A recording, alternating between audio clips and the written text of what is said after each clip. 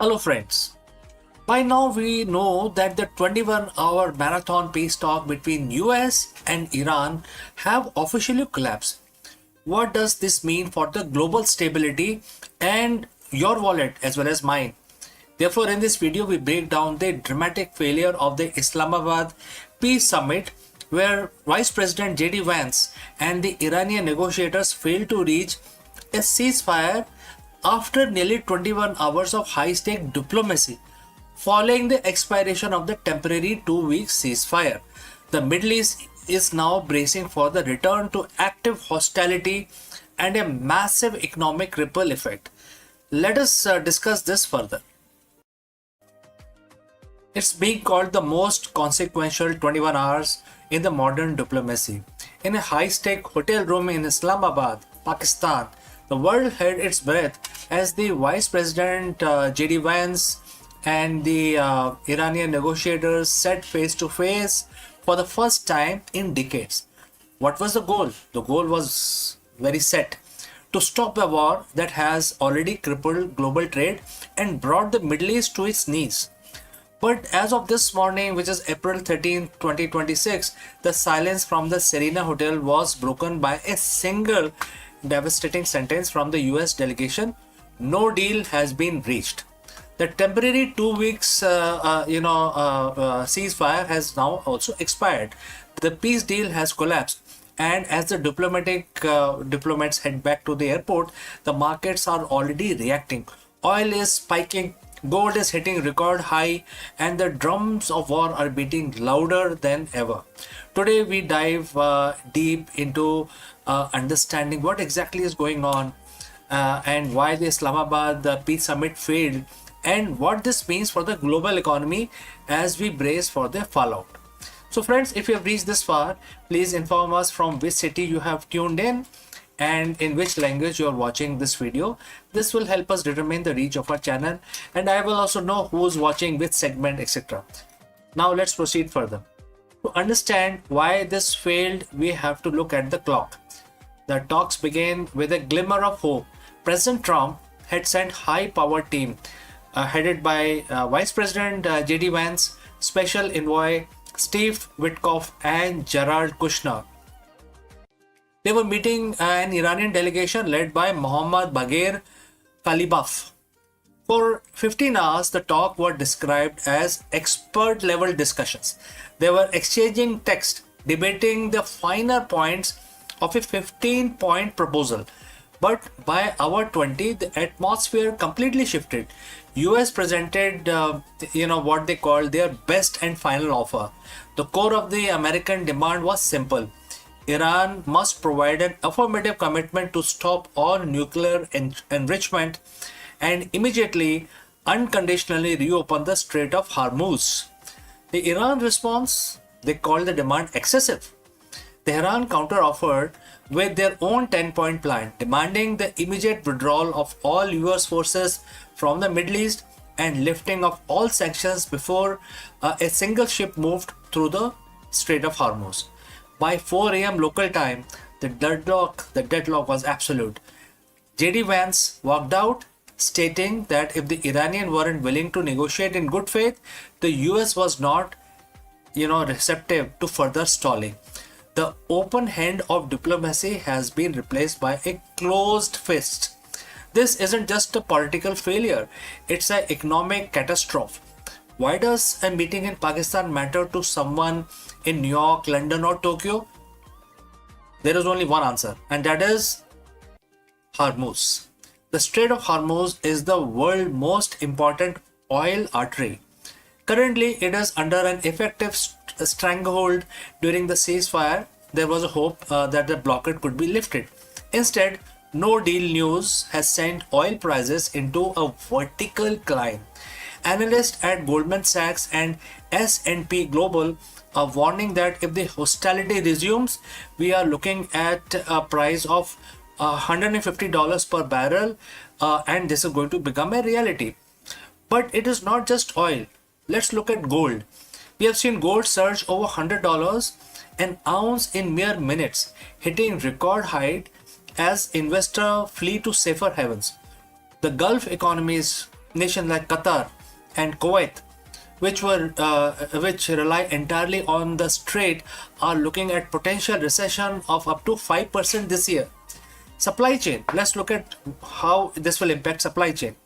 From semiconductor to food imports, the Middle East, stress test is basically completely failing, and it is going to basically create a major problem for the world.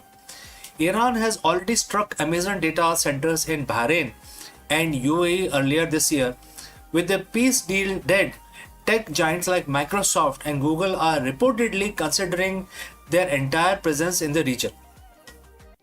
We are witnessing the de-globalization of the Middle East in real time. So what happens tomorrow? What happens today? 2 week ceasefire is officially over. President Trump has already stated that he is ready to open the strait with or without Iran's cooperation. On the ground that the situation is volatile, Israel has agreed to talks with Lebanon but refused to speak with Hezbollah. In Iran, hardliners are already claiming victory, saying they forced the US to the table and gave up nothing. Well, military buildup is staggering. The US has erected missiles launchers at Qatari airbase, and second aircraft carrier is moving into Gulf. On the other side, Iran has deployed advanced Chinese anti-stealth radar system. The Epic Fury war, as some are calling it, as no longer a threat, it's a renewed reality. If a single spark hit a tanker in the next 48 hours, the limited conflict could transform into a regional issue that involves every major power on earth. Diplomacy is a game of red lines, and in Islamabad, both sides finally hit them. The US won't accept a nuclear Iran. Iran won't accept a US policed region. We are entering a period of extreme uncertainty. The failed peace deal of 2026 will likely be remembered as a moment the world realized that the old rules of Middle Eastern diplomacy are officially broken. For now, keep an eye on the oil stickers and the troop movement in Pakistan and also in Oman. The next move won't be made by diplomat in a suit. It will be made by commanders in cockpit. So friends, what do you think? Was the US too rigid in their demands, or is Iran simply playing for the time while the world's economy burns? Let me know in the comments below. This is a developing story, and we will be here to bring you the update as that happens. Don't forget to subscribe and hit the bell icon. In a world that's this volatile, staying informed is our only hedge. I'm CK, and I will see you in the next one. Before we go to the next section, a word about our affiliate partner. Stop settling for a good enough video. If your built-in laptop camera looks like a grainy mess, it is time for an upgrade. Want to instantly level up your video presence? I like to present the Lenovo Performance FHD webcam. This is a game changer for your desktop setup. Technically, this is packed. It has a very sensitive RGB sensor, very crisp photographs it takes. Also comes with 2 microphones on board, which helps you to record very clear voice in stereophonic format. And these microphones are very sensitive. You can actually move away from the camera up to 2 meters, and these microphones will pick up your voice without any problem. This is a very strong piece. This is very sturdy. Comes with tripod ready. Comes with a very long leash, so it gives you a lot of flexibility to place the webcam wherever you want to keep in your studio. And also it has a swivel base, which is also very handy. So if you want to basically level up your game and you want to pick up this camera at a discount, please click on the link here or scan the QR code. Now let's get back to our video. Long before the telescope pierced the skies of Renaissance Europe, a brilliant mind in 5th century India dared to challenge the cosmic order. And Aryabhatta, through his Aryabhatiya, as that suggested that the earth itself was not a still center of the universe, but a rotating sphere and its motion explaining the dance of stars and the cosmos.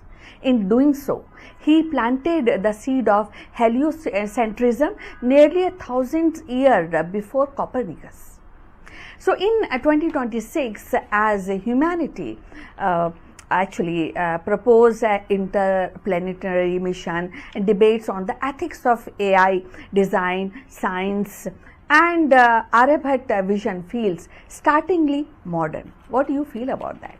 Now, going forward, his courage to question orthodoxy mirror our own struggles to redefine boundaries, whether in space exploration or in digital knowledge or in global collaboration. What he offered was not just astronomy, but a philosophical revolution. A reminder that Earth is but one participant in the vast cosmic symphony.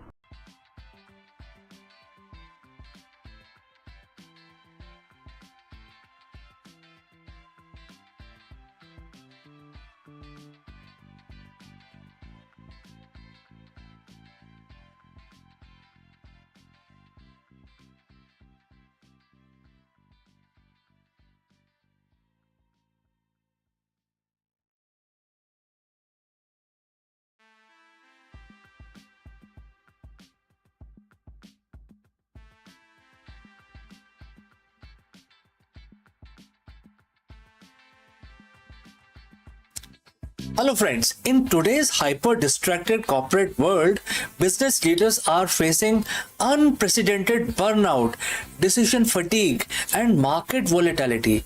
What if the ultimate solution to the modern corporate chaos was written over 7,000 years ago? Therefore, in this video, we break down Bhagavad Gita's lessons and reveal how it serves as a powerful framework for the 21st century's executives, founders, and CEOs. Let's go. Look at the modern corporate landscape and you will notice a strange paradox. We have more data, faster communication, and better AI tools than at any point in time in the human history. Yet, today's CEOs and business leaders are more overwhelmed, exhausted, and distracted than ever before. We call it decision fatigue. And we also call it market volatility, and we also call it the constant pressure to innovate. But what if the real problem isn't the lack of resources, but the lack of anchoring? What if the ultimate antidote to the corporate chaos was written over 7,000 years ago on a battlefield? So friends, if you have reached this far, please inform us from which city you have tuned in and which language you are watching this video. This will help us determine the reach of our channel. Today we are diving deep into the ancient text that holds a revolutionary blueprint for the modern executive leadership.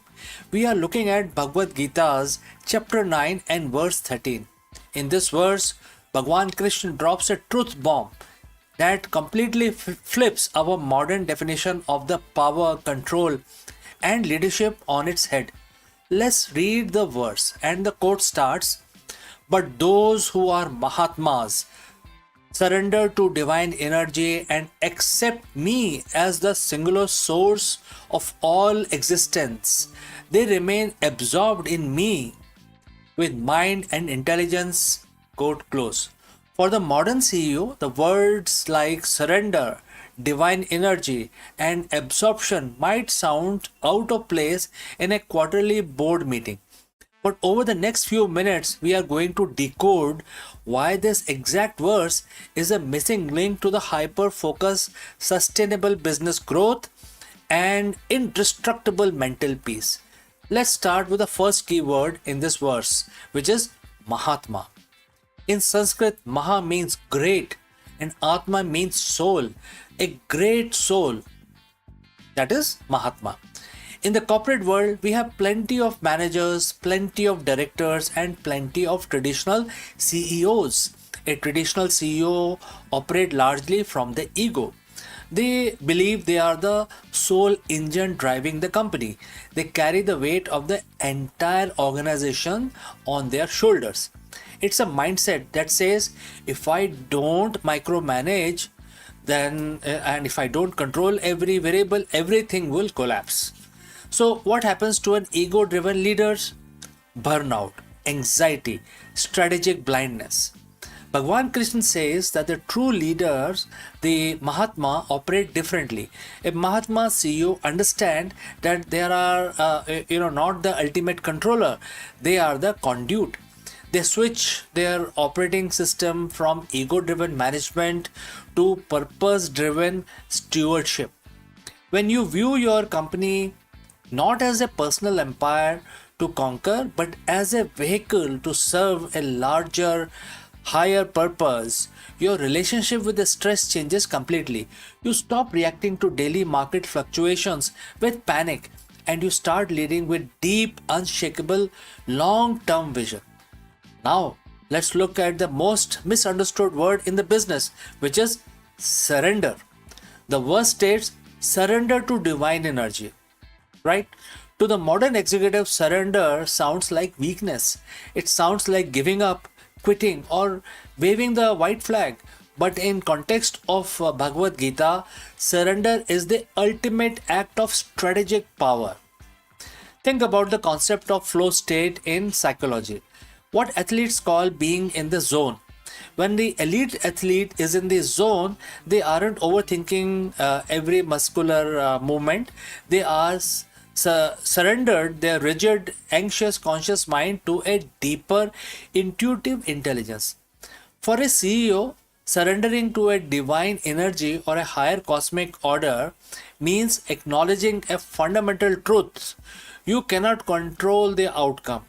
You can only control the input. When you surrender to the obsessive anxiety over the result, the stock price, the competitor's next move, the macroeconomic shifts, etc., you suddenly free up massive amount of cognitive bandwidth. You stop wasting energy, fighting variable that you cannot change, and your channel 100% of your power into what you can do right now, right? And that is what Bhagwan Krishna means by surrendering to divine energy. It is aligning yourself with the natural flow of reality rather than fighting against it. The verse goes on to say that these great minds accept me as singular source of all existence. They remain absorbed in me with mind and intelligence. Right? This is the masterclass in focus. The biggest enemy of the modern CEO isn't the lack of opportunity. It is an absolute surplus of distraction. It's what the tech theorists call shiny object syndrome. Founders chase every new trend, pivot with every 3 months, scatter their company's energy in 50 different directions. When your mind is scattered, your execution is weaker. But look at the instructions here. Quote starts again, absorbed with mind and intelligence, quote close. When a leader identifies as a singular source, a core, unbinding higher mission for their enterprise and anchor their entire intellect to it, something magical happens. The noise evaporates. Every new partnership purpose filtered through singular source. Every new product line, evaluated by core mission. Every internal conflicts resolved by the aligning with the higher purpose. So this level of absorption is what separated leaders like Steve Jobs or Elon Musk from average executives. They had an almost spiritual, unwavering obsession with singular vision. They didn't care about standard industry norms. They were completely absorbed in bringing a specific future into reality. When you apply your analytical intelligence alongside a deeper focus mind, you achieve what Gita calls ekagrata, one pointed concentration, and one pointed corporate strategy is virtually unstoppable. So, how do you take chapter 9, verse 13 out of the realm of philosophy and put it directly into your boardroom tomorrow morning? And here are the 3 concrete steps for the modern executive. Step 1, define your singular source.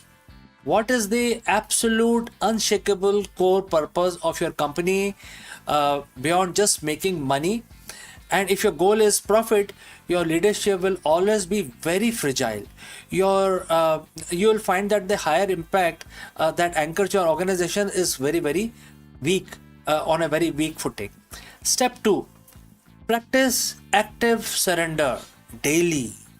Before you open your laptop or walk into a high stakes negotiations, take 2 minutes of silence.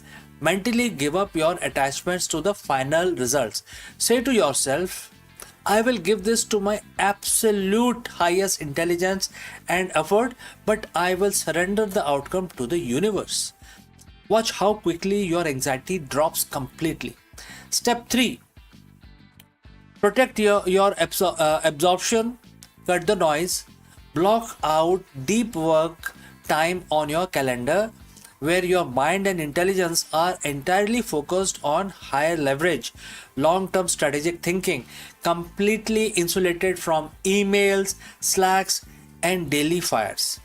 Leadership is lonely, it is heavy, and is exhausting if you try to do it all through the power of your own limited ego. But Bhagavad Gita, chapter 9, verse 13, reminds us that you don't have to carry the world alone. By stepping into the shoes of Mahatma, by leaning into a higher divine energy and absorbing your mind and intellect into singular noble vision, you don't just build a successful company, you build a resilient, peaceful, and legacy defined life. True power doesn't come from forcing the world to bend to your will. True power comes from aligning your leadership with the ultimate source of all existence. So, friends, what do you think about this? If you have any questions, please do not hesitate to send it across. Thanks for watching. Thanks for joining live.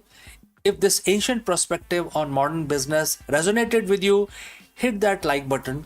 Share this video with your fellow entrepreneurs or executives who need to hear this today. Don't forget to subscribe for more deep dives into timeless wisdom of modern leaders. Lead from the source, stay focused, and before I actually go to the Q&A, because there are some messages as well, a word about our affiliate partner. Stop settling for a good enough video. If your built-in laptop camera looks like a grainy mess, it is time for an upgrade. Want to instantly level up your video presence? I like to present the Lenovo Performance FHD webcam. This is a game changer for your desktop setup. Technically, this is packed. It has a very sensitive RGB sensor, very crisp photographs it takes. Also comes with 2 microphones on board, which helps you to record very clear voice in stereophonic format. And these microphones are very sensitive. You can actually move away from the camera up to 2 meters and these microphones will pick up your voice without any problem. This is a very strong piece. This is very sturdy. Comes with tripod ready. Comes with a very long leash, so it gives you a lot of flexibility to place the webcam wherever you want to keep in your studio. And also it has a swivel base, which is also very handy. So if you want to basically level up your game and you want to pick up this camera at a discount, please click on the link here or scan the QR code. Now let's get back to our video. So friends, we had a very successful, very good session today, and there were few messages. I would like to display those messages. First is Nightmare J. Nightmare J, your message and your ID is displayed on the screen, and you said hi. So how can I help you? If you have any questions, please let me know, Nightmare J. Thank you for saying hi and very good morning from India. All right, so I will see you very soon in the next video, which is about business. And so please hold on and stay tuned. Bye for now.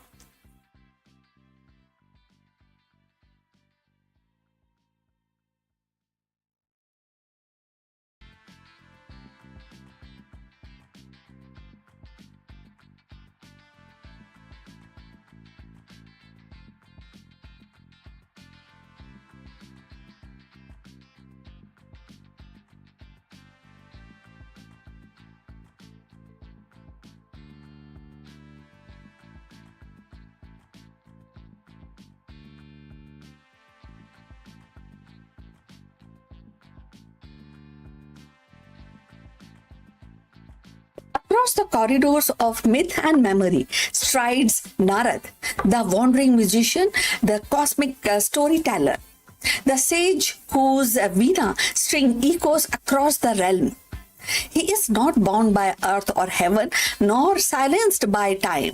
Narad travels freely, carrying the tales that unsettle kings, awaken sages, and remind gods themselves of a fragile balance of dharma, that is righteousness. Mischief and wisdom mingle in his voice for every note he plays, in both questions and answers, a spark that ignites transformation. In 2026 and beyond, Narad's archetype feels startlingly familiar. The eternal messenger who bridges worlds and influence of the cosmic order, the voice that insists wisdom must travel faster than chaos. His songs is not just ancient, it is timeless, resonating with every age that seeks meaning in noise. So let's find out more.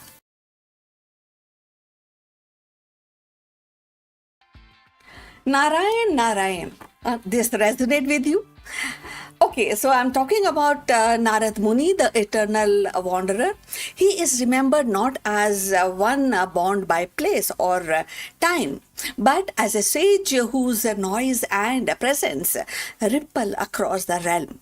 With his veena in hand and the chants of Narayan, Narayan on his lips, he journeys freely between heaven, earth, and the Netherlands. And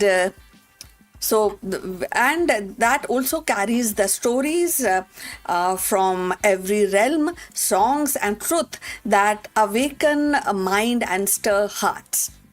He is the archetype of traveling musician, one who does not merely entertain but enlightens, weaving wisdom into melody and turning narratives into revelations. So Narad's gift lies in his ability to be everywhere, to cross boundaries that other cannot. He is the messenger of God and provocators of kings and confidant of sages and awakener of demons. His tales are not idle gossips. They are sparks that ignite transformation. So by sowing the question, conflict, and the challenges, Narad ensures that dharma, that means righteousness, the cosmic order, emerges stronger and more stronger. And his storytelling is not passive, it is catalytic and forcing societies and individuals to confront their illusion and rediscover the truth and themselves. So if you have reached this far, please inform us from which city you have tuned in and which language you are watching this video. This will help us to determine the reach of our channel. So going forward, about Narad Muni. As a magician, Narad embodies the power of sound. His veena is not more than, it is actually more than an instrument. It is a bridge between the mortal and divine. Through his music, he teaches that the devotion is not confined to rituals, but can be lived in rhythm, harmony, and resonance. His songs reminds us that the wisdom is not always spoken in solemn tunes. Sometimes it actually dances in the playful notes. Sometimes it appears through the satires, and sometimes it consoles through the lullabies of the faith. So in 2026, Narad's relevance feels strikingly, definitely very, very profoundly relevant. We live in an age of hyper connectivity where the information travels faster than thoughts. Yet, wisdom often lags behind. And Narad's archetype mirrors the modern journalist, the digital storyteller, and the influencer who carries new age ideas across the realms. But unlike the noise of today's feeds, Narad insists on meaning. His stories are not empty transformation, but it is not only transmit the emptiness or just a storytelling, but a transformative narratives. He reminds us that communication must be more than a speed. It must carry insight and compassion and call to a higher purpose. So his ability to actually transcends into realm resonate with our own era of virtual realities, space exploration, and artificial intelligence. Just as Narad moved between the worlds, humanity in 2026 move between physical and digital, earthly and cosmic. His presence teaches us that the crossing boundary is not enough. We must carry wisdom across them, and in a time when the technology can amplify voices endlessly, Nara's example urges us to ensure whose voice or songs of truth, devotions, and harmony rather than a division and chaos. So beyond 2026, Narad's legacy is a reminder that storytelling is civilization's heartbeat. As long as humans seek a meaning, as long as societies wrestle with conflict and order, and that traveling musician will remain relevant. Narad's laughter, his provocations, his melodies, all are eternal echoes guiding us to balance the inquiry with devotion, mischief with wisdom, and speed with substance. He is not just a sage for the future urging us, but actually he is urging us to be a traveler of truth in every realm we enter. And so Narad endures not as a relic of ancient lore, but a timeless archetype for every age. And his song reminds us that stories are bridges, music is truth, and wisdom must wander freely across the realm. In the noise of modernity, his veena still hums, a call to harmony, a reminder that even the mischief can be divine. And when it awakens the world of dharma, that is the way to go. So we have come to the end of this video. We look forward for your comments on this topic. Please like and subscribe our channel, and look forward in the next one. But before we end, few words from our affiliate partner. Stop settling for a good enough video. If your built-in laptop camera looks like a grainy mess, it is time for an upgrade. Want to instantly level up your video presence?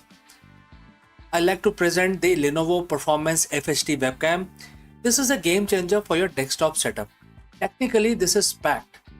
It has a very sensitive RGB sensor, very crisp photographs it takes. Also comes with two microphones on board, which helps you to record very clear voice in stereophonic format. And these microphones are very sensitive. You can actually move away from the camera up to 2 meters, and these microphones will pick up your voice without any problem. This is a very strong piece. This is very sturdy. Comes with tripod ready. Comes with a very long leash, so it gives you a lot of flexibility to place the webcam wherever you want to keep in your studio. And also it has a swivel base, which is also very handy. So if you want to basically level up your game and you want to pick up this camera at a discount, please click on the link here or scan the QR code. Now let's get back to our video.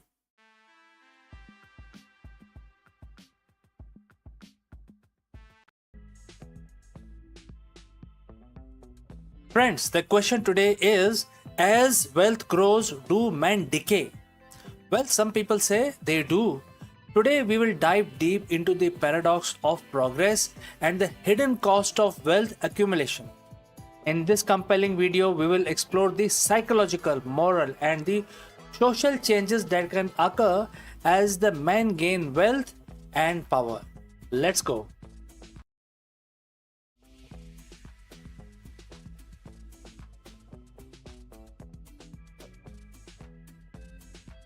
We live in a world that glorifies the wealth. From the moment we are old enough to understand, we are taught that success, comfort, and happiness are often measured by the size of our bank account. We chase promotions, dream of bigger houses, covet the latest tech, and all under the assumption that more is always better. But what if that wasn't entirely true? What if beneath the shimmering surface of the prosperity, there is a hidden cost, a silent erosion that impacts the very core of who we are, especially for men as well as for women? Today, we are going to ask a provocative, perhaps even unsettling question: as the wealth grows, do man decay? When we talk about decay, we are not just talking about the physical aspect of it. This isn't about aging, it's about something deeper. It's about the erosion of the character, the fading of the purpose, the fracturing of the genuine connection. It's about the hollowness that creep in even as the external success reaches its peak. For centuries, men have been conditioned to be a provider, a protector, conquerors, etc. Our identity often intrinsically linked to our ability to achieve and acquire. So when that acquisition reaches unprecedented levels, what happens to the man himself? Does the very fuel that drives the men, the ambitious for generating wealth, ultimately consumes the man? We are not here to demonize the wealth. Far from it. Wealth can be a tool for good, for freedom, for impact, but like any other powerful tool, it demands respect, awareness, and a clear understanding of the potential pitfalls. Think about the traditional male identity. Historically, it was often forged in the purpose, building, creating, providing, etc. A man's worth was in his contribution, his skill, his character. But in the modern pursuit of wealth, particularly extreme wealth, identity can subtly shift. Instead of driving self-worth from who they are or what they do, it can become dangerously tied to what they own. The endless pursuit of more can create a hamster wheel. You buy the dream car, a bigger house, a private jet. For a moment, there is a thrill, but then the novelty wears off and the void remains. The next logical step is to acquire something even grander. This isn't sustainable. It transforms a man from a purposeful being into a consumer, an accumulator. The drive shifts from internal fulfillment to the external validation. And when your identity is built on possessions, what happens when those possessions inevitably fail to satisfy or worse, are lost? One of the most insidious form of decay that wealth can inflict is in our own relationship. Genuine connections, intimacy, vulnerability, these are the foundation of the true human flourishing. But wealth can act as an isolation chamber. Firstly, the sheer demand of acquiring and maintaining wealth often means sacrificing time with family, with friends, with community, long hours, constant travel, endless strategizing. These can create physical and emotional distances.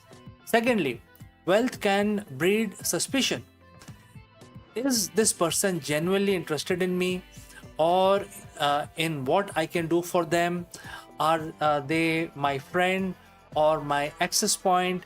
This constant questioning can make genuine vulnerability incredibly difficult, leading to a guarded existence. Thirdly, The lifestyle associated with extreme wealth can be exclusive. It can separate men from their roots, from the everyday experience that fosters empathy and connection with the wider world. When your circle shrinks to only those who share your specific, often insular economic reality, you lose touch with the richness and the diversity of the human experience. This social decay leaves men feeling profoundly alone even when surrounded by others. Human beings, and men in particular, often thrives on challenge, on purpose, on overcoming obstacles. There is a certain edge that comes from striving, from feeling the grit of the struggle. It forges resilience, gratitude, and a deeper appreciation for achievement. But when wealth removes all obstacles, when every need is immediately met and every comfort is readily available, that edge can dull the shine of your life. The drive to create, to innovate, to even feel deeply can be replaced by a passive acceptance of ease. Why build when you can buy? Why strive when you can simply command? This isn't to say comfort is inherently bad, but unchecked, it can become a crutch that prevents growth. It can lead to a state of, a sort of emptiness, a profound boredom that even greatest luxuries cannot remove. The man becomes soft, not physically but spiritually. He loses the internal, strength built by facing adversities. The path to immense wealth is rarely a straight line. It often presents choices, difficult dilemmas, where moral integrity can be tested. In the pursuit of profit, ethical lines can become blurred, shortcuts are often taken, compromises are made, and suddenly the means to begin to justify the end, no matter how questionable they are. This isn't about blaming wealthy individuals, but acknowledging a systemic pressure. When stakes are high and the potential rewards are astronomically very high, and temptation to bend the rules is higher, to exploit the loopholes or to neglect the human cost of business decisions can be immense. Over time, these small compromises can accumulate, eroding a men's moral compass. What was once unthinkable becomes unacceptable, or rather acceptable, and then it becomes absolutely normal. The decay here is in the spirit, in the values that once defined the man. When a man loses his ethical grounding, he loses a fundamental part of his humanity. Wealth can create powerful illusions of control. The belief that money can solve every problem, protect against every threat, and guarantee a certain future. This can lead to hubris, a sense of invincibility that blind men to their own vulnerability and unpredictable nature of life. But beneath this illusion often lies a profound fear, the fear of loss. The more you have it, the more you have to lose. The constant pressure to maintain, to grow, to protect assets can be a source of immense anxiety. This fear can consume mental space, leading to an inability to truly relax, to be present, or to simply enjoy what has been accumulated. This isn't just about financial loss, it's about the loss of identity tied to that particular wealth, the loss of status, the loss of perceived power. This fear can lead to desperate measures, further ethical compromises, and overall sense of unease, even in the midst of the luxury. It's a mental decay, a constant state of low-grade panic, regardless of external circumstances. So, if the potential for decay is real, how do we reverse it? How do we cultivate growth even amidst immense wealth? It starts with awareness and intention. Recognize that wealth is a tool, not an identity. It's about consciously choosing where to focus your energy and attention. Re-establish purpose beyond profit. Find meaning in contribution, in creation. in legacy that isn't just about monetary value. What problems can you solve? What goods can you foster? Prioritize genuine connections. Actively invest time and vulnerability in your relationships. Seek out authentic friendships. Nurture family bonds and engage with diverse communities. Embrace discomfort and growth. Don't let comfort breed stagnation. Seek out new challenges, learn new skills, push your boundaries in a way that aren't tied to financial gains. Cultivate gratitude and mindfulness. Appreciate what you have rather than constantly striving for what you lack. Practice mindfulness to stay present and connect to the richness of everyday life. Define your value and live them. Regularly assess your actions against your core values. By willing to make it harder, more ethical choices, even if it means sacrificing short-term gains. Wealth in itself is neutral. It is the human response to it, the choice we make, the value we hold, that determine its ultimate impact. The question is, as wealth grows, do men decay? Isn't meant to be condemn a success or glory of the rich man, but to invite deeper introspection. It is a reminder that a true prosperity isn't just about what you accumulate, but about you become what you become in the process. The greatest riches a man can possess are not found in the vaults, but in the character, his relationships, his purpose, and his peace of mind. Let us strive not just for financial growth, but for human flourishing. Let us use wealth as a means to build a richer life, not a hollow one. Because in the end, the only thing that truly decays is which is neglected. And let us not neglect the men who we are in the pursuit of wealth as we desire. So, friends, I'd like to know if you have any comments, any suggestions, or any questions. Please leave them in the comment section below, and I will catch you again in the next one.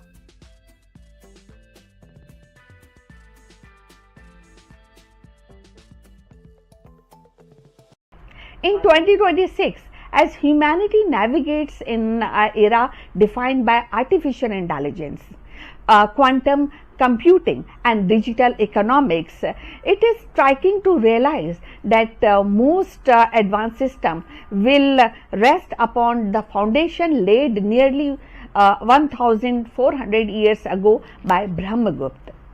His recognition of zero as a number, his rules for negative values, his algebraic formulations are not a relic of antiquity, but living principle embedded in every algorithm, blockchain, and ledger and machine learning model today. When we speak of data science and or when we speak of coding language that drives modern innovations, we are echoing Brahmagupta's vision of mathematics as a universal language, now capable of describing both void and infinite. So, in the world where the billions of calculations occur every second, Brahmagupta's insight actually reminds us that the progress is always built upon the courage of pioneers who dare to redefine the possible.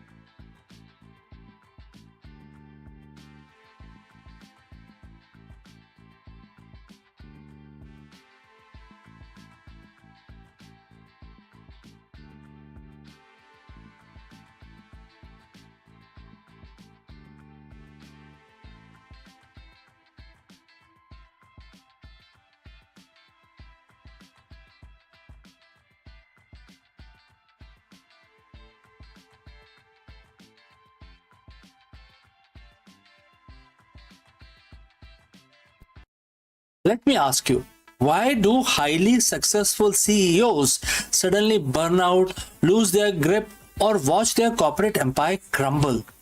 The answer isn't found in a modern business textbook. It was written thousands of years ago in Bhagavad Gita. Therefore, in this video, we break down Bhagavad Gita and translate its profound wisdom into survival guide for the modern executive. Let's go. What is the ultimate destination for a highly successful CEO? Very profound question, but very difficult to answer. If you look at the tech world, Wall Street or startup ecosystem, the playbook says exponential growth, massive exits, and legacy carved in stone, and ultimate control. But look at all this a little closer at the corporate history. Why do some of the most brilliant minds, leaders who build empires suddenly burn out? Why do they make catastrophic ethical lapses? Why do they watch their organizations crumble from within?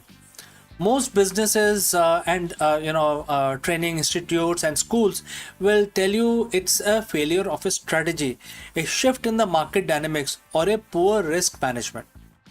But thousands of years ago, a profound spiritual text diagnosed the true cause of this corporate collapse. It is not the failure of strategy, it is a failure of identity. Today, we are diving deep into Bhagavad Gita, chapter 9, verse 24.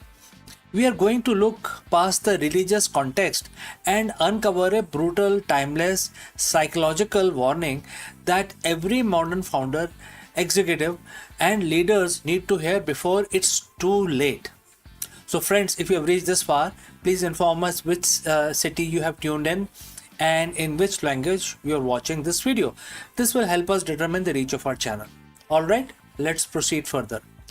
Those who do not understand that I am the real enjoyer and the supreme lord of each and every sacrifice, they fall down and remain in the cycle of life and death, and the quote close.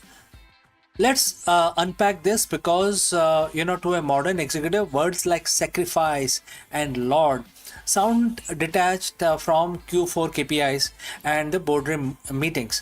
But if we translate the core metaphysics into leadership psychology, the wisdom is startling. In Gita, sacrifice, which is in other words yagna, represents collective effort, hard work, dedicated action towards a goal.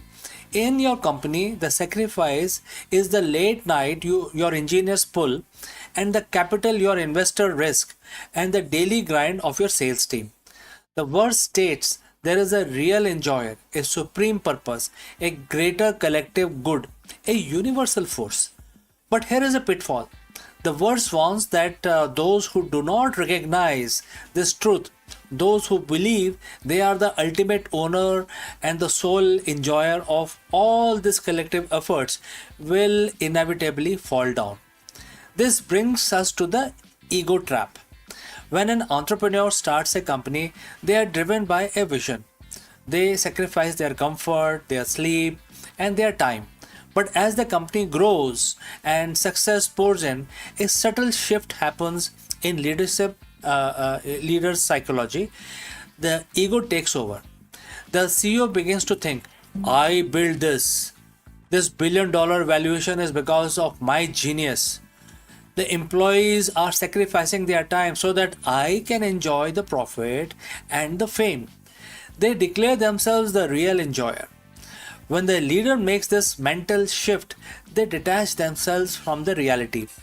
They become obsessed with the fruits of the labor rather than the quality of the work, and this is what the Gita calls attachment to the result.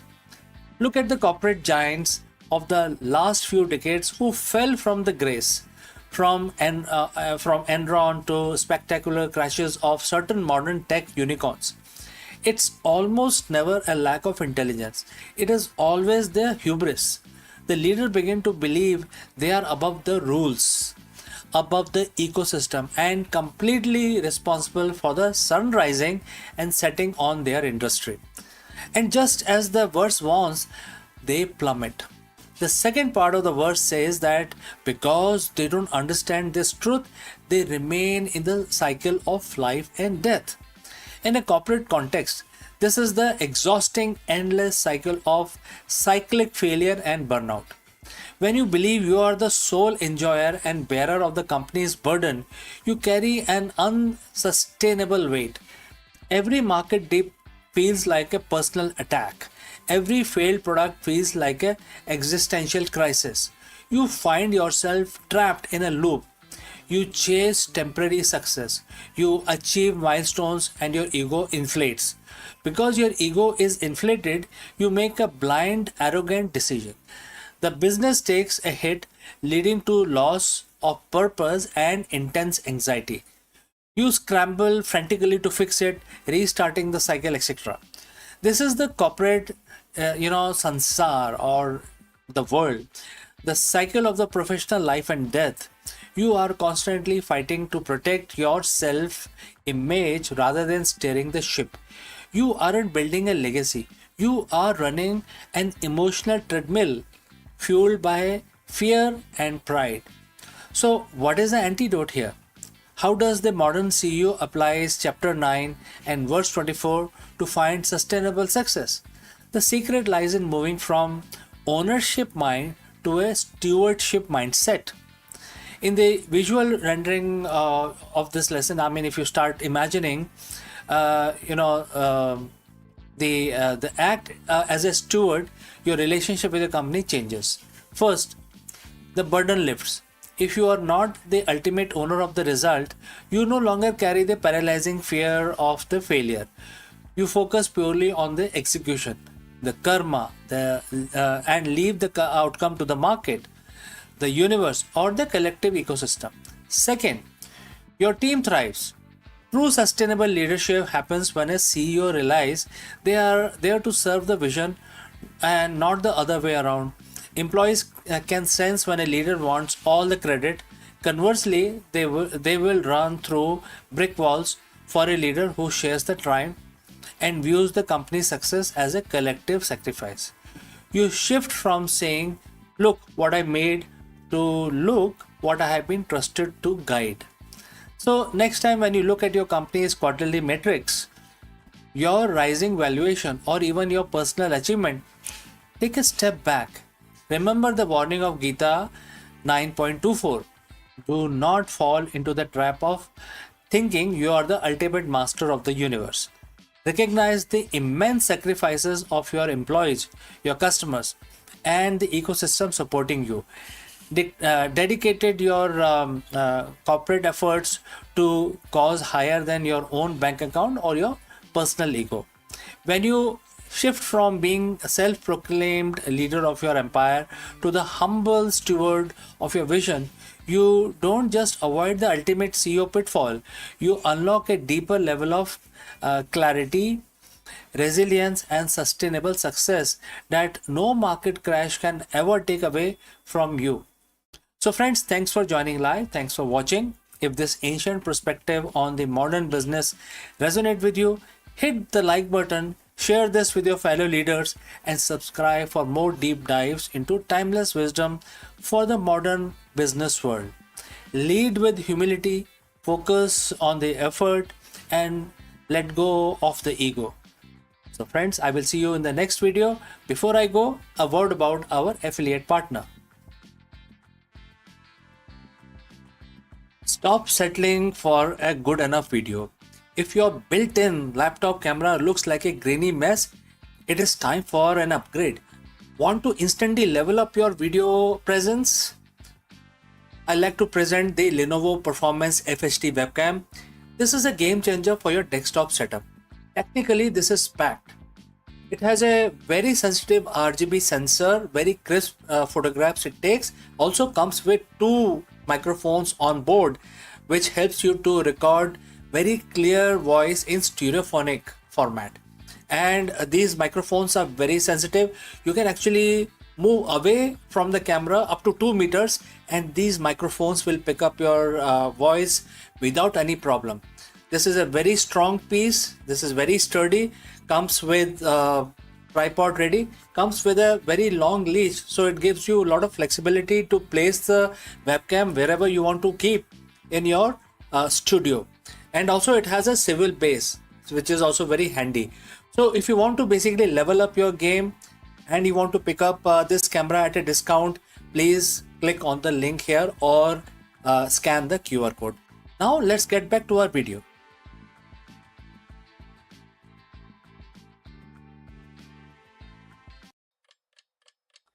Hello friends and Namaskaram. On June 15th, 1908, a landmark moment in India's financial history took place in the formal incorporation of Calcutta Stock Exchange as one of the oldest stock exchange in Asia and the second to be established in India after the Bombay Stock Exchange. The CSE, the Calcutta Stock Exchange, quickly transformed into a primary engine of the financial growth of the Eastern India region. Therefore, in this video, we explore the origins of the exchange, its original 150 founding members, and how it cemented Calcutta's status as a premier hub for trade, industry, and investment in the early 20th century. Let's go. June 15th in 1908, a date that might seem like just another page in history. But for the financial world of Asia, it was a turning point. Imagine the scene: horse driven carriages clattering over the cobblestone of a line range, the air thick with humidity of Bengal summer, and the hum of the city that served as the heartbeat of the British Empire in India. On this day, a group of visionaries gathered to do something bold. They were signing a charter to create Calcutta Stock Exchange. Today, we are going back in time to see how it all began. So, friends, if you have reached this far, please let us know from which city you have tuned in into this video. This will help us determine the reach of our channel. Now, let's proceed further. To understand the importance of 1908, we have to understand the city. At the time, Calcutta wasn't just a city, it was the commercial powerhouse of the East. The massive British trading houses were located there, managing the tea gardens of Assam, the jute mills along the Hooghly, and the sprawling coal mines of the hinterlands. Before the exchange, trading happened informally, often under the shades of neem tree or the makeshift offices. But the scale of business was becoming too vast, too complex for informal handshakes. The economy demanded order. The economy demanded an institution. Enter the 150 founding members, for initial founding members. They weren't just the merchants, they were the architects of India's modern financial landscape. When the Calcutta Stock Exchange was incorporated on June 15th, 1908, it wasn't a sole effort, it was a massive collaboration of both Indian and European brokers. Think about the friction of that era. Yet, in the pits of exchange, business came first. They pooled their resources, established a regulatory code, and decided that instead of scattered trading, they would create a unified marketplace.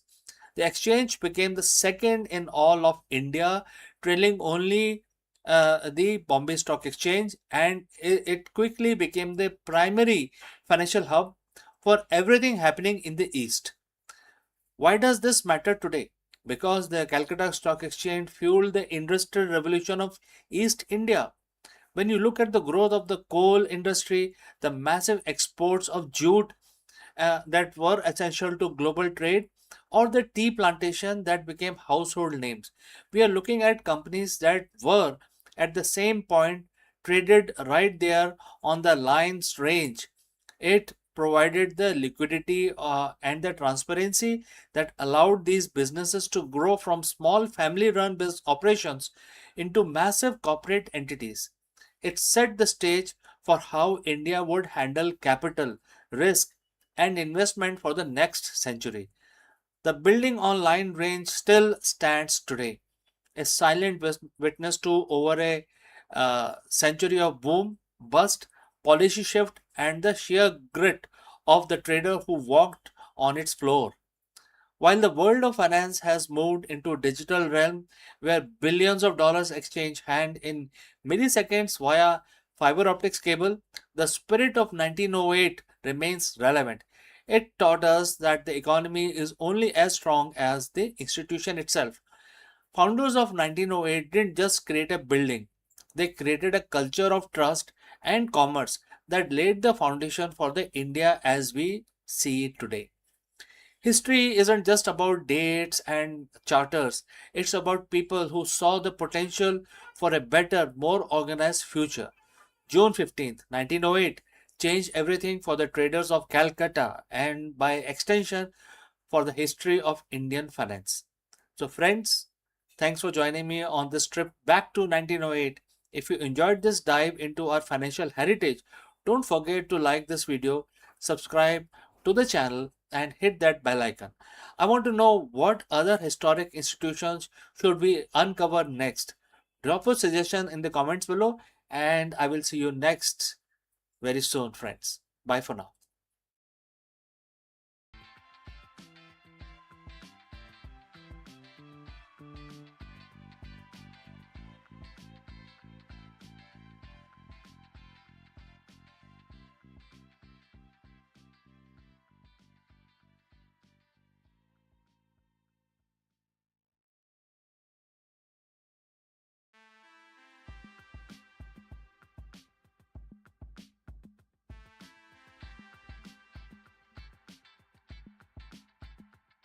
In the world where the science keeps redrawing the boundaries of what we know, the discovery of first detailed smell map of human nose feels almost poetic, isn't it? A revolution of order hidden within the chaos. For centuries, we believed scent was simple chemical whisper, drifting aimlessly into breath. But now, scientists have uncovered a structured symphony beneath that simplicity. A network of olfactory receptors arranged with precision and each tuned to its own molecular melody. And this breakthrough doesn't just rewrite the biology textbook, it opens a door to the future of sensory intelligence. So let's find out more. The human nose has been treated as a simple gateway to scent, a passive receptor of invisible molecules drifting through the air. But recent research has shattered the notion. Scientists have now unveiled the first detailed smell map of the nose, a discovery that redraws the boundaries of sensory biology. Imagine a machine that can smell disease before symptoms appears, or a digital environment that evoke emotions through a scent as vividly as color and sound. So the nose now, once underestimated, has become a frontier of innovation, a living code that could teach technology how to feel. So, in this unfolding chapter of science, the smell map is more than anatomy. It is a blueprint for empathy, for memory, and for perception itself. So, the future may well breathe through the discovery one molecule at a time. So if you have reached this far, please inform us from which city you have tuned in and in which language you are watching this video. This will help us to determine the reach of our channel. Now, moving forward. So in this new map, olfactory receptors are not scattered randomly as once believed. They form an intricate neighborhood, each tuned to specific chemical families, treating as a living mosaic of perception. So the nose, it turns out, is not just a detector. It is an active interpreter, translating molecular patterns into emotional and cognitive experiences. So this breakthrough overturns the decades textbook models. It suggests that smell is far more complex and then a simple signal and sent to the brain. So it is dynamic conversation between biology and memory. So the implication ripples outward from medicine to artificial intelligence. Understanding how the nose organize and decode scent could lead to bio-inspired sensors that mimic human intuitions or capable of detecting disease markers, or maybe environmental toxins or even emotional state through chemical cues. So, looking to the future, this smell map may become a blueprint for synthetic olfactory machine that can smell as human do, and bridging the gap between organic and digital perception. It could redefine how we design perfume and diagnose illness or even communicate emotion in a virtual space. So, in essence, the nose has revealed itself as the universe of order and meaning, that biological cosmos where every molecule finds its place and every scent tells a story. The future of sensory science now lies in decoding the story one breath at a time.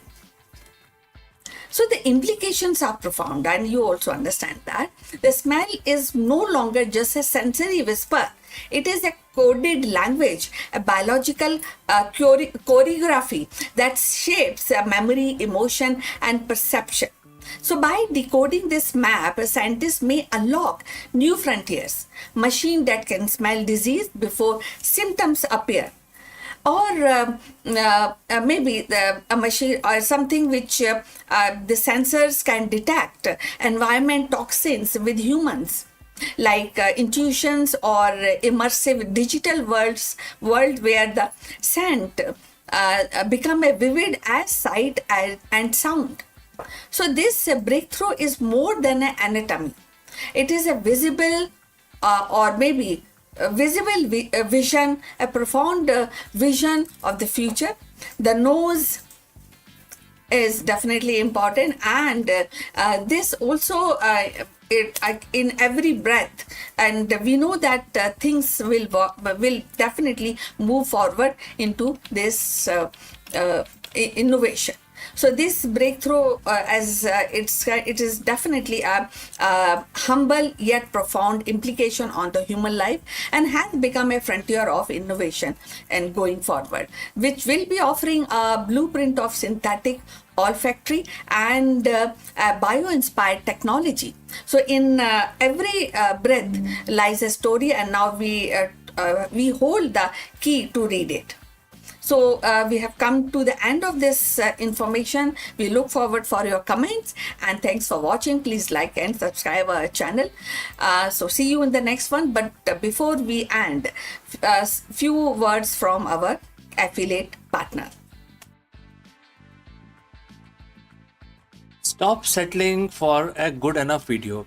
If your built-in laptop camera looks like a grainy mess, it is time for an upgrade. Want to instantly level up your video presence? I like to present the Lenovo Performance FHD webcam. This is a game changer for your desktop setup. Technically, this is packed. It has a very sensitive RGB sensor, very crisp photographs it takes. Also comes with two microphones on board, which helps you to record very clear voice in stereophonic format. And these microphones are very sensitive. You can actually move away from the camera up to 2 meters, and these microphones will pick up your voice without any problem. This is a very strong piece. This is very sturdy. Comes with tripod ready. Comes with a very long leash, so it gives you a lot of flexibility to place the webcam wherever you want to keep in your studio. And also it has a swivel base, which is also very handy. So if you want to basically level up your game and you want to pick up this camera at a discount, please click on the link here or scan the QR code. Now let's get back to our video.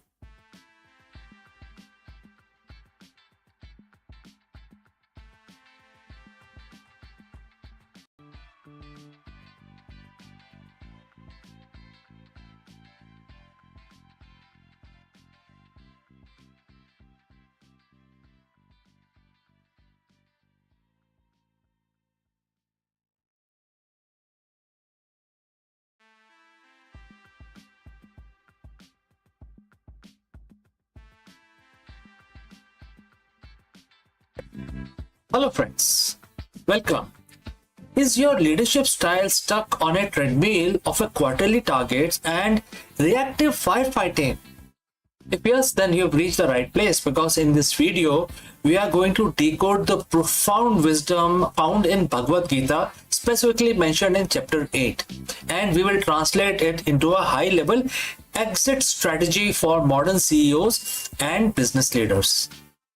In this section, we will also discuss, or rather, decode what Bhagwan Krishna speaks of this cycle of birth and death as a place of misery and offers a path to the ultimate bliss and perfection.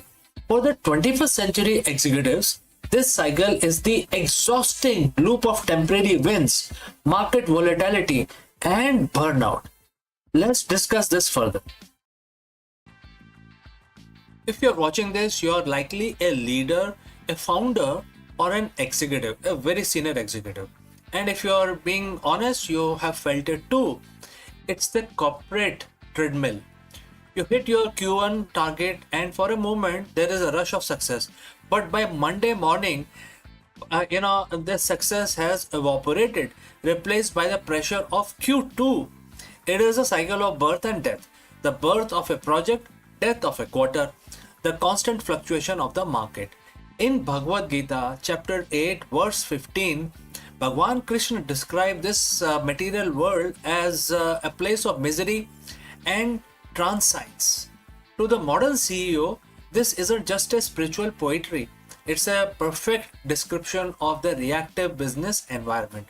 Today, we are going to discuss the exit strategy for excellence, how to stop running the cycle and start achieving what the Gita calls the ultimate perfection.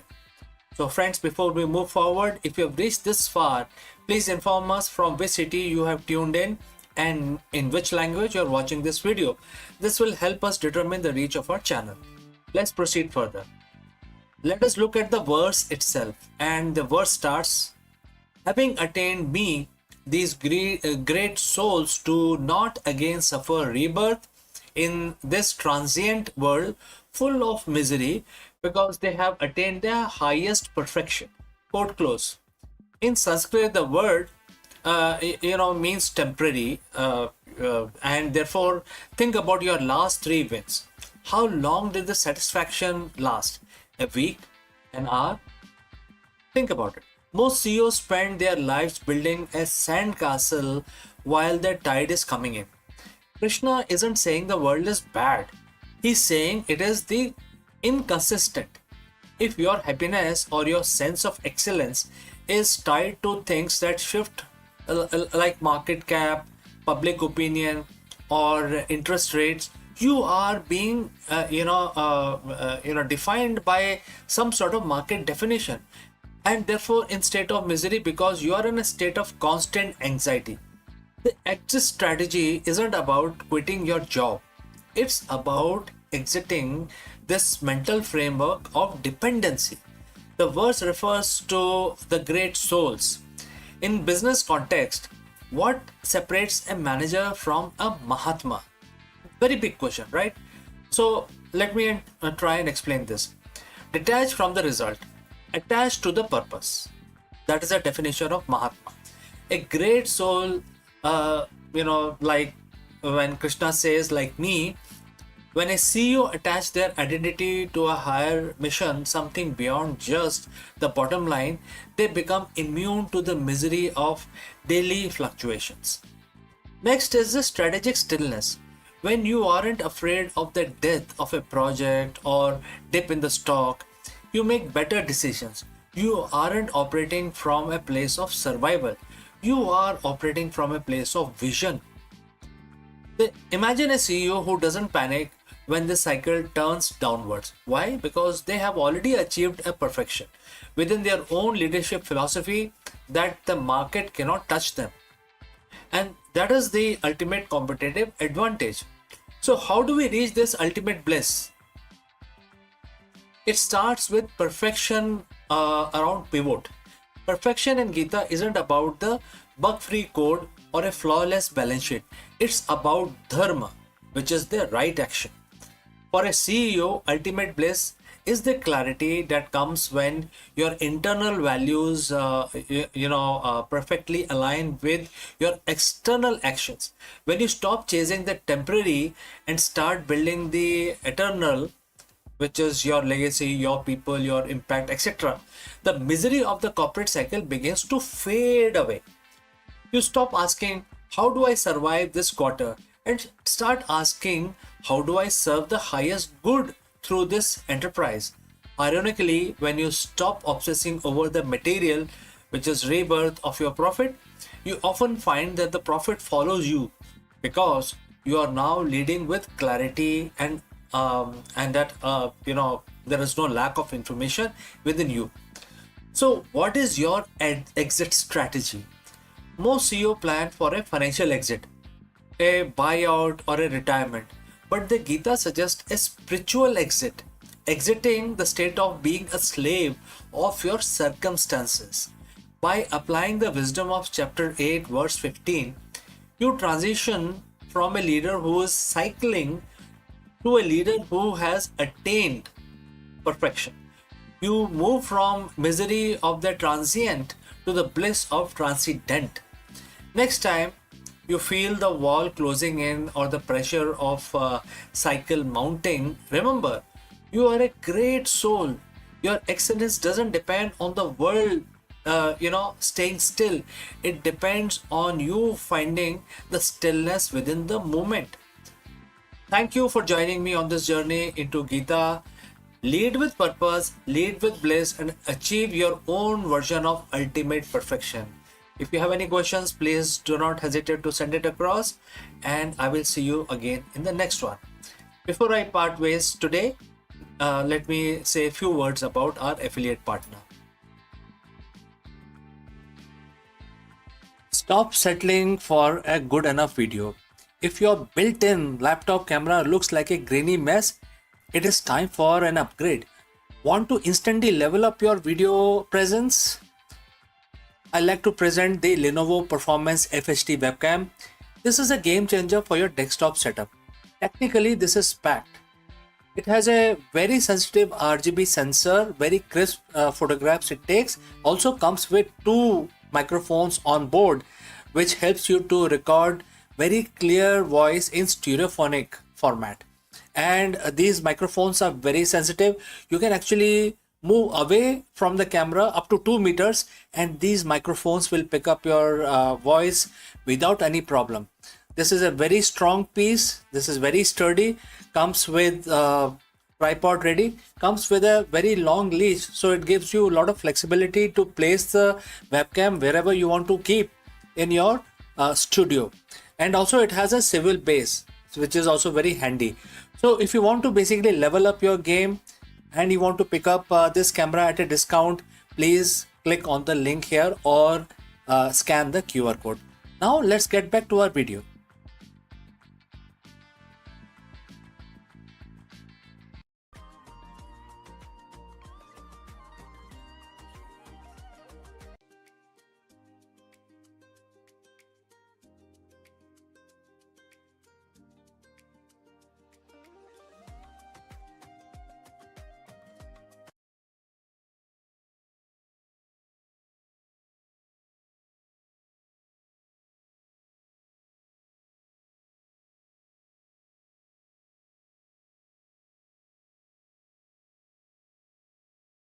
Hello friends, welcome once again. The biggest question in the boardroom today is the CEO or the leadership burnout. And it's becoming a very big problem in the 21st century, especially in 2026. So let me ask you, can ancient wisdom solve the 21st century burnout crisis? Therefore, in this video, we dive deep into Bhagavad Gita to uncover the secret weapon of the world's most effective CEOs, the inward gaze. While most leadership training focuses on the external strategy, the Gita teaches that the true power comes from the internal mastery. Let us explore this further. Friends, close your eyes for a second. Or not that long, because you got a company to run. Think about your morning. How many notifications did you get before you wake up, right? So as you waking up, you see so many notifications in your email, right? A market dip in Asia, a key hire resignation, a competitor's aggressive new acquisition. As a CEO, your mind is battlefield. You are expected to be most external person in the organization, watching the charts, the people, and the future as well. But what if I told you that the most successful leaders in history, the one who remain unshakable when the ship is sinking, don't look outward for their primary strategy. They actually look inwards. Today we are decoding 7,000-year-old blueprint for executive excellence. It comes from Bhagavad Gita, chapter 5, verse 28. It's verse about liberation, but for a modern leader, it's a manual for mental sovereignty. Let's look at the text of the verse 28, right? And the quote starts, shutting out all external sense objects, keeping the eye and vision concentrated between the two eyebrows, suspending the inward and outward breathing within the nostrils, and thus controlling the mind and senses and intelligence. The transcendental leader seeking liberation becomes free from desire, fear, and anger. Quote close. Well, friends, if you have reached this far, please inform us from which city you have tuned in and in which language you are watching this video. This will help us determine the reach of our channel. Alright, moving on.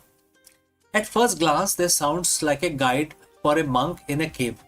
But let's translate this into a CEO speak. Let's look at it again. Shutting your external sense object, which is equal to filtering out the noise. Data is useful, but noise is deadly.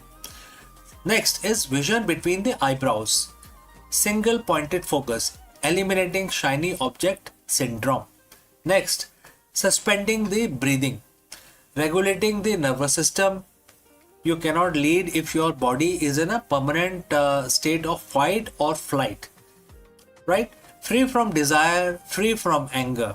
That is the next phrase. This is the definition of objective decision making. Why does CEO need an inward gaze?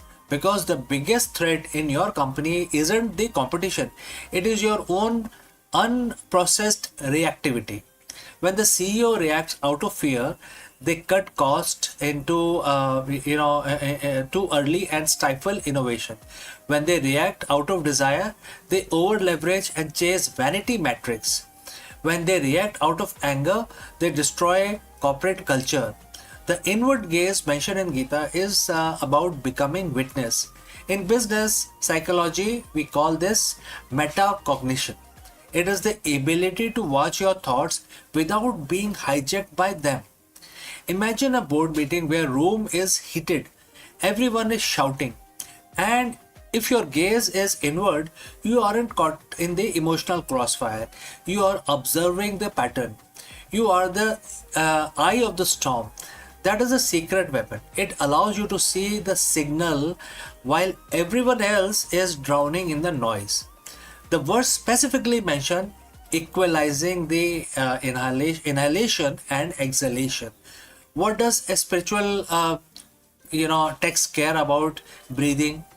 Well, because your breath is the remote control of your brain.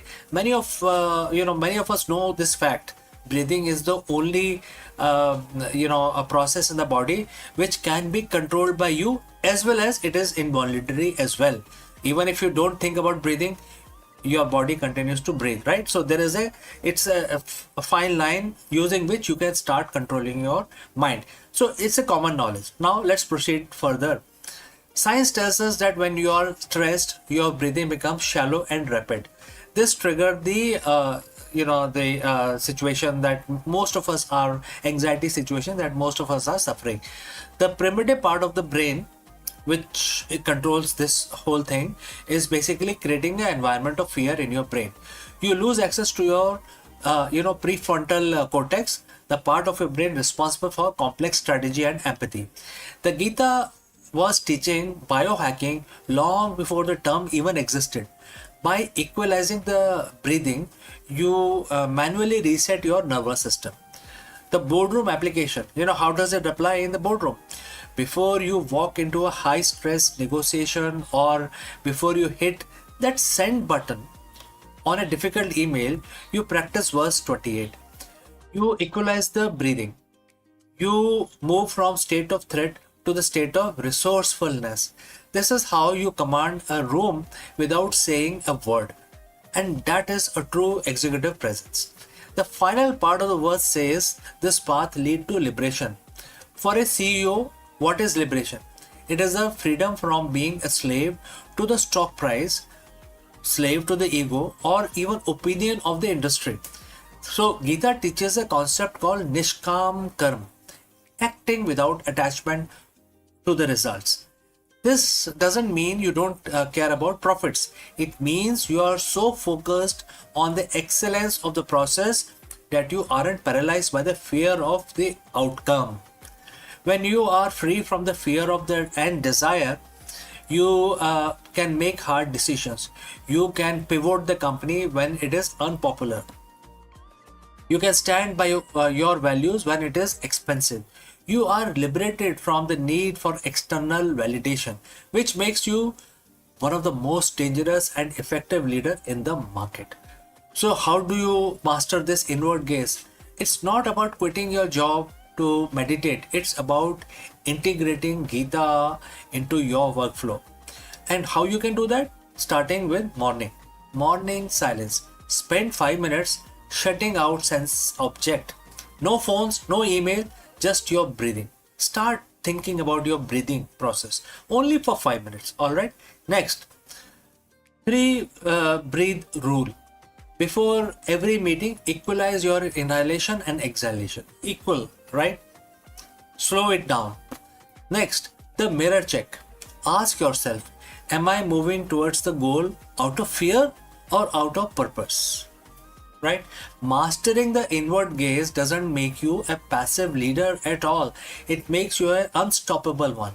It transforms you from a CEO who is pushed by the world into a leadership role, or another person is who's actually shaping the world itself. Right? So it transforms that. Gita says that this is a way for the liberation for the leadership role. In the business world, we just call it the greatness. So friends, what do you think? If you have any questions or any comments, please leave them in the comment section below. Thanks for joining live. Thanks for watching. And if you found this leadership lesson valuable, subscribe for more ancient wisdom for the modern businesses. Now you can go lead from within. All right. So before we end this section, I'd like to speak few words about our affiliate partner. Stop settling for a good enough video. If your built-in laptop camera looks like a grainy mess, it is time for an upgrade. Want to instantly level up your video presence? I like to present the Lenovo Performance FHD webcam. This is a game changer for your desktop setup. Technically, this is packed. It has a very sensitive RGB sensor, very crisp photographs it takes. Also comes with 2 microphones on board, which helps you to record very clear voice in stereophonic format. And these microphones are very sensitive. You can actually move away from the camera up to 2 meters and these microphones will pick up your voice without any problem. This is a very strong piece. This is very sturdy. Comes with tripod ready. Comes with a very long leash, so it gives you a lot of flexibility to place the webcam wherever you want to keep in your studio. And also it has a swivel base, which is also very handy. So if you want to basically level up your game and you want to pick up this camera at a discount, please click on the link here or scan the QR code. Now let's get back to our video.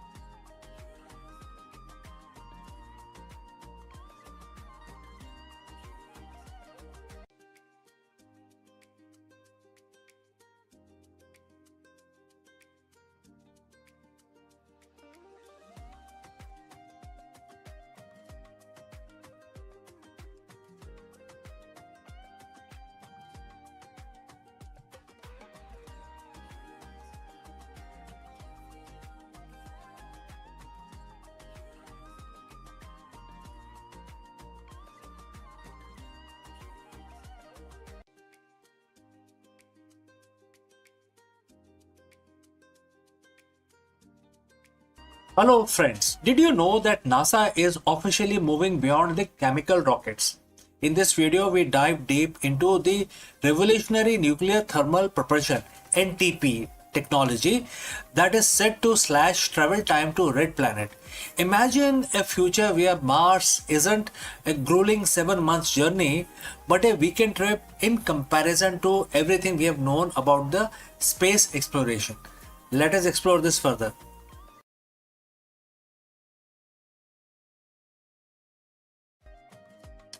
So for 60 years, we have been stuck. Every time we look at Mars, we are staring at a 7 to 9 months commute between Earth and Mars. That isn't just a long time; it is dangerous time. Every day, every day in deep space is another day of the cosmic radiation, muscle atrophy, and the psychological toll of the isolation. But what if we could break that speed limit of space travel? What if we could treat the journey to the red planet not in months, not in years, but in few days, right? Like a weekend trip in comparison to the current tech. NASA has just officially crossed the Rubicon with the announcement of SR1 Freedom and a roadmap of 2028. The era of chemical rocket is ending. Today we are looking at the nuclear engine that are finally turning science fiction into a interplanetary reality. So friends, if you have reached this far, please inform us from which city you have tuned in and in which language you are watching this video. This will help us determine the reach of our channel. Alright, moving on. To understand the future, we have to look at why we cannot reach at this point in time, and currently why it is slow. Our best rockets today are chemical combustion. We all know that liquid hydrogen and liquid oxygen. They are very powerful, but they are incredibly inefficient. Think of it like this. A chemical rocket is like a high performance dragster. It's a massive oomph at the start, but it burns through its fuel in minutes. Once you are in orbit, you are basically a glider. By switching to nuclear, we aren't just adding more fuel, we are doubling the energy we get out of every gram of the propellant. So how does a nuclear engine actually works? Unlike the nuclear power in a plant on Earth basically that makes electricity, a nuclear thermal rocket NTR is much more direct, and it has several components starting with core. We have a compact fission reactor using high assay low enriched uranium, right? And it then create energy which then send it to the nozzle, etc. And therefore we have to talk about the propellant. We pump the liquid hydrogen through the white hot core reactor, and then it basically comes out of the other side at very high speed. So now we have to talk about expansion. In less than a second, the hydrogen goes from minus 420 degrees Fahrenheit to 5000 degrees Fahrenheit, which then creates a huge thrust. So now let's talk about this thrust.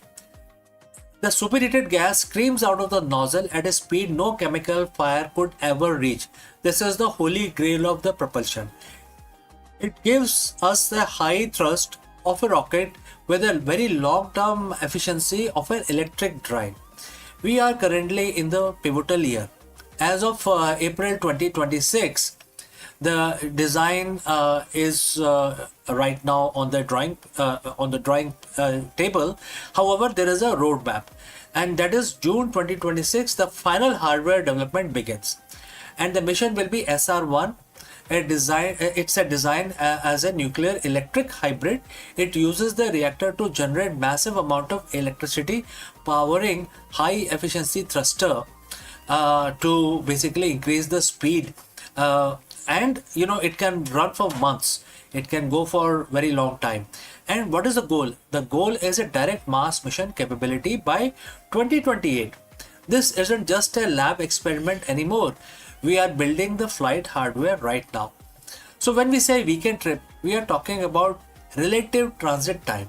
By cutting the journey to Mars from 250 days down to 100 or even 60 days, we solve the two biggest threats to human life.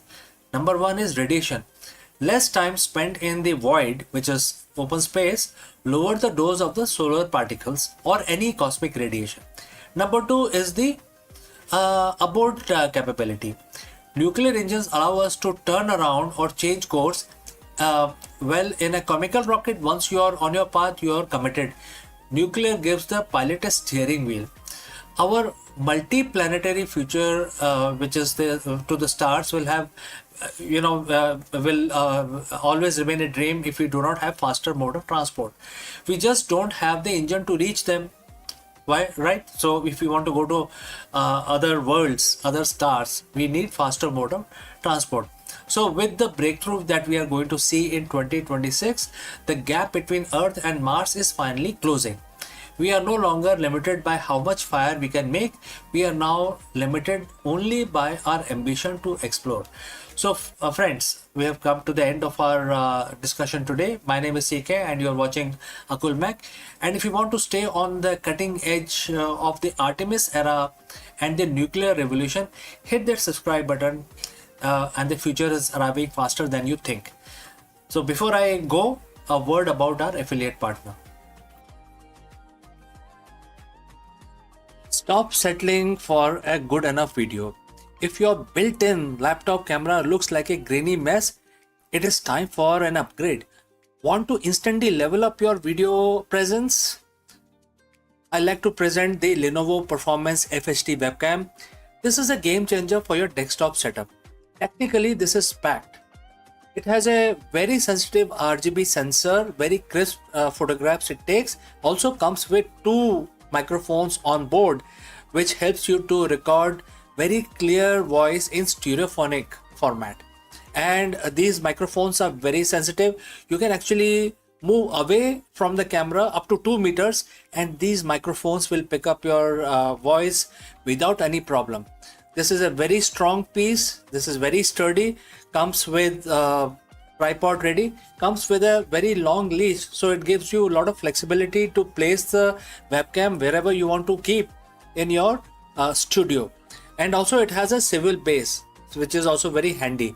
So if you want to basically level up your game and you want to pick up this camera at a discount, please click on the link here or scan the QR code. Now let's get back to our video.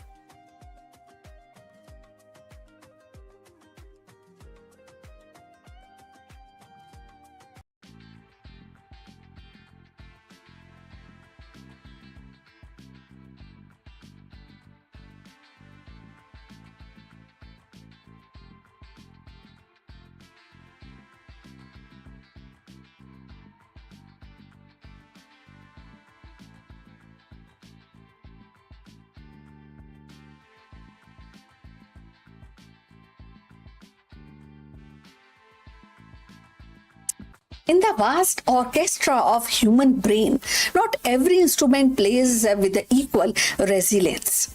Some neuron hum steadily through life's symphony, while other trembles at the faintest discord. The multiple sclerosis, long seen as a sweeping storm against the nervous system, is now revealed to the strike with the selective fury, targeting the most fragile player in this ensemble. New research uncovered that the certain brain cells stretched thin by their energy demand and delicate architectures are far more vulnerable to the disease relentless assault. And this discovery reframes MS as a uniform battle, but as a war fought on unseen terrain where the weakest link determine the fate of the whole. So let's find out more.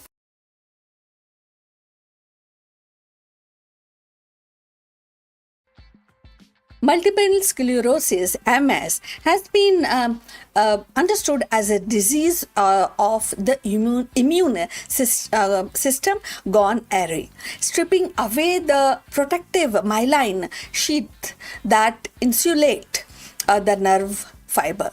Yet, Despite the decades of research, one question has lingered. Why do certain regions of the brain and the spinal cord suffers more damage than the others? Recent findings have begun to illuminate this mystery, revealing that not all brain cells are equal in their vulnerability.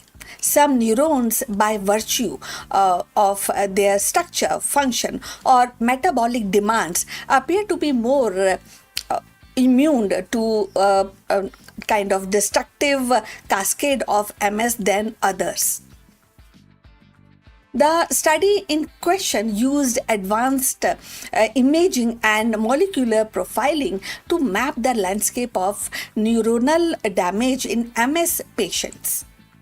Researchers discovered that the specific populations of neurons, particularly those involved in long range communication across the brain, showed heightened sensitivity to the inflammatory attacks. And these cells, often with the extended axon stretching across multiple brain regions, requires enormous amount of energy to maintain the signaling. When the inflammation disrupts their metabolic balance, they flatter more quickly than the shorter, more localized neuron. And this vulnerability may explain why MS patients often experience symptoms tied to coordination, vision, or cognitions, and the very function that rely on these long, energy-hungry neutral pathways. So, if you have reached this far, please inform us from which city you have tuned in and in which language you are watching this video. This will help us to determine the reach of our channel. So, moving forward, another striking revelation was the role of oligodendrocytes, the cells responsible for producing myelin.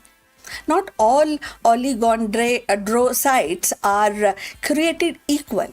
Some subtypes appear more resilient, capable of remyelinating damaged axon, while the other succumb rapidly to the immune assault. The uneven distribution of these cell types across the brain may carry hotspot of vulnerability, regions where the damage accumulate faster and recover lag behind. So these cellular patchwork could amount for the unpredictable progression of MS. Where one patient experienced sudden vision loss while the other struggles with the motor control.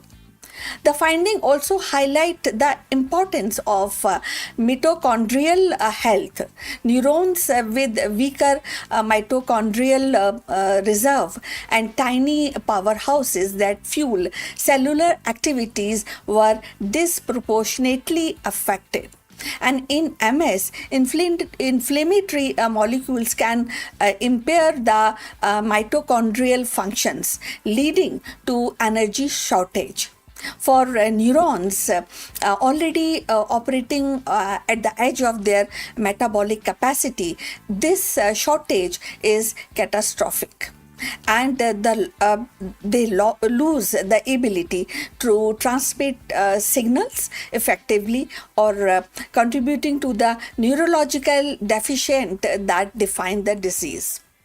So from the therapeutic perspective, these insights are profound.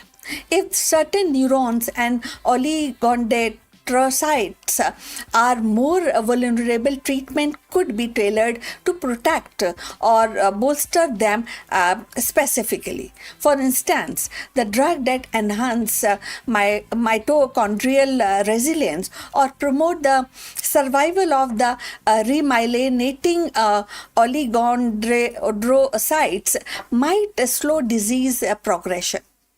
Similarly, the therapies that reduce the inflammatory burden on the long range neuron could preserve the critical functions like memory and the motor coordinations.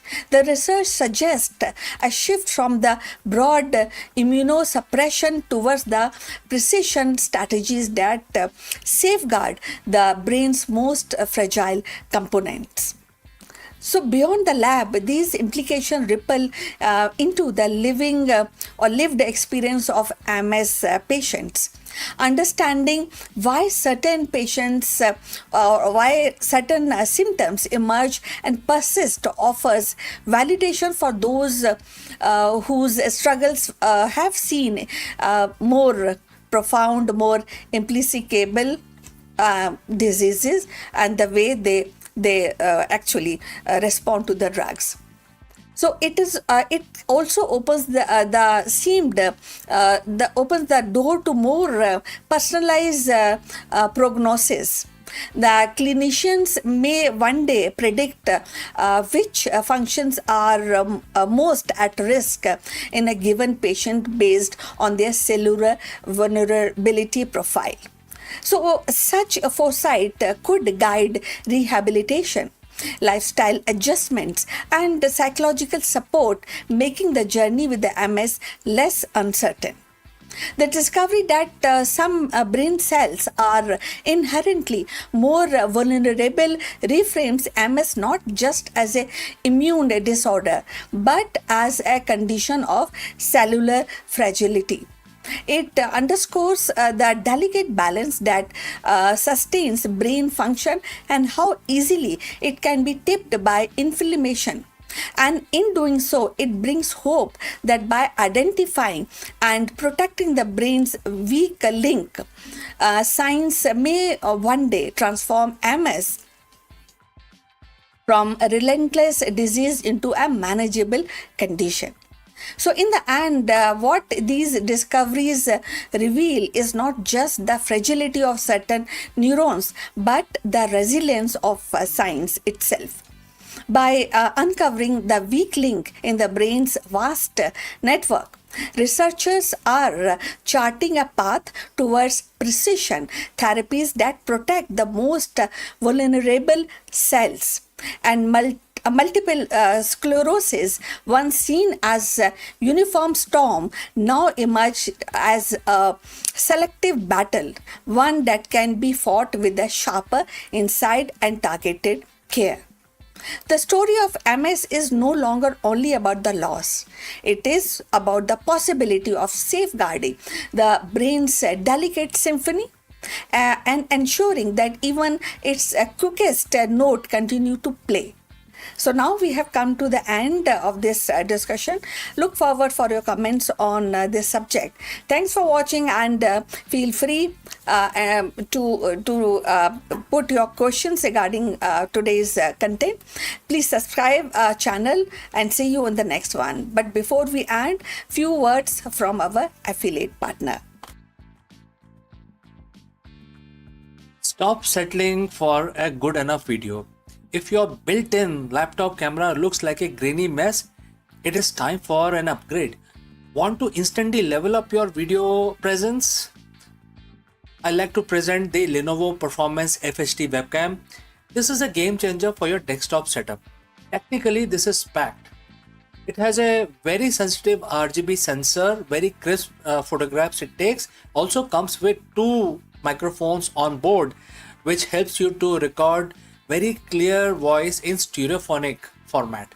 And these microphones are very sensitive. You can actually move away from the camera up to 2 meters and these microphones will pick up your voice without any problem. This is a very strong piece. This is very sturdy. Comes with tripod ready. Comes with a very long leash, so it gives you a lot of flexibility to place the webcam wherever you want to keep in your studio. And also it has a swivel base, which is also very handy. So if you want to basically level up your game and you want to pick up this camera at a discount, please click on the link here or scan the QR code. Now let's get back to our video.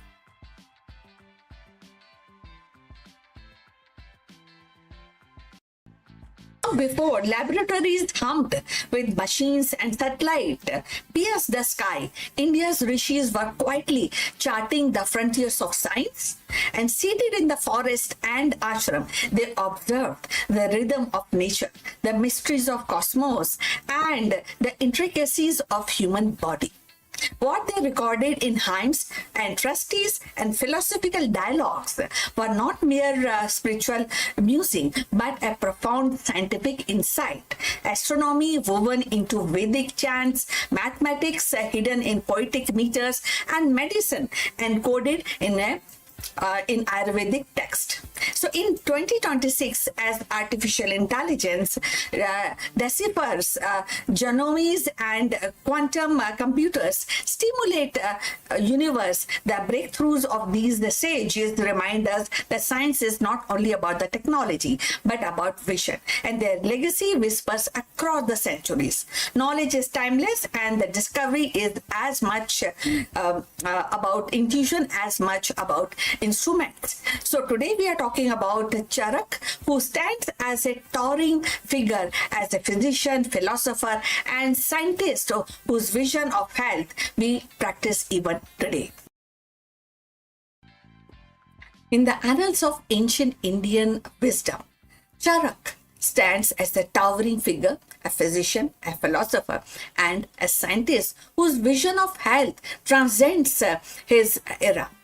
Flourishing around 2nd century CE, Charak is credited with compiling the Charak Samhita, one of the foundational texts of Ayurveda. His work was not merely a manual of remedies, but a profound exploration of human body, mind, and environment. In 2026, the world is grapples with pandemics, lifestyle diseases, and ethical dilemmas of AI-driven healthcare. Charak's contribution resonate with renewed urgency. Charak's genius lay in the holistic approach. He emphasized that health was not an absence of disease, but the balance of body, mind, and spirit. His text described the three dosha theory, three kind of troubles which actually we face when we talk about health, and these theories based on these three aspects, that is Vat, Pith, and Kaph, as a governing principle of physiology. While the modern science interprets these biochemical and systematic terms that underline the insight remains striking. Health is dynamic equilibrium, but a static perfection. In an age where the precision medicine seeks to tailor treatment to individual genetics profile, Charak's insistence on personalized care feels remarkably persistent. Now, if you have reached this far in this video, please inform us from which city you have tuned in and which language you are watching this video. This will help us to determine the reach of our channel. So, going forward about Charak. So, equally significant was his focus on preventive medicine. Charak advocated daily regime, that is what we call in Hindi dincharya, and of course the seasonal routine, that is ritucharya, and the dietary discipline as a pillar of well-being. He warned against overindulgence, which is very, very prevalent in some areas of our existence in some part of the world. Now, of course, stress, which is also very much here in 2026, and the neglect of nature's rhythm, very crucial aspect. In 2026, when non-communicable diseases like diabetes or hypertension dominates the global health, that burdens and his preventive ethos aligned seamlessly with modern public health campaign. The idea that lifestyle is medicine is no longer radical. but it is mainstream. And Charak anticipated it nearly 2 millennia ago. Charak also advanced medical ethics. He insisted that physician embody compassion, humility, and discipline while treating patient as whole being rather than a case. So any patient is not a case, but it is like a whole human being. Now, in today's era of AI diagnostics and robotic surgery, his reminder that healing is a moral duty is invaluable. Technology may augment skills, but it cannot replace empathy. Charak's vision challenges us to ensure that science remains centered actually, and even as algorithm and machine reshape medicine. From scientific perspective, the Charak Samhita catalogs hundreds of medical plants, minerals, and formulation. Many of these are now subject of pharmacological research with compounds like turmeric cucum and neems as a direct in gaining global recognition. Charak's meticulous documentation of therapeutic properties reflect an entirely spirited base and as an early form of clinical observation and evidence gathering. So in 2026, as bioprospecting and integrative medicine expand, his pharmacies and his documentation offers both inspiration and caution to honor the traditional knowledge while subjecting it to a rigorous validation. So Charak's relevance today extends beyond medicine but into a sustainability. He viewed a human as inseparable from their environment, emphasizing harmony with nature. In an age of climate crisis, his ecological sensibility reminds us that health cannot be divorced from the planetary well-being. The the pollution of air and water and soil is not merely an environmental issue, it is a medical one. And that is very crucial. And Charak's integrated world view offers the guidance for a healthier earth. Thus, the Charak's contribution are not a relic of the past but living principles. His insistence on balance, prevention, and ethics, plus with ecological harmony, speaks directly to the challenges of 2026. As medicine races ahead with genetics engineering and AI diagnostics, and of course the space medicine, Charak's voice urges caution and compassion. He reminds us that the ultimate goal of science is not conquest, but a care, not controlled but balance. In the quiet wisdom of his verses, we find a compass of navigating complexities of modern health, a call to remember that healing is both art and science, and rooted in the respect of life itself. The legacies of India's Rishi is not confined to the past. It is a living current that flows into the present and beyond. Their insight and philosophy remind us that science is not only about instrument labs but also about vision, nutrition, and harmony with the nature. In 2026, as humanity stands at the crossroad of artificial intelligence, genetic engineering, and space exploration, the breakthrough of these sages echoes with a timeless relevance. They actually urges us to balance progress with wisdom, to pair innovation with ethics, and to see the knowledge not as a conquest but as a communication, as union with the universe. The rishis remind us that the discoveries of sacred act, and in their enduring voice we hear to call to carry science forward with humility, imagination, and respect for life itself. So we have come to the end of this this live stream, and we look forward for your comments. Please like and subscribe our channel, and we look forward in the next one. But before we end, few words from our affiliate partner. Stop settling for a good enough video. If your built-in laptop camera looks like a grainy mess, it is time for an upgrade. Want to instantly level up your video presence? I like to present the Lenovo Performance FHD webcam. This is a game changer for your desktop setup. Technically, this is packed. It has a very sensitive RGB sensor, very crisp photographs it takes. Also comes with two microphones on board, which helps you to record very clear voice in stereophonic format. And these microphones are very sensitive. You can actually move away from the camera up to 2 meters, and these microphones will pick up your voice without any problem. This is a very strong piece. This is very sturdy. Comes with tripod ready. Comes with a very long leash, so it gives you a lot of flexibility to place the webcam wherever you want to keep in your studio.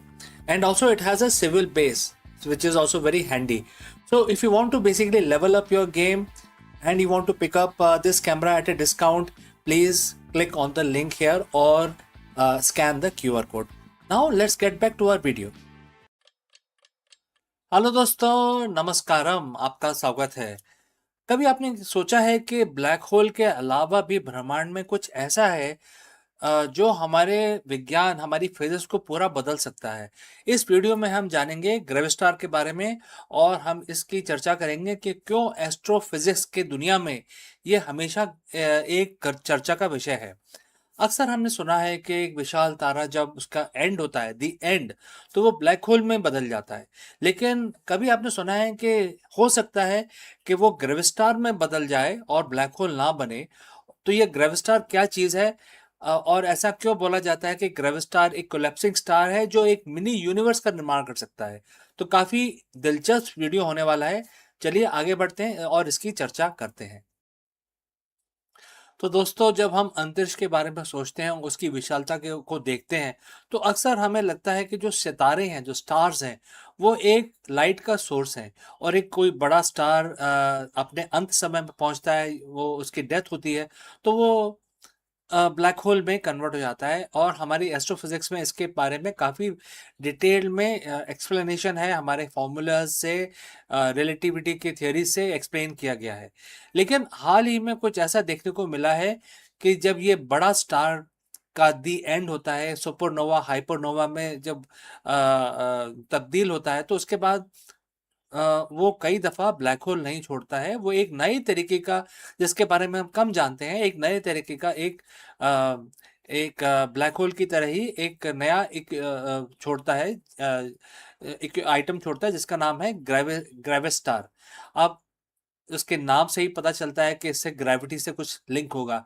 तो इस ग्रेविट star बोलते हैं इसको, gravis star, जो stand करता है gravitational vacuum star. मतलब ये एक नए तरीके का ये एक जानवर है जो ग्रेविटेशनल वैक्यूम स्टार होता है, जो ब्लैक होल से भिन्न होता है। ब्लैक होल क्या करता है? हर चीज अपनी तरफ खींचता है ग्रेविटी की वजह से, लेकिन ये ग्रेविटेशनल वैक्यूम स्टार बन जाता है। और अगर ये प्रूव हो जाए या हमें ग्रेविस्टार कहीं दिख जाए, ऐसा देखने में आ रहा है कि कई जगहों पे जो हमारी साइंटिफिक थियरीज है वो ये कह रही हैं कि यहाँ पे ये ब्लैक होल नहीं है बल्कि एक ग्रेविस्टार है। तो लेकिन इस पे शोध चल रहा है। तो अगर ये प्रूव हो जाए कि ग्रेविस्टार होता है, तो हमारे ब्रह्मांड की समझ पूरी की पूरी बदल जाएगी। तो दोस्तों, आगे बढ़ने से पहले मैं आपसे पूछना चाहता हूँ कि आप किस शहर से हमारे साथ जुड़े हैं और किस लैंग्वेज में हमारा इस वीडियो को देख रहे हैं। इससे हमें मदद मिलेगी अपने वीडियो की पहुंच को असेस करने के लिए। तो चलिए आगे बढ़ते हैं। जो जो स्टार का एंड क्यों होता है, क्योंकि वो अपना जो ईंधन होता है, जिसका जो ईंधन होता है वो हाइड्रोजन, हीलियम या कोई भी एलिमेंट उनको कंबाइन करता है और उससे वो फ्यूजन रिएक्शन होता है, जिससे काफ़ी हीट प्रोड्यूस होती है। और ये बैलेंसिंग एक्ट की तरह काम करता है कि उसके कोर में हीट प्रोड्यूस होती है जो ग्रेविटी को बैलेंस करती है, ग्रेविटी को अलाउ नहीं करती है कि पूरे स्टार को कोलैप्स होने दे। तो वो अंदर से एक टग ऑफ वॉर चलता है और ये करोड़ों साल तक चलता रहता है। लेकिन एक दिन ऐसा आता है जब पूरे की पूरी जो उसकी जो मटेरियल है वो कंज्यूम हो चुका होता है, और उसकी एक लिमिट होती है जो होती है आयरन। आयरन का पीरियोडिक टेबल पे जो नंबर है वो 60 है। मतलब कि जो 60 अगर उसमें आयरन बन गया उसके कोर के अंदर, तो उसके बाद 60 आयरन के जो एटम्स हैं अगर कंबाइन करेंगे तो कितना आता है दोस्तों, 120। तो 120 जो एलिमेंट है वो एग्जिस्ट नहीं करता है हमारी पीरियोडिक टेबल के ऊपर, मतलब नेचर में एग्जिस्ट नहीं करता है। तो वो आयरन जो है वो आगे कंबाइन नहीं हो पाता है। तो उसकी वजह से जो ग्रेविटी है उस स्टार की वो टेक ओवर कर लेती है और इंस्टेंटली विद इन 1 सेकेंड, मतलब 30%, 30 माइक्रो सेकेंड के अंदर वो पूरा का पूरा स्टार कोलैप्स हो जाता है और सुपरनोवा में तब्दील हो जाता है। और जब वो ऐसा करता है तो जो कोर होता है स्टार का वो इतनी जो उसको उसको इतने ज़्यादा किक मिलती है कि वो कोलैप्स हो जाता है ब्लैक होल के अंदर, और जो बाहर वाला जो उसका जो लेयर है स्टार की वो बाहर की तरफ एक्सप्लोड कर जाती है, जिसको हम सुपरनोवा बोलते हैं। लेकिन जो बचता है वो एक सिंगुलैरिटी है। मतलब सिंगुलैरिटी मतलब कि उसके अंदर उस हमारी फिजिक्स फेल हो जाती है। उस वो इतना छोटा होता है कि हम उसको मेजर ही नहीं कर सकते। उसकी डेंसिटी इनफाइनाइट हो जाती है, उसकी स्पेस ज़ीरो हो जाती है। तो ये चीज़ें इन्फिनिटीज़ में पहुंच जाती हैं, जिसलिए हम उसको बोलते हैं सिंगुलैरिटी। हाँ, हालांकि सिंगुलैरिटी आज तक प्रूव नहीं हो पाई है, बट वो एक मैथमेटिकल कॉन्सेप्ट बन के रह गई है, क्योंकि हम ब्लैक होल के अंदर देख नहीं सकते। तो इसलिए हमें ये पता नहीं होता कि ब्लैक होल के अंदर क्या है।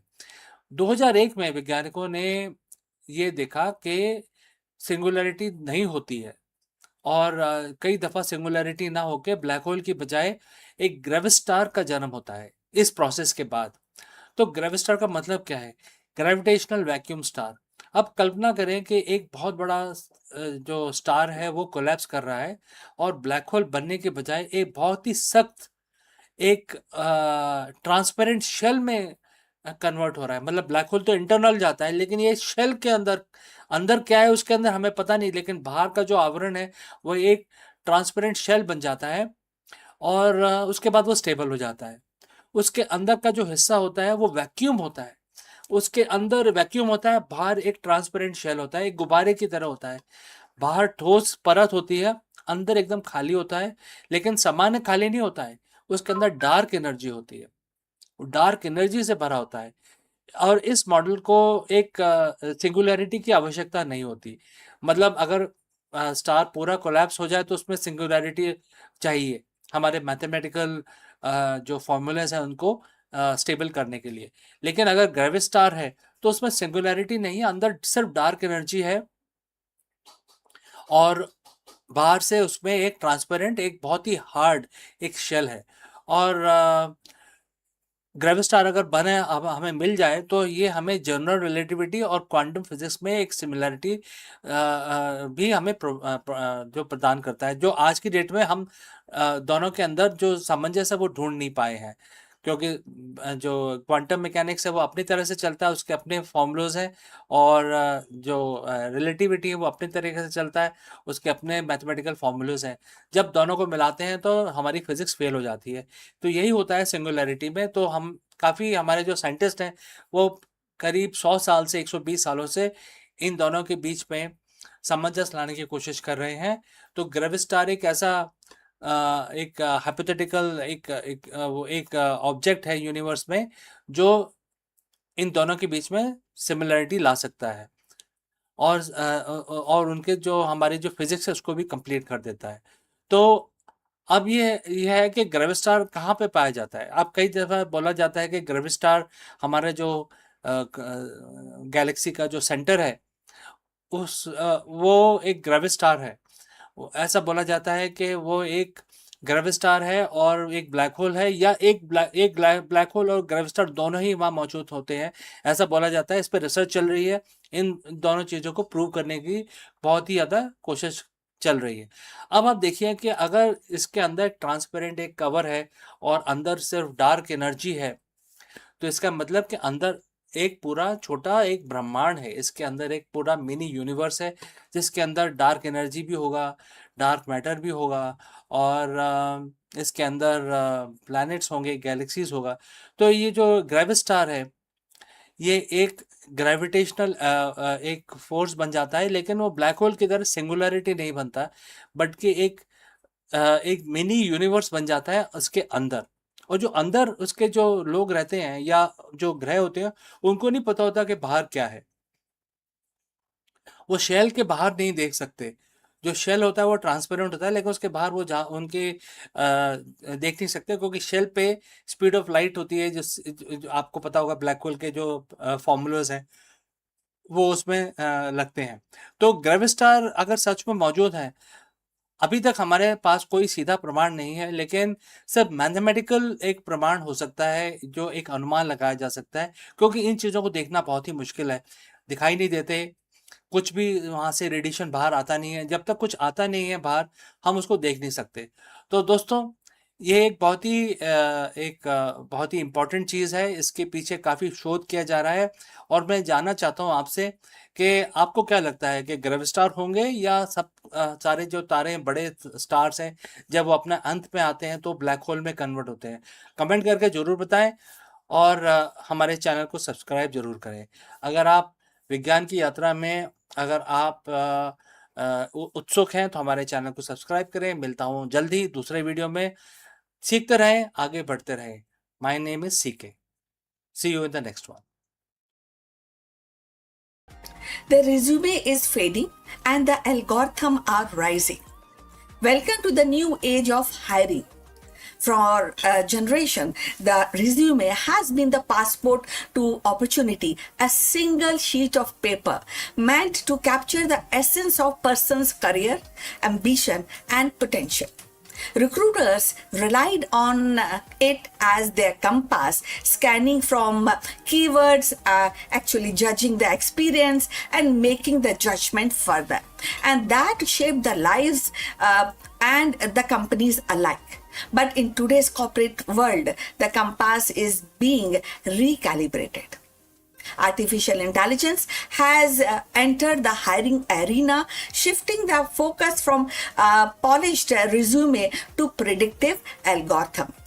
What once depend on the human intuition is now increasingly governed by machine logic.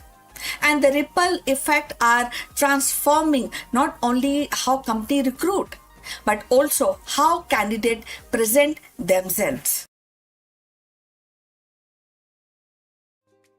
For decades, the hiring process has revolved around the resume, carefully crafted document meant to summarize a candidate's skill, experience, and aspirations.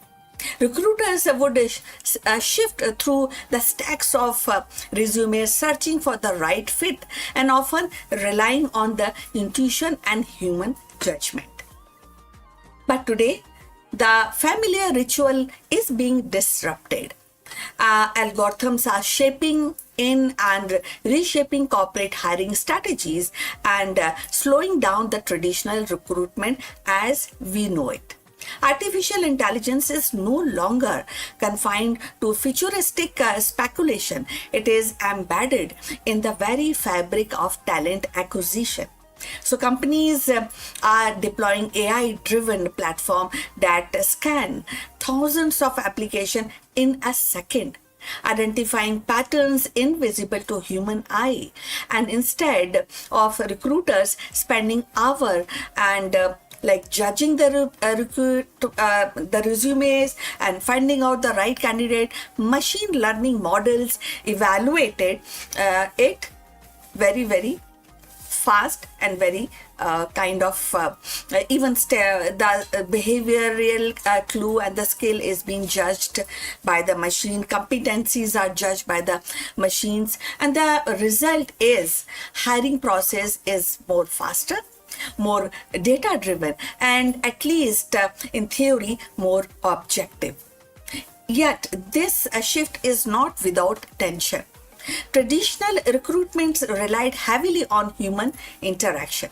The handshake at the interview, the nuances, reading of a candidate's personality, the gut feeling that someone might be a cultural fit. AI challenges this by reducing the process in qualifying metrics. So algorithm can rank candidate by predictive job preferences, but they cannot replicate the warmth of human connection. And this raises a profound question. Are we hiring people or are we hiring data points?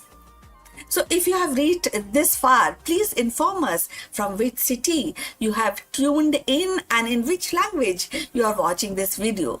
This will help us to determine the reach of our channel. So now going forward, so when we are talking about resume and the algorithm shift in the job market, the corporates are embracing the AI because it promises efficiency. In industries where the talent demand is high, AI tool can cut hiring timelines dramatically, and they can also help reduce bias, at least when designed carefully and of course by focusing on the skill rather than demographic markers. For example, AI can highlight the candidate from unconventional background who might otherwise be overlooked. So paradoxically, if the algorithm are actually trained on biased historical data, they risk perpetuating the very inequalities they are meant to solve. So the slowing of traditional recruitment is evident in diminishing role of resume themselves. So increasingly, the companies are actually finding this easy, and the companies are also asking candidates to demonstrate the skill through online assessment, coding challenges, and or sometimes gamified test. An AI system then evaluate these results often before a human recruiter even see the candidate's name. So the resume, once the centerpiece of hiring, is becoming a supportive document at the best. And this transformation also changes the role of recruiters. Instead of manually screening resume, recruiters are becoming interpreters of AI insight. So this is how the job market is evolving. Their job is shifting towards relationship building, employers branding, and ensuring that the human element is not lost in the set of algorithm. In this sense, AI is not eliminating recruiters, it is redefining their responsibilities. For job seekers, the implications are profound, very high. So, and I think you're also aware of this change in the market. So, when we talk about the candidates and the getting hired by big companies, by corporate, so there's the role of crafting a resume with a clever wording may no longer be enough. Candidate must learn to speak algorithm and tailoring their application to highlight measurable skills, and also the AI system which actually AI system recognize.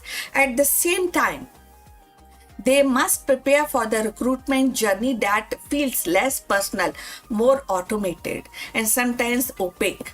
Transparency is how these algorithms work, and will be crucial to the meaning of trust for for hiring also. Ultimately, the rise of AI is hiring a kind of a balance, a story of a balance, you know. The efficiency and the scales are undeniable, definitely an advantage, but they must be they also weighed against the fairness sometimes. And maybe you can say more on empathy, or sometimes you may feel that they are less empathic. So the human judgment is not there that much, which was there earlier. The future of recruitment will likely to be hybrid, you know, algorithm handling the heavy lifting of the data analysis, and while the human provide the nuances, the context, and the compassion that machine cannot replicate. So when we say that algorithm over resume, we are not just describing a technological shift. We are witnessing a cultural transformation, and that is also at the same time how company define talent, how individual present themselves, and how society negotiate the line between human intuitions and machine precision. So the resume may not disappear entirely, but its reign as the king of hiring is definitely ending. In its place, the new era of emerging, one where the algorithm and the human must learn to collaborate in the delicate art of choosing what we get in the job, you know. So in the end, the rise of AI in recruitment is not simply a technical actually shift or a technical upgrade. It is a cultural turning point. The resume, once the centerpiece of professional identity, is being overshadowed by algorithms that promise speed, scale, and sharper insight. Yet the human element remain irreplaceable. You know, the company will need a strike, definitely a delicate balance, letting machine handle the data while the people preserve the empathy, the intuition, and nuances that define meaningful work in relationship. So as we move forward, the question is not whether algorithm will replace the resume, but how human and machine will collaborate to redefine the hiring means. So the future of recruitment will be less about polished documents and more about demonstrated skills, adaptability, and authenticity. And in that the future success will belong to the organization that embrace the technology without losing sight of humanity. So we have come to the end. Thanks for watching. Please like and subscribe our channel, and we'll see you in next one. Before we close this video, few words about our affiliate partner. Stop settling for a good enough video. If your built-in laptop camera looks like a grainy mess, it is time for an upgrade. Want to instantly level up your video presence? I like to present the Lenovo Performance FHD webcam. This is a game changer for your desktop setup. Technically, this is packed. It has a very sensitive RGB sensor, very crisp photographs it takes. Also comes with 2 microphones on board, which helps you to record very clear voice in stereophonic format. And these microphones are very sensitive. You can actually move away from the camera up to 2 meters, and these microphones will pick up your voice without any problem. This is a very strong piece. This is very sturdy. Comes with tripod ready. Comes with a very long leash, so it gives you a lot of flexibility to place the webcam wherever you want to keep in your studio. And also it has a swivel base, which is also very handy. So if you want to basically level up your game and you want to pick up this camera at a discount, please click on the link here or scan the QR code. Now let's get back to our video. Hello friends, are you leading with clarity or are you reactive to the market chaos? In this video, we break down one of the most powerful management philosophies ever written, and that is Bhagavad Gita, mentioned in chapter 2 very clearly in verse 15.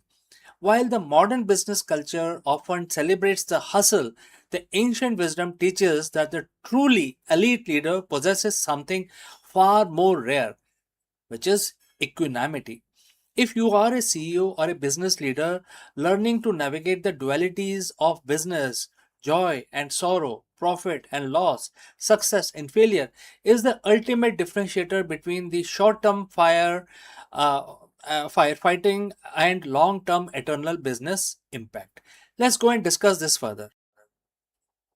As a leader, we are often told that the secret to success is being in control. We track the KPIs, we manage the market volatility, and we try to predict the next disruption. We play the role of master of our own universe. But let's be honest, friends. How often do you feel like you're actually in control? In the high stake world of business, we are constantly buffeted by dualities. The joy of record breaking quarter, followed immediately by the sorrow of a failed product launch, the elation of a new partnership, followed by a sting of a loss of a very highly key team member. If your mental state is tied to these external fluctuations, you aren't leading, you are actually reacting. Today, I want to share a 7,000-year-old secret from Bhagavad Gita that flips this entire paradigm on its head. It is the secret to not just surviving the chaos, but mastering it. We are looking at chapter 2, verse 15. The verse says, and the quote starts, to whom joy and sorrow are one and the same, he becomes qualified for eternal life. And the quote close. Now, for a CEO, eternal life might sound like a theological concept, but let's translate that into business terms. In a competitive market, eternal means sustainable. It means a business that doesn't collapse under pressure. When the verse talks about joy and sorrow being the same, that means part of the same coin. It isn't telling you to become a robot. It is teaching you equanimity. Imagine a balance scale like the one that you see everyday life in your real life. If your joy is too high, you get complacent. If your sorrow is too deep, you get paralyzed. The goal of the elite leader is to find this center point. It is the ability to look at the massive gain and massive losses and recognize them both as a transient data point. When you achieve that, you stop being a victim of your circumstances and start being the architect of your strategy. Think of this as a Jedi master, Jedi mindset of the boardroom. In the image, you know, you can imagine that you are building a lightsaber. Why? Because as a Jedi master, Jedi strength doesn't come from aggression, it comes from disciplined mind. How do we apply this in real company, in real life situation? First, detach from the outcome. You have to care deeply about the effort, the mission, the product, the team, but you must be detached from the temporary score of the market. Next, 24-hour rule.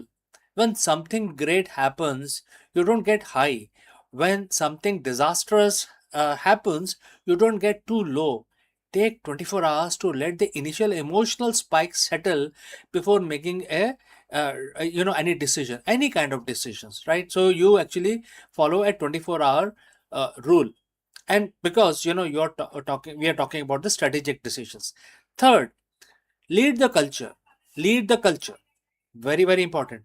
Your team watches your energy. If you are frantic, they are frantic also. If you are steady, if you treat joy and sorrow with the same calm authority, you create a culture of resilience. You become the best of the men or the best of the leaders. That is a verse that refers to, right? By practicing equanimity, you gain a massive competitive advantage, which is clarity. When you aren't blind by the joy of a winner or the sorrow of a loss, you see the market exactly as it is. You make better calls. You refrain from making mistakes. You retain better talent. You build a legacy that lasts because it is built on foundation of internal stability, not external luck. The secret isn't a new software tool or a disruptive growth hack. The secret is the unshakable leader. And therefore, before I wind up, I like to challenge you this week is in your next board meeting or crisis, kindly pause, recognize the duality, step back into that center point, lead from a place of calm, not as a from a place of reaction. This is your challenge for today. Friends, if you found this perspective helpful, hit the subscribe button for more deep dives and how can we marry the ancient wisdom for the modern C-suite. And you must lead with purpose, lead with equanimity. So friends, thanks for joining live. Thanks for watching. See you very soon in the next one.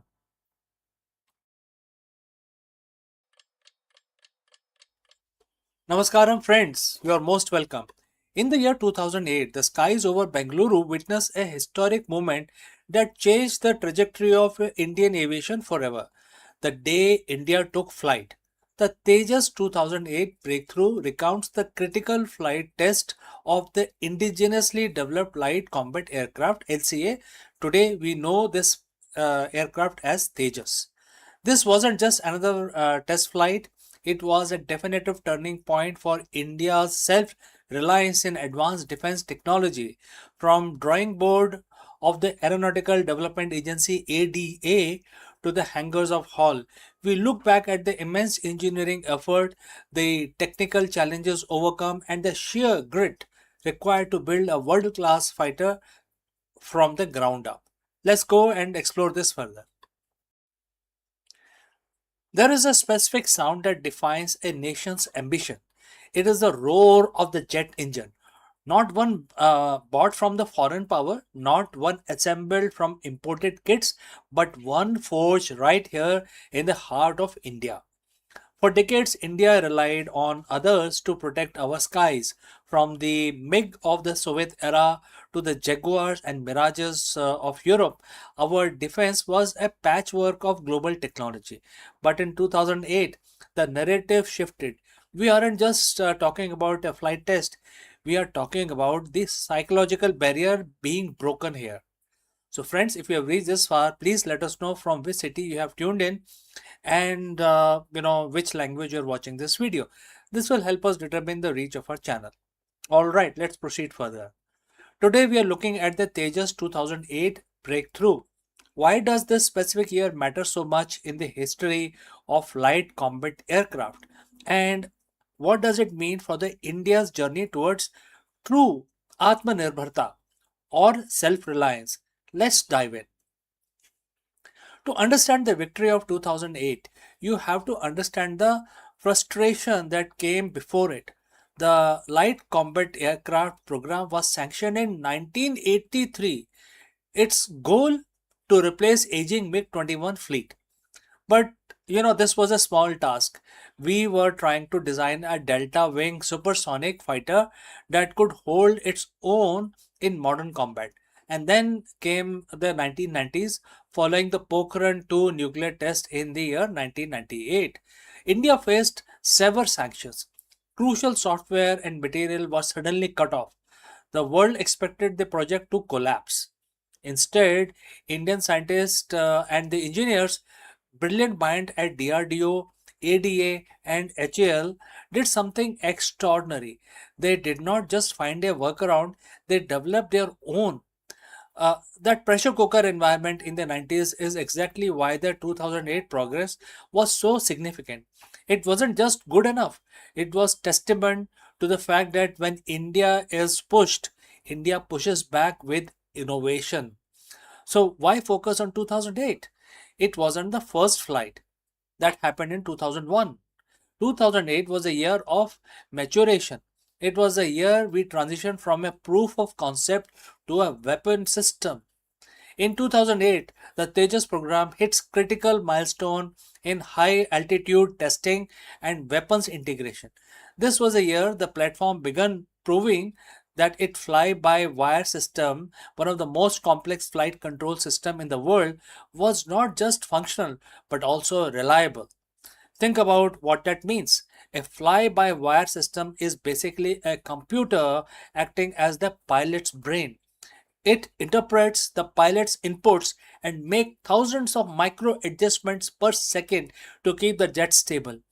When our pilot took the Tejas up in 2008, they weren't just flying a plane, they were validating an entire digital architecture built by Indian engineers. In 2008, breakthrough sent a shockwave through the global defense industry. It signaled that India was no longer just a buyer, we were now a developer of weapon system. This success brought several key advantages. Number one, composite mastery.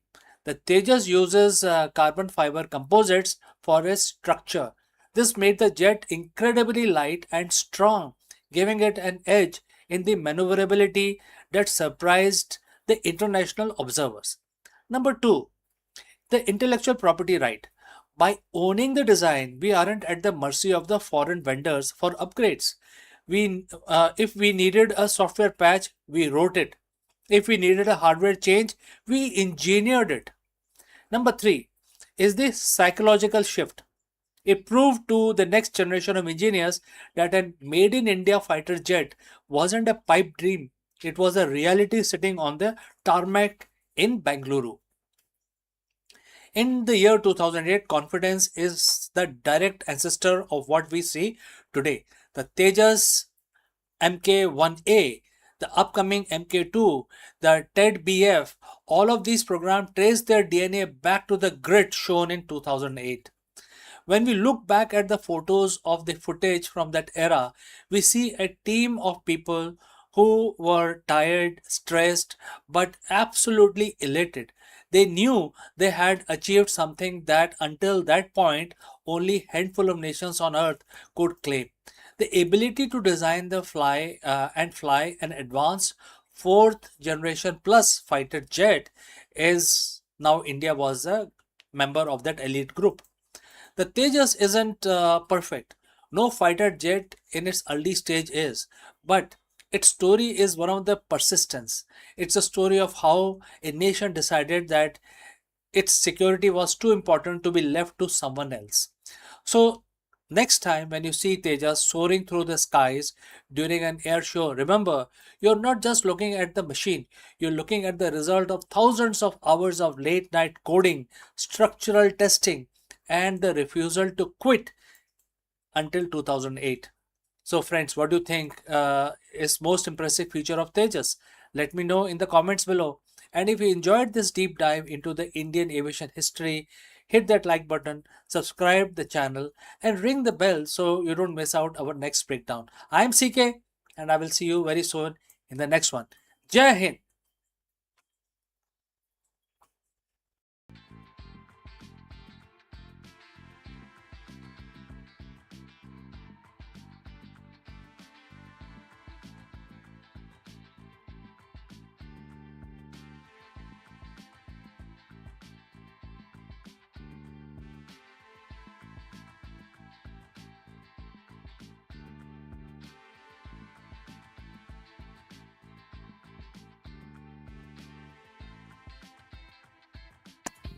In the vast heritage of Indian science, where sages mapped the stars and healers preserved life, Shalihotra stands as world's first veterinary doctor.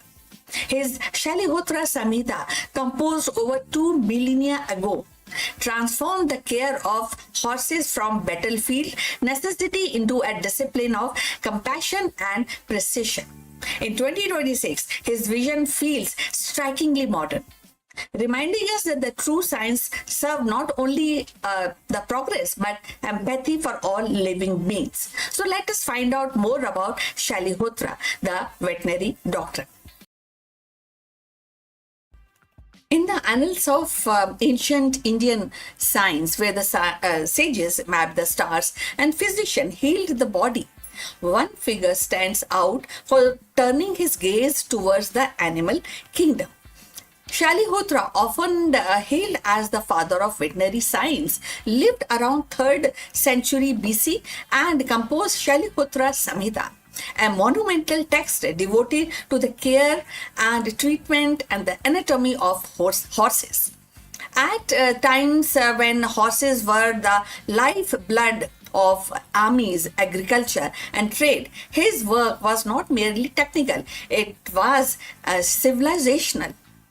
As Shalihotra Samhita contained over 12,000 verses detailing diseases, surgical procedures, and preventive care for horses. It described dental structure, hoof condition, and even the psychology of these animals. Shalihotra's approach was holistic. He saw the horses not as a machine of war, but as a living being whose health was intertwined with human destiny. His text became a cornerstone for veterinary knowledge across Asia, influencing later traditions in Persia, Arabia, and beyond.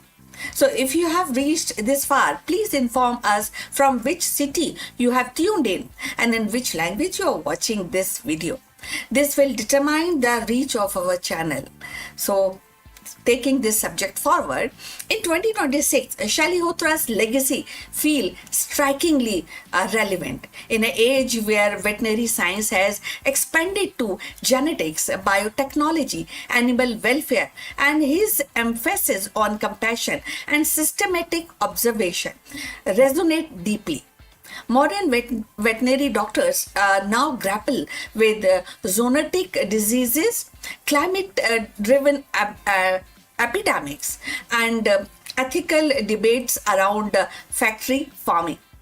Shalihotra's insistence on preventive care and respect for animal offers a timeless reminder. Science must serve both utility and empathy. The echoes of his work can be seen in today's One Health movement, which recognizes the interconnectedness of human, animal, and environmental health. Just as Shalihotra understood that the well-being of horses shape the well-being of society, modern scientists acknowledge that pandemic, food security, and ecological balance depends on how we treat animals, how we behave with the animals. His vision, born in ancient India, aligned seamlessly with the global challenges of 2026. Moreover, Shalihotra's contribution highlights that India's role in pioneering scientific thought long before the modern institution. In the classroom and galleries today, his name stands along the side of Sushruta, who is the father of surgery, and Charak, and of course the Aryabhat, as a proof that science in India was never confined to human medicines or mathematics. It embraced the full spectrum of life. His work reminds us that the innovation is not only about discovering new technologies, but also about nurturing the bond between species. Shalihotra's story is not just about horses. It is about humanity's evolving relationship with living world. His verses whisper across the centuries that knowledge without compassion is incomplete. And the caring of animal is caring of ourselves. So, as the veterinary science in 2026 explores that gene editing, AI-driven diagnostics, and sustainable livestock practices, Shalihotra's spirit lingers, urging the balance between the progress and the ethics. Shalihotra's legacy definitely whisper across the century, and the health of animal is inseparable from the destiny of humankind. As veterinary science embrace AIs and genetic therapies and One Health initiative in 2026, his timeless wisdom endures, urging balance between innovation and compassion. So now we have come to the end of this subject, this live streaming. Please like and subscribe our channel. We look forward your comments on this topic. We'll meet again. But before we end, a few words about our affiliate partner. Stop settling for a good enough video. If your built-in laptop camera looks like a grainy mess, it is time for an upgrade. Want to instantly level up your video presence? I like to present the Lenovo Performance FHD webcam. This is a game changer for your desktop setup. Technically, this is packed. It has a very sensitive RGB sensor, very crisp photographs it takes. Also comes with 2 microphones on board, which helps you to record very clear voice in stereophonic format. And these microphones are very sensitive. You can actually move away from the camera up to 2 meters and these microphones will pick up your voice without any problem. This is a very strong piece. This is very sturdy. Comes with tripod ready. Comes with a very long leash, so it gives you a lot of flexibility to place the webcam wherever you want to keep in your studio. And also it has a swivel base, which is also very handy. So if you want to basically level up your game and you want to pick up this camera at a discount, please click on the link here or scan the QR code. Now let's get back to our video.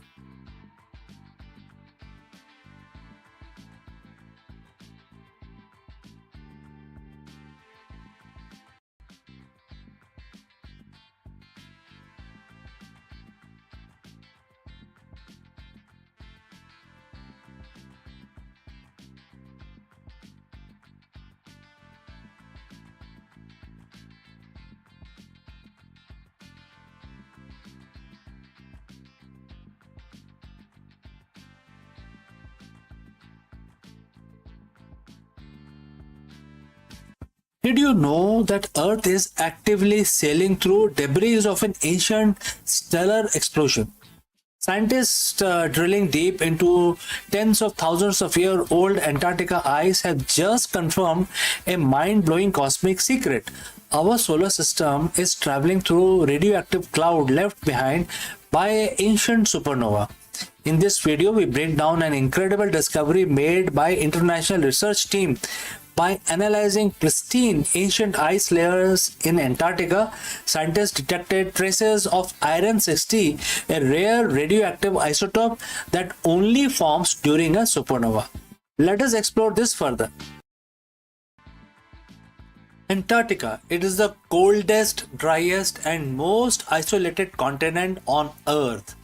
For centuries, we have treated it as a pristine time capsule of our own planet's history.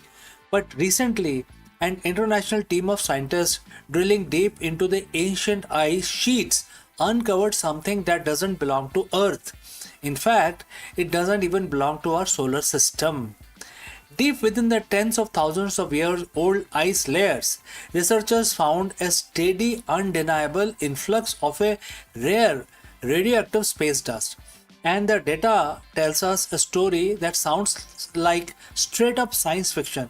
Right now, you are actually sitting here watching this video. Our planet is sailing directly through a radioactive debris of an alien supernova. We aren't just looking at the remnant of the dead star through our telescopes anymore. We are actively breathing them in. We are traveling through cosmic cloud of stellar wreckage. So friends, if you have reached this far, please inform us from which city you have tuned in and in which language you are watching this video. This will help us determine the reach of our channel. Alright, let's proceed further. How did scientists figure this out from a block of ice? What exactly is lurking in the cosmic cloud? And should we be worried about radiation? Let's break it down. To understand how we know this, we have to look at the specific cosmic fingerprint. An isotope known as iron-60. Now, normal iron is incredibly common on Earth and also on Moon, and also on Mars and other rocky planets, are also rest of the solar system. It's in our own skyscrapers, our cars, and hemoglobin carrying oxygen through the blood right now. But iron 60 is a different one. It's a radioactive cousin of normal iron, packing 4 extra neutrons in its nucleus. And here is the thing about iron 60. It is not native to Earth. It cannot be naturally produced by any geological or chemical processes on our planet. It can't even be cooked up by a normal process inside our sun. There is only one place in the universe with the chaotic energy, extreme pressure, and the mind boggling temperatures required to forge iron 60. The heart of a dying massive star during a supernova explosion. When these stars explode, they blast out heavy elements across light years of empty space like a cosmic shrapnel. But here is the real kicker. Iron 60 is radioactive and it has half-life of about 2.6 million years. Now 2.6 million years might sound like a long time, but in cosmic terms, in a universe which is 13.8 billion years old, that's a blink of an eye. If iron 60 had been on Earth when our planet formed 4.5 billion years ago, every single atom of it would have decayed into a stable nickel billions of years ago. There should be zero iron 60 left on Earth, and yet we just found it. Fresh, undecayed, and perfectly preserved in the snow of Antarctica. So, how do we catch this space dust? You use the cleanest net on Earth, the Antarctica ice sheet, because Antarctica experiences almost no industrial pollution, and because its snow accumulation builds neatly layer by layer, century after century, it acts like a giant frozen hard drive, logging everything that falls from the sky. An international research team took samples of the snow and ice dating back tens of thousands of years. They carefully melted it down, filtered it, and ran it through incredibly sensitive piece of machinery called the accelerator mass spectrometer. They weren't looking for pounds of stuff, they were hunting for individual atoms. And against all odds, they found them.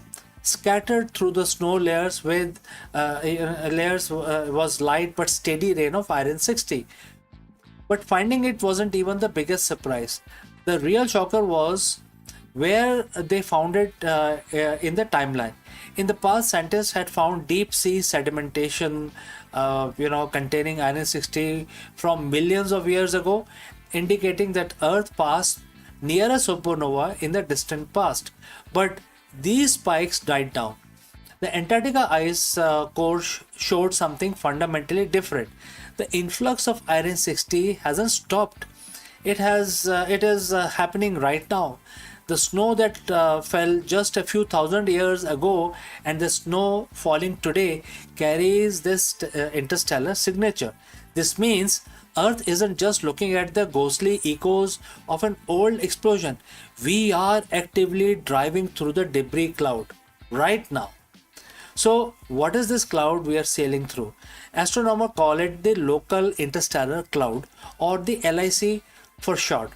It's a massive structure of gas and dust spanning about 30 light years across. For the past several thousand years, our entire solar system, which is Sun, Earth, Mars, all of us have been plowing through the cloud at a staggering speed, roughly about 50,000 miles an hour. For a long time, we didn't know exactly what the local interstellar cloud was made of or where it came from. But thanks to the Antarctica ice data, we finally have the answer. The LIC is the literal edge, the expanding shock wave of an ancient supernova, or potentially a cluster of supernovae that exploded millions of years ago in our cosmic neighborhood. Imagine a firework exploding in the sky. Long after the bright flash fades, a ring of smoke keeps expanding outward through the air. Our solar system has essentially driven right into the expanding ring of cosmic smoke.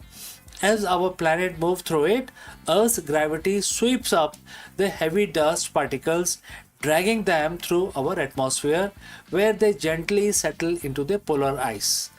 Now, hearing these words like radioactive space dust and alien supernova debris might make you wonder, are we in danger? Is this radioactive cloud threatening the life on Earth? The short answer is no. We are perfectly safe, and we have two incredible shields to thank for it. The first shield belongs to our sun. It's called the heliosphere. The sun constantly blow out powerful streams of charged particle known as solar wind. This wind creates a gigantic magnetic bubble that surrounds the entire system. As we sail through local interstellar cloud, the heliosphere acts like the bow of a ship, deflecting the vast majority of interstellar gas, cosmic rays, and dangerous radiation around us. Only the heaviest, densest bit of matter, like tiny grains of dust laced with iron 60, have enough momentum to punch through the heliosphere and make it to the inner solar system. And the tiny fraction of the dust that does make it to Earth has to face our second shield, our atmosphere and magnetic field. By the time these atoms drift down to the surface of Antarctica, they are also incredibly sparse that they pose absolutely zero health risk. Instead of a threat, this cloud is a gift. It's an unprecedented scientific gold mine. It allows us to study the chemistry of a dying star without ever leaving our planet. This discovery completely changes how we think about our place in the universe.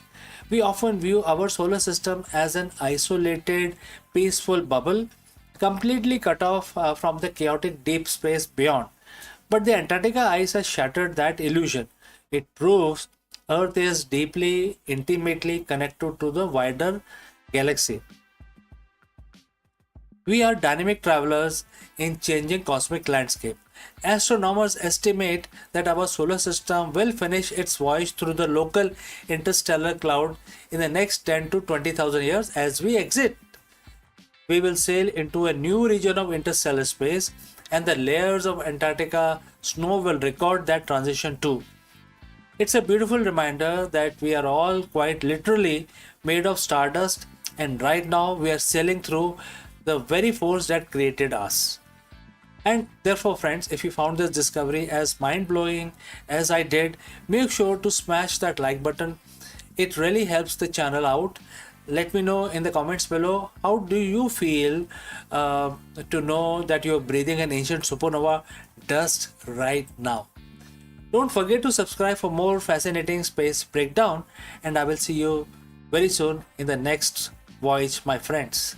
Before I go, a word about our affiliate partner. Stop settling for a good enough video. If your built-in laptop camera looks like a grainy mess, it is time for an upgrade. Want to instantly level up your video presence? I like to present the Lenovo Performance FHD webcam. This is a game changer for your desktop setup. Technically, this is packed.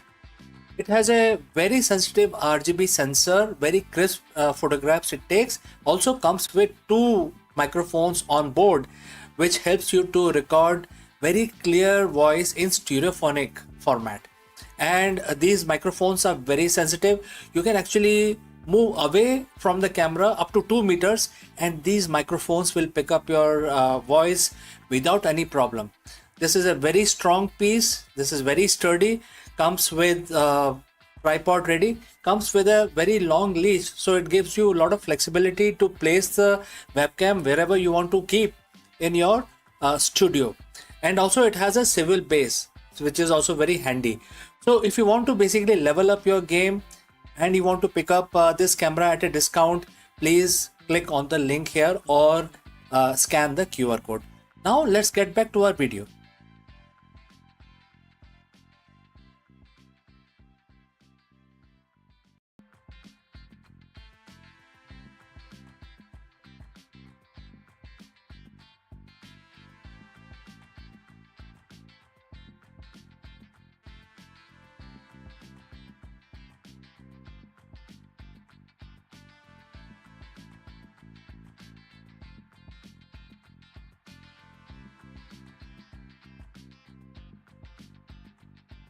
in the hushed chamber of Ming era medicine, where the wisdom was linked on scrolls and remedies brewed in porcelain jars, a startling secret has resurfaced. An anesthetic formula centuries ahead of its time. More than a potion, it was a calculated blend of herbs, philosophy designed to silence the pain and study the spirit. This discovery does not just rewrite medical history, it reveals a civilization that understood the delicate frontier between consciousness and oblivion, compassion and science.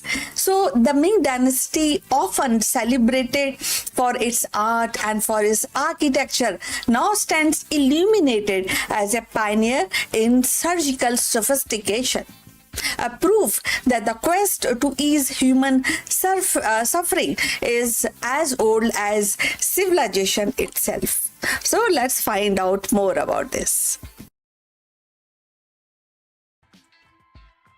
The corridors of history often conceal treasures that redefine our understanding of human ingenuity.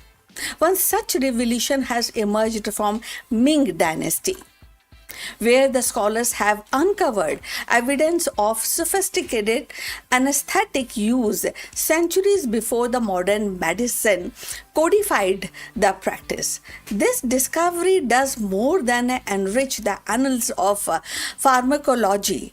It illuminates the depth of Chinese medicine philosophy and its seamless blend of science, ritual, and pragmatism. So the Ming era, spanning 14th to 17th centuries, was a period of flourishing scholarships and innovations and the cultural refinement. Physicians of the time were they are heirs of millennia of accumulated wisdom and drawing from the classical text of Han dynasty and practical refinement of Song era healers.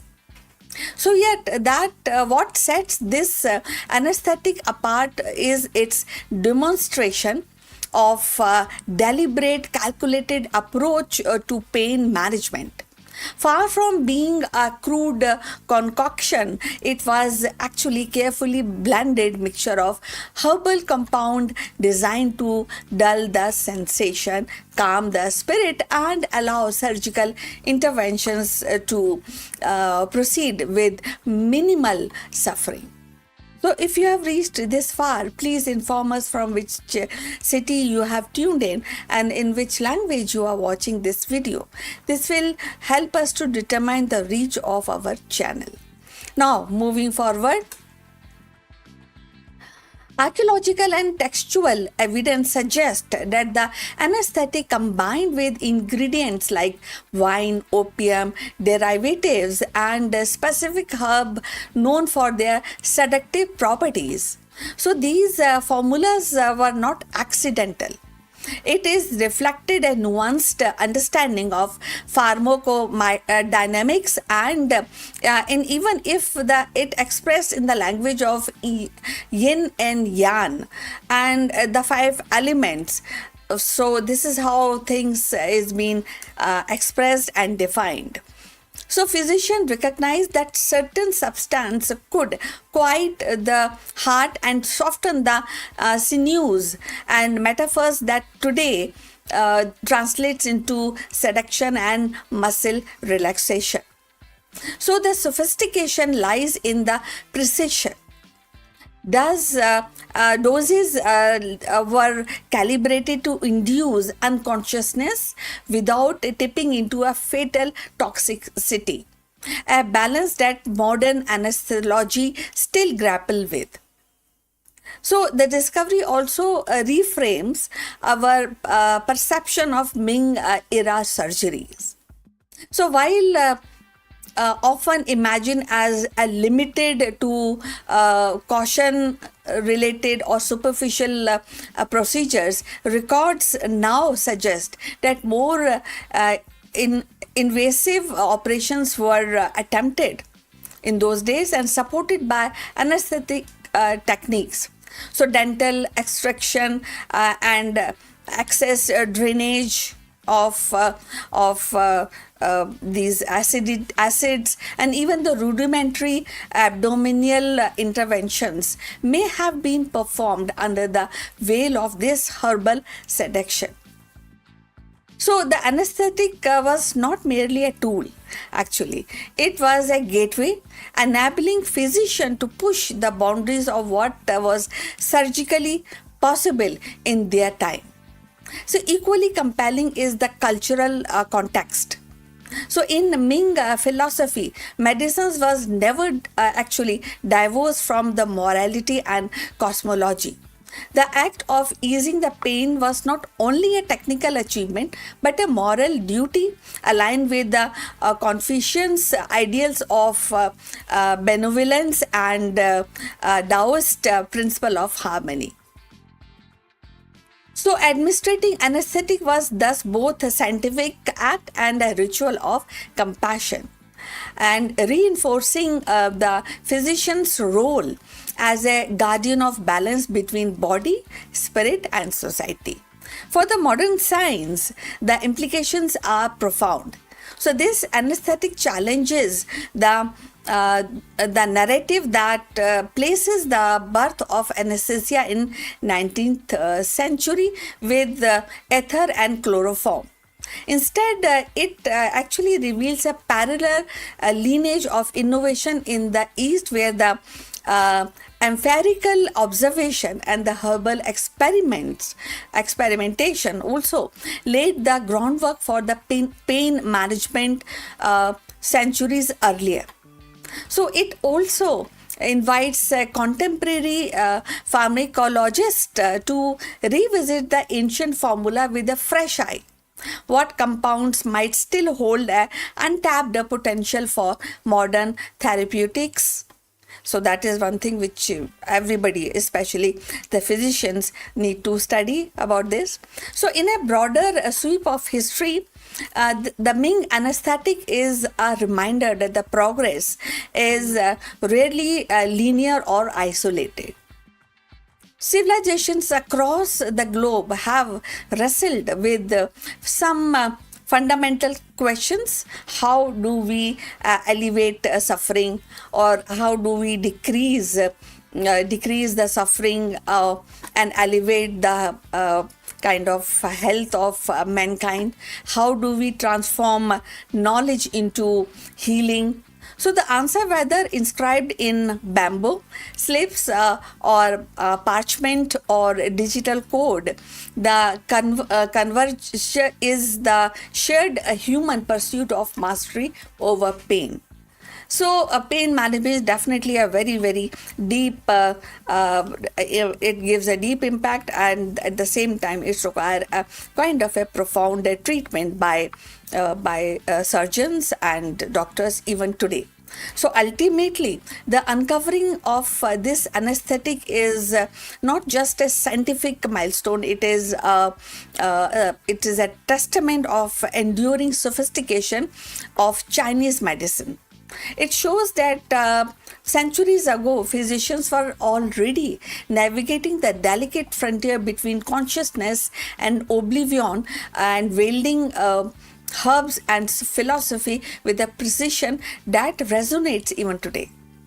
So in their hand, the anesthesia was more than a chemistry. It was a compassion distilled into a practice, a bridge between tangible body and the intangible spirit.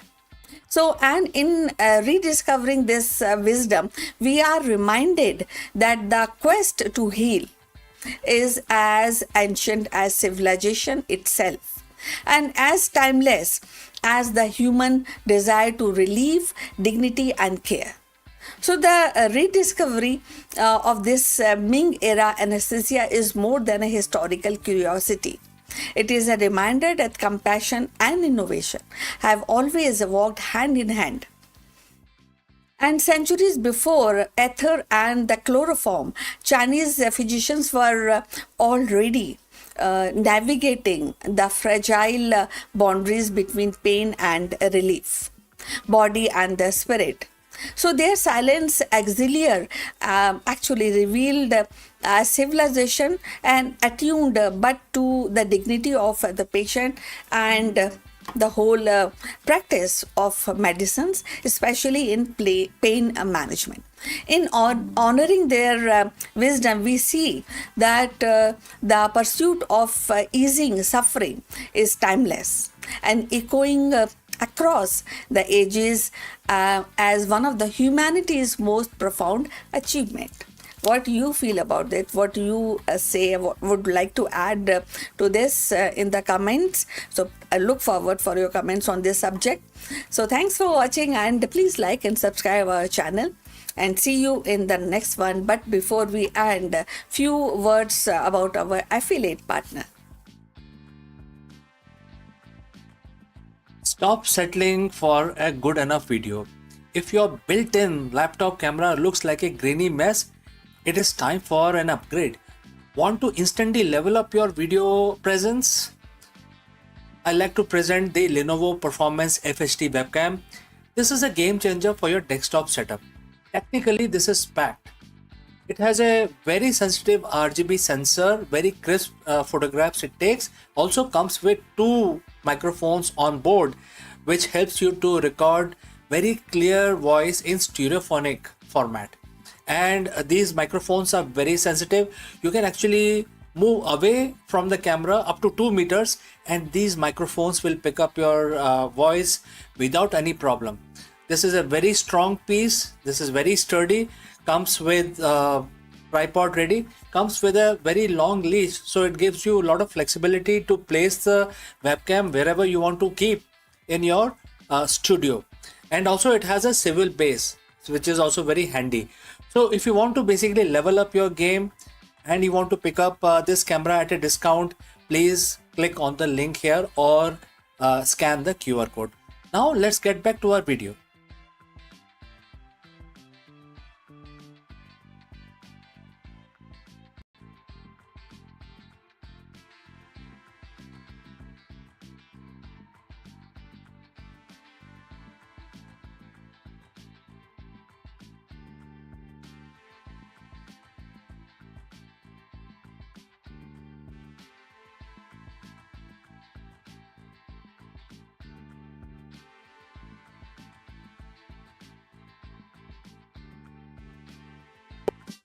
Is India finally ready to break its dependence on the expensive energy import?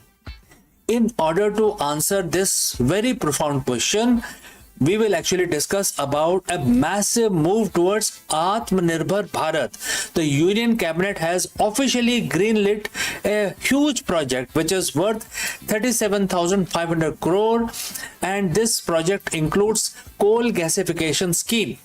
This ambitious project aims to transform India's vast coal reserves into cleaner synthetic gas, chemicals, and fuels, potentially saving the economy billions in import bills. Let us discuss this further. India is at the crossroads. We are one of the world's fastest growing economies, but there has been a massive hole in our pocket. Every year we spend billions, literally trillions of rupees to import energy. We were talking about LNG, urea, methanol, etc. But what if I told you that the solution isn't coming from overseas? It's already here, buried right under our feet. On May 13th, 2026, Union Cabinet chaired by Prime Minister Narendra Modi dropped a bombshell. A 37,500 crore incentive scheme for coal gasification. This isn't just a subsidy, it's a high stake bet to turn our black gold into clean usable gas. Is this the masterstroke that finally end our reliance on foreign fuels? Or is it a billion-dollar gamble on a controversial technology? Today we are going to break down the 37,500 crore deal, which is about coal gasification. All right, so friends, if you have reached this far, please inform us from which city you have tuned in and in which language you are watching this video. This will help us determine the reach of our channel. Now let's continue. Let's look at the numbers. India hold one of the world's largest gold reserves, roughly 401 billion tons. Yet we are the world's biggest importers of energy. We import over 50% of our liquefied natural gas. We import nearly 90% of methanol and ammonia. We are 100% dependent on import for that today. This makes us vulnerable. When global prices spikes because of a war in the Middle East or supply chain issue in Europe, India pays the price at the petrol pump and at the grocery stores. The government message is very clear. We have the coal. Why are we buying the gas? To understand the bet, you have to understand the tech. The coal gasification is not burning coal, it is traditional power plant. You burn coal to create heat. In gasification, you heat coal in a controlled low oxygen environment with steam. Instead of smoke, this chemical reaction creates something called syngas, which is short of synthetic gas, a mixture of hydrogen and carbon monoxide. Why is syngas better? Because it is versatile. You can turn it into electricity. You can, also chemicals like methanol and ammonia for fertilizers. Synthetic natural gas, can replace LNG. Hydrogen for the future of clean transport. So what does this new scheme actually do? The government is putting its money where its mouth is. This 37,500 crore fund is designed to de-risk these massive projects. And here is a deal. The government will provide financial incentive to up to 20% of the cost of the plant and machinery. It is capped at 5,000 crore for a single project to ensure no one company hawks the whole fund. And what is the goal here? To gasify 100 million tons of coal by 2030. The government expects this scheme to trigger a massive rupees 2.5 to rupees 3 lakh crore in total investment from the private and public sector. Companies like Coal India, BHEL and GAIL are already lining up. This isn't just about energy, it's about food security and forex saving. Think about urea. India's agriculture depends on the urea. Urea requires ammonia, which we currently import. By making ammonia from domestic coal, we insulate our farmers from the global price shocks and the forex factor. In 2025 alone, our import bill for these products was a staggering 2.77 lakh crores. If you can cut even a quarter of that, it is a massive win for the Indian rupee. Plus, this scheme is technology agnostic, meaning it encourages indigenous Indian technology, reducing our reliance on foreign contractors. Now, let's address the elephant in the room: the environment. Is coal, ever truly clean? Technically, coal gasification is cleaner than burning coal. It allows for easier capture of CO2 and removes pollutant like sulfur before the gas is used. However, it is still a fossil fuel. Critics argue that the overall carbon footprint is still significant unless we add carbon capture and storage (CCS) technology. But for India, this is a bridge technology. It's like a for some temporary measures. We can switch to 100% solar overnight without risking blackouts. Gasification allows us to use our existing coal more efficiently while we build our renewable grid. The 37,500 crore is a massive bet. If it works, India could save billions, create thousands of jobs, and finally stop being at the mercy of the global oil and gas market. The target is 2030. 100 million tons, one giant leap for Indian energy, and therefore, friends, this is very, very significant. And I like to know what you think. Is coal gasification right?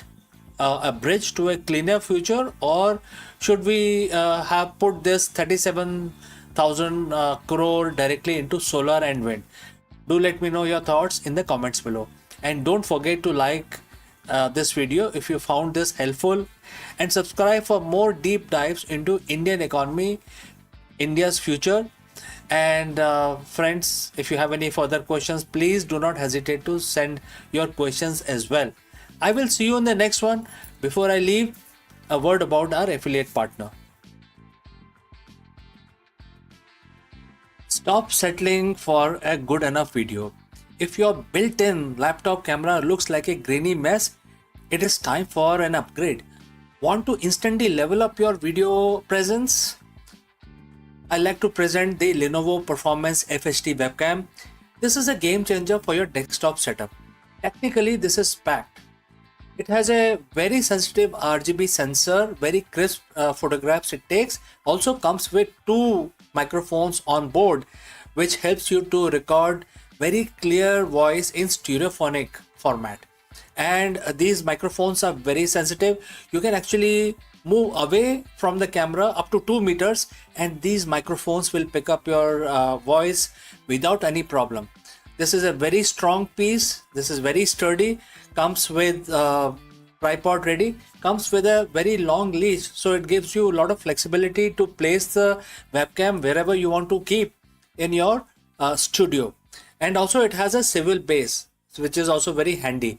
So if you want to basically level up your game and you want to pick up this camera at a discount, please click on the link here or scan the QR code. Now let's get back to our video.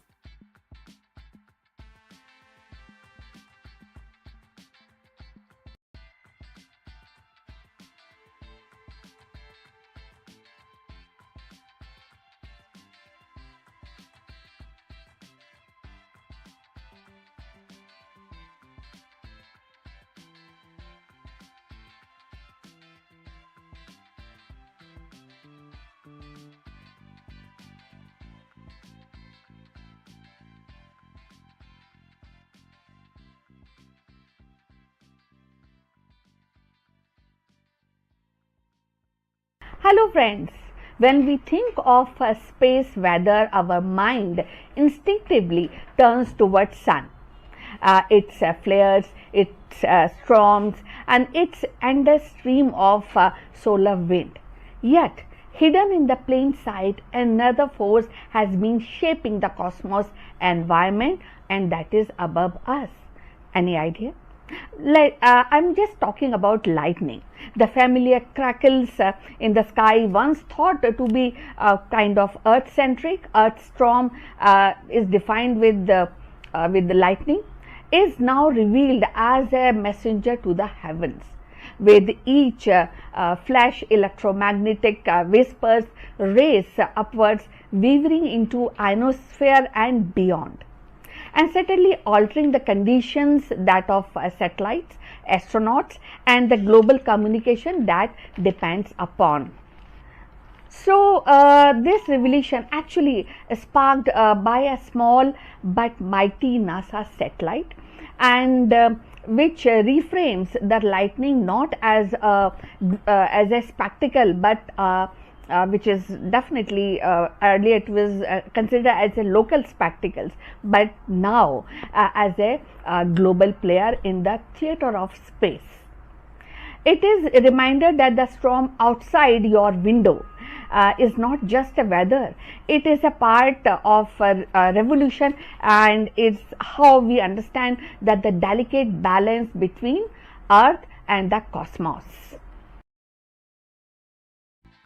For centuries, lightning has been regarded as a terrestrial phenomena, or inspiring but earth-bound spectacle of raw energy. Right? I think you must have seen it. Sometimes it creates ripples in your heart. Sometimes you enjoy the spectacle. It strikes across the sky, illuminating the storm clouds, rattling windows, reminding humanity of nature's, which is untamed power. Yet, in the recent years, scientists have begun to uncover a startling truth. Lightning is not confined to Earth, influencing the delicate balance of space weather that governs satellites, communication system, and even the safety of astronauts. The breakthrough actually came from a small NASA satellite, modest in size and which but monumental in ambition.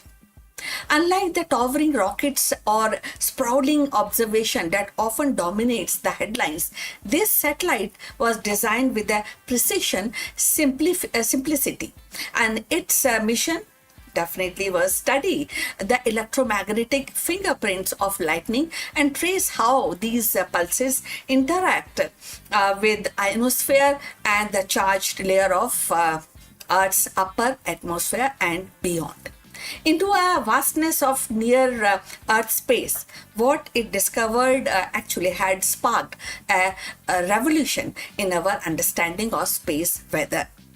So if you have reached this far, please inform us from which city you have tuned in and in which language you are watching, because that will help us to determine the reach of our channel. So going forward, lightning is, it turned out, is more than a flash of light and a crackle of thunder. Each bolt sends electromagnetic waves and racing upwards, piercing the ionosphere like invisible arrow.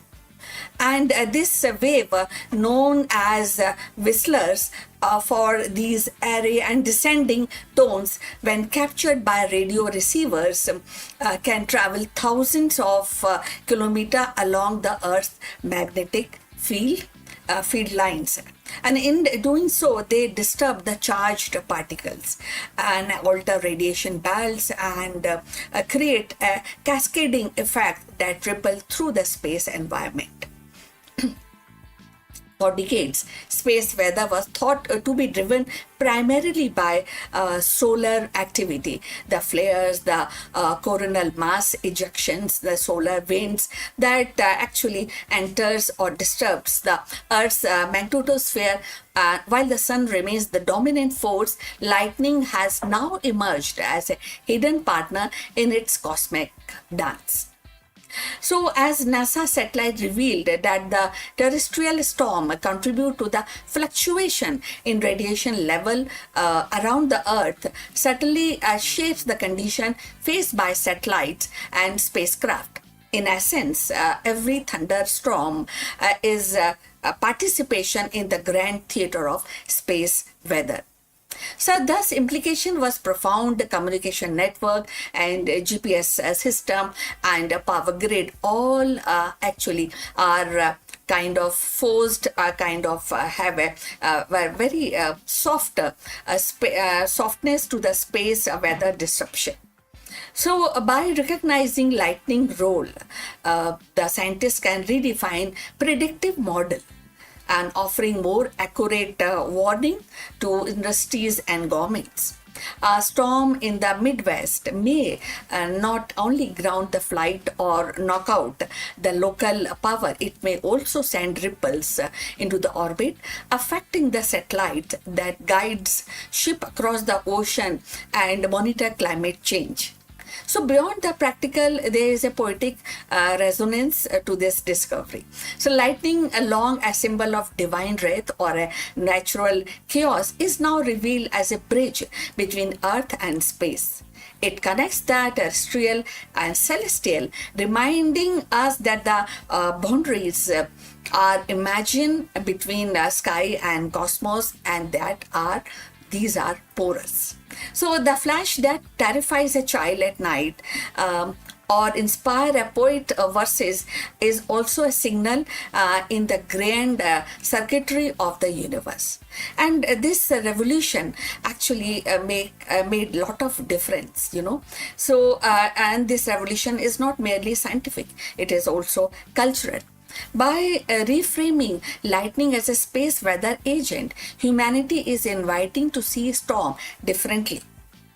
So they are also isolated tempest, but nodes in the planetary system that extend the outward to the stars. The small NASA satellite has given us a new lens, one that transforms every thundercloud into a participant in the cosmic dynamics.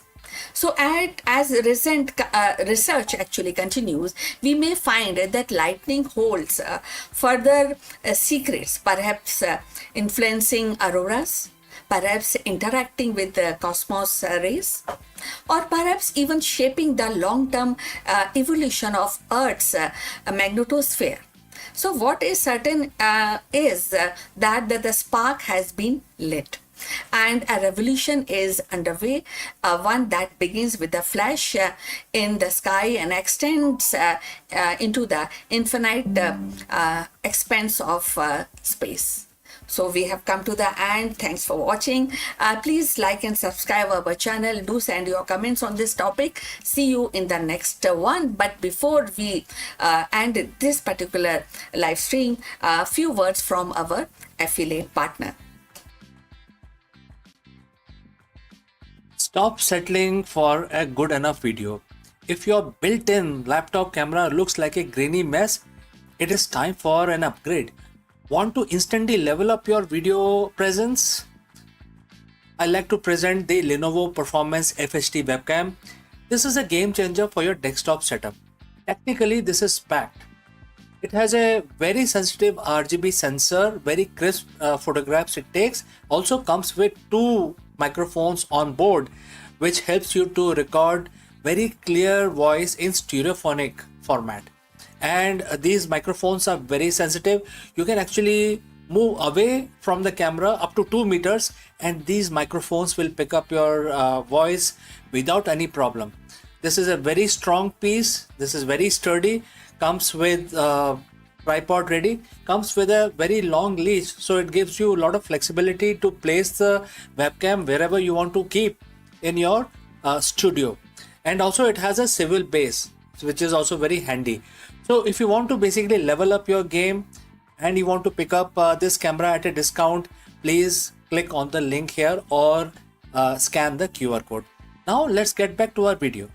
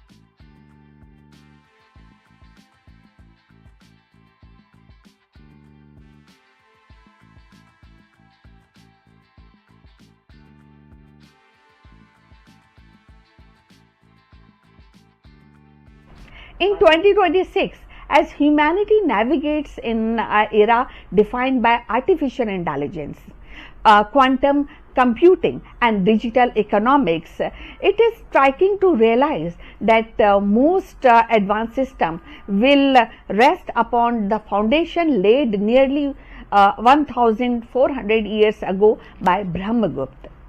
His recognition of zero as a number, his rules for negative values, his algebraic formulations are not a relic of antiquity, but living principle embedded in every algorithm, blockchain, and ledger and machine learning model today.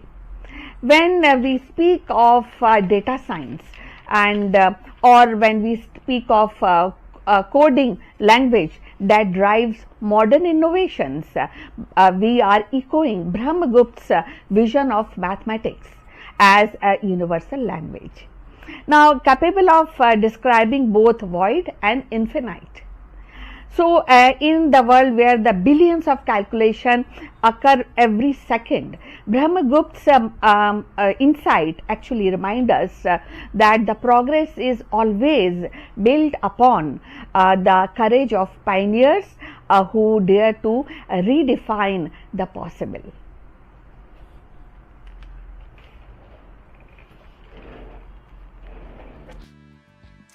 Now, in the 7th century CE, amid of intellectual ferment of ancient India, a brilliant mind emerged, and that is also from the city of Ujjain, and his name was Brahmagupta, one of the greatest mathematicians in history. His work did not merely redefine the existing knowledge, it also transformed the very foundation of mathematics. To speak of Brahmagupta is not the kind of we are speaking of birth of algebra as a discipline. We are also actually mentioning the formalization of negative numbers and the revolutionary introduction of zero as both symbol and as a number. So Brahmagupta's magnum opus is very, very profound, and he's also written in his book, which is Brahmagupta Siddhanta, which was early 628 CE and was a text that combined astronomy with mathematics, but its mathematical section becomes timeless.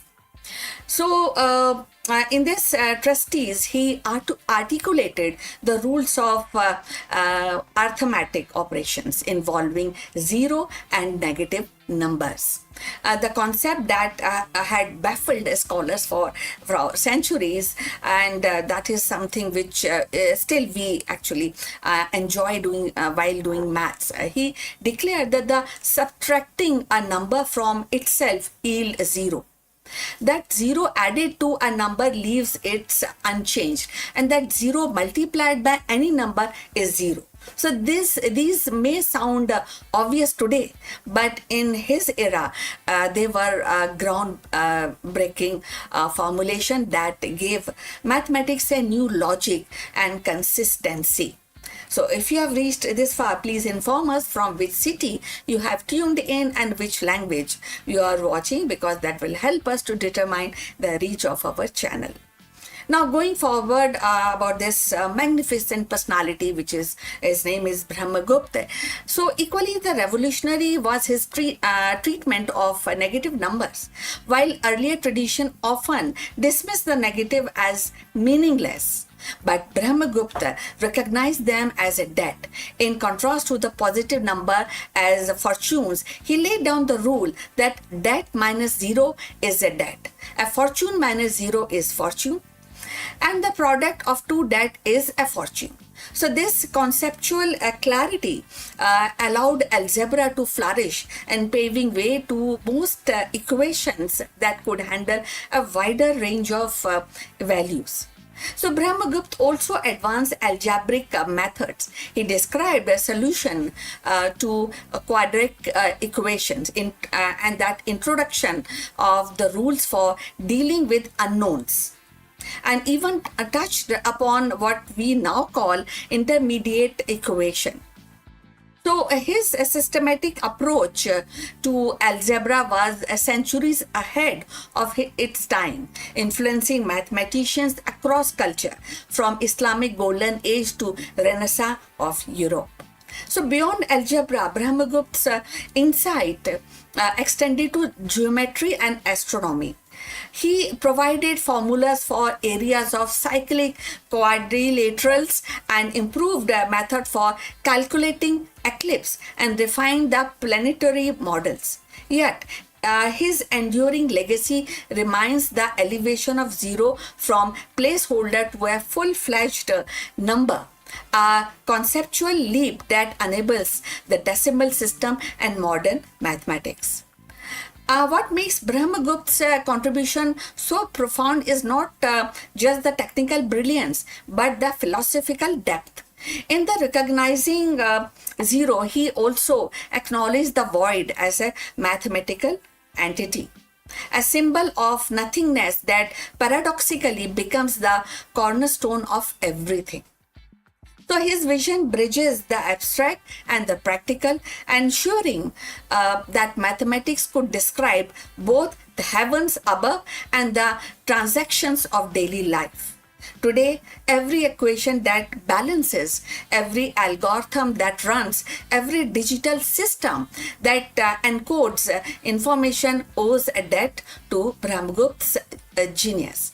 He was not merely a mathematician of antiquity, he was a pioneer who gave humanity the tool to think beyond limits, to embrace the infinite, and to calculate the impossible. So as we reflect Brahmagupta's legacy, it becomes clear that his genius was not confined to the 7th century. It continues to shape the very fabric of our modern world. By formalizing the rules of zero, negative numbers, and algebraic operation, he gave humanity a language of balance and precision that underpins everything from the financial system to the artificial intelligence. His vision transformed the abstract ideas into tools of calculations, bridging the philosophy and the practicality in a way that still resonate today. In 2026, when algorithm drives economies, when quantum computer explore the boundaries of possibilities, and when the AI models learn through the billions of equations, we are reminded that these marvels rest upon the foundation Brahmagupta laid. His courage to nothingness and to embrace the paradox of negative was not just a mathematical breakthrough, it was philosophical revolution. So closing this story on Brahmagupta, but Brahmagupta stands as a timeless pioneer, a thinker who proved that even the emptiness of zero could become the cornerstone of infinite progress. His work is not just a history, it is a pulse of every calculation we make today. So please send us your comments on this subject. Subscribe to our channel for more insight to know about spirituality and mythology in a scientific way. See you in the next one. But before we end, a few words from our affiliate partner. Stop settling for a good enough video. If your built-in laptop camera looks like a grainy mess, it is time for an upgrade. Want to instantly level up your video presence? I like to present the Lenovo Performance FHD webcam. This is a game changer for your desktop setup. Technically, this is packed. It has a very sensitive RGB sensor, very crisp photographs it takes. Also comes with 2 microphones on board, which helps you to record very clear voice in stereophonic format. And these microphones are very sensitive. You can actually move away from the camera up to 2 meters and these microphones will pick up your voice without any problem. This is a very strong piece. This is very sturdy. Comes with tripod ready. Comes with a very long leash, so it gives you a lot of flexibility to place the webcam wherever you want to keep. in your studio. And also it has a civil base, which is also very handy. So if you want to basically level up your game and you want to pick up this camera at a discount, please click on the link here or scan the QR code. Now let's get back to our video.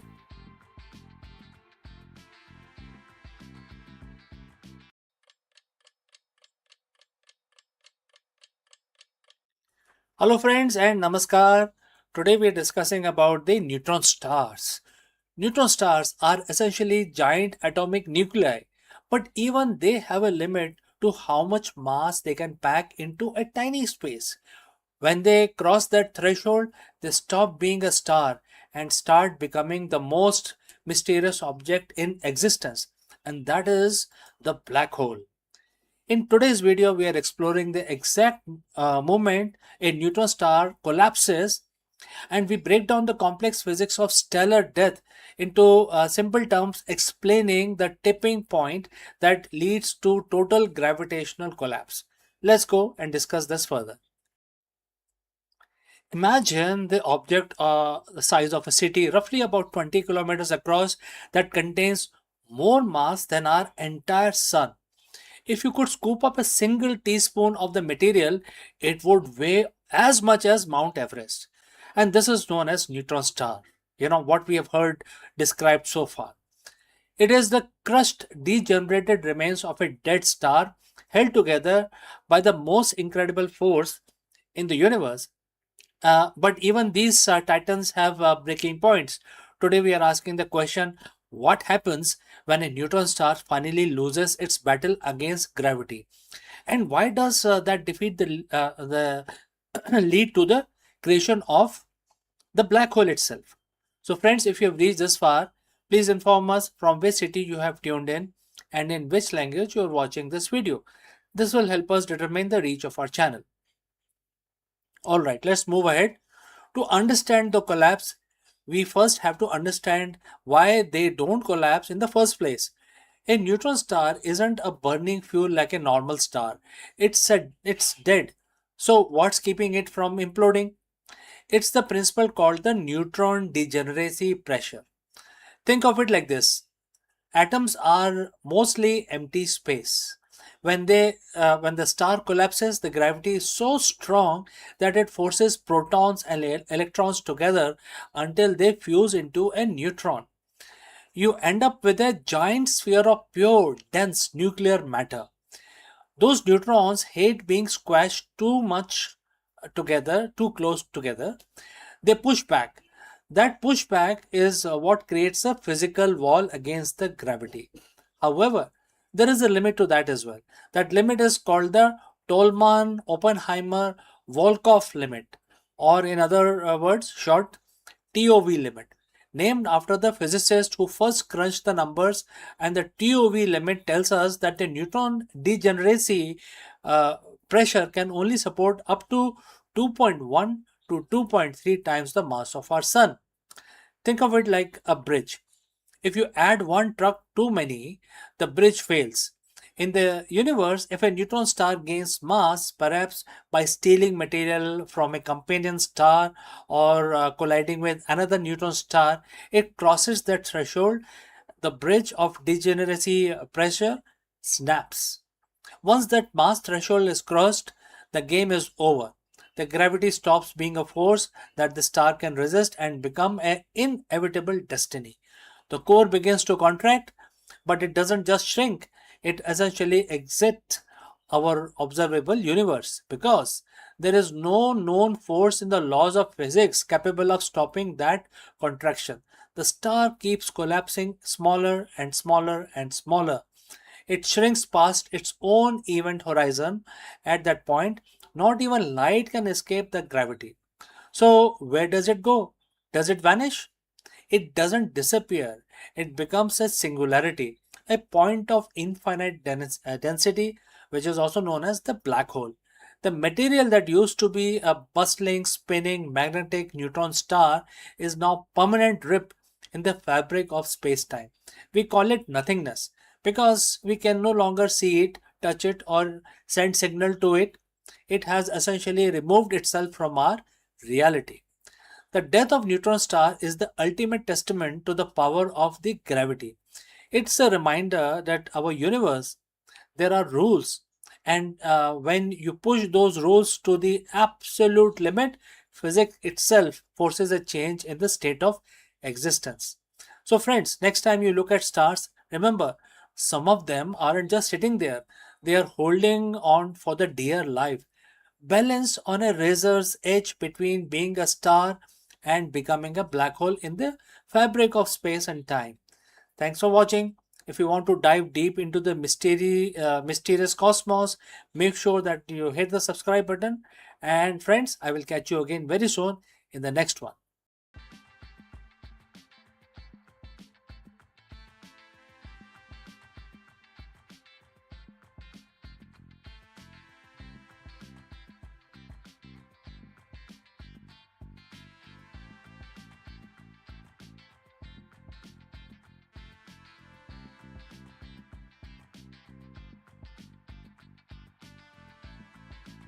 Hello friends, the big question that we want to tackle today is, can the ancient wisdom make you a better leader in 2026? In this video we dive deep into Bhagavad Gita chapter 6 verse 8 to uncover the secret of equanimity for modern executives, which is very essential. We will discover why the most successful CEOs aren't just masters of the market, they are the master of their own mind. Let us explore this further. In the world of high-stake business, we are taught to chase the gold. We celebrate the record-breaking IPOs, the quarterly wins, and the market dominance. On the flip side, we are taught to fear the mud, the PR crisis, the missed targets, and the economic downturns. But as a CEO, and all CEO knows this constant oscillation between euphoria and anxiety is quite exhausting. It leads to burnout, biased decision making, and the leadership style that is reactive rather than strategic. What if there is a way to lead from the place of total stability, a state of mind where your internal peace isn't tied to the stock ticker?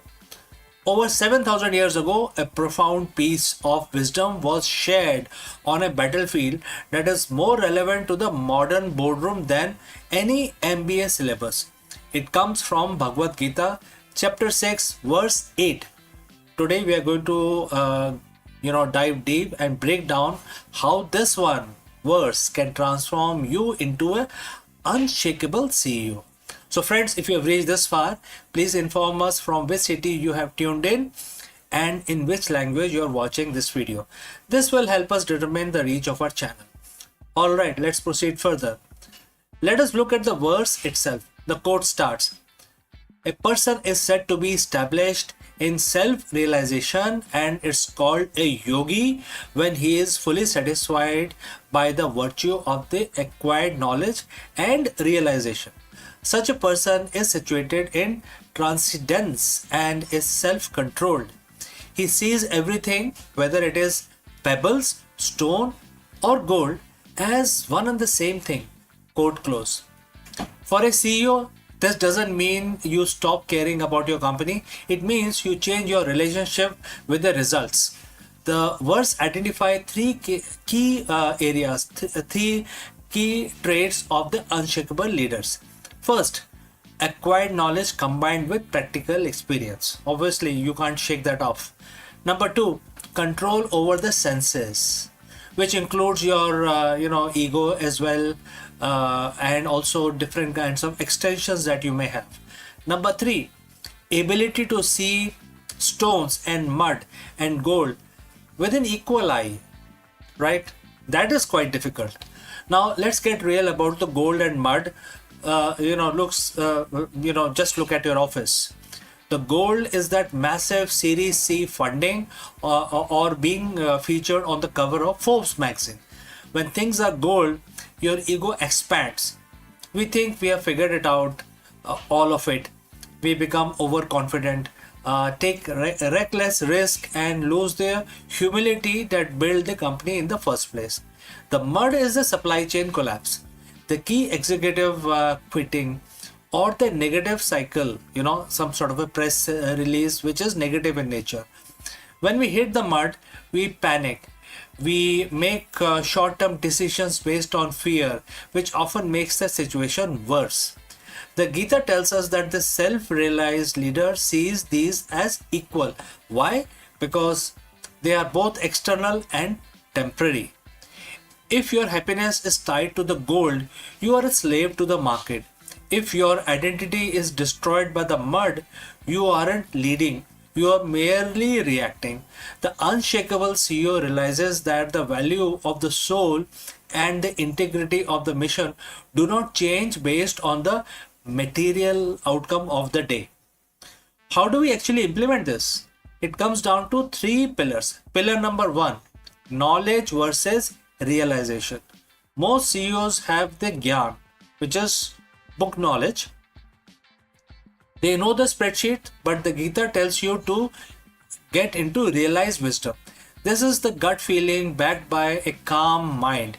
It is knowing that this too shall pass, right? So what action you can take? When the crisis hit, don't just look at the data. Sit in silence for 5 minutes to separate your identity from the problem. Alright, moving on to the pillar number 2. Sensory mastery. In modern terms, this is the emotional intelligence. Your senses react to notification, angry emails, and market rumors. A leader, who has a filter, they can choose which input to react to. They don't let a bad morning meeting ruin $1 billion afternoon strategy, right? You need to keep them separate. Moving on to pillar number 3, the equal vision. This is the hardest part. Seeing gold and stones as equal doesn't mean you trade gold for stones. It means you don't let the gold intoxicate you and you don't let the stones depress you. You remain your behavior is very steadfast like a rock, the unchanging center of the storm. When you become unshakable, your decisions, making capability improves. In fact, it improves so good, it becomes clinical in nature. Think of a surgeon. A surgeon cannot afford to be excited by the patient's wealth or disgusted by their wounds. They must see their anatomy as it is to perform the operation.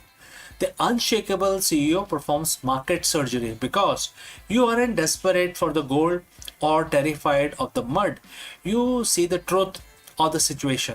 You see opportunities where others see disaster. You see risk where others see easy wins. This objectivity is the highest form of business intelligence. Becoming an unshakable CEO isn't the weekend workshop. It's a daily practice of returning to your center. So friends, next time when you are in a high pressure meeting or the next time you are in celebrating some sort of a win, a massive win, remember chapter 6 verse 8. Ask yourself, am I reacting to the gold or am I standing on the rock? Success is a byproduct of the steady mind. Build the mind and the business will follow. If this ancient perspective on the modern leadership resonates with you, hit the subscribe button, share this with your fellow leaders who need to find their center today. Lead with wisdom, lead with peace, become an unshakable CEO. So we have come to the end of our session today. Before I move on to the next section, a word about our affiliate partner. Stop settling for a good enough video. If your built-in laptop camera looks like a grainy mess, it is time for an upgrade. Want to instantly level up your video presence? I like to present the Lenovo Performance FHD webcam. This is a game changer for your desktop setup. Technically, this is packed. It has a very sensitive RGB sensor, very crisp photographs it takes. Also comes with 2 microphones on board, which helps you to record very clear voice in stereophonic format. And these microphones are very sensitive. You can actually move away from the camera up to 2 meters, and these microphones will pick up your voice without any problem. This is a very strong piece. This is very sturdy. Comes with tripod ready. Comes with a very long leash, so it gives you a lot of flexibility to place the webcam wherever you want to keep in your studio. And also it has a swivel base, which is also very handy. So if you want to basically level up your game and you want to pick up this camera at a discount, please click on the link here or scan the QR code. Now let's get back to our video.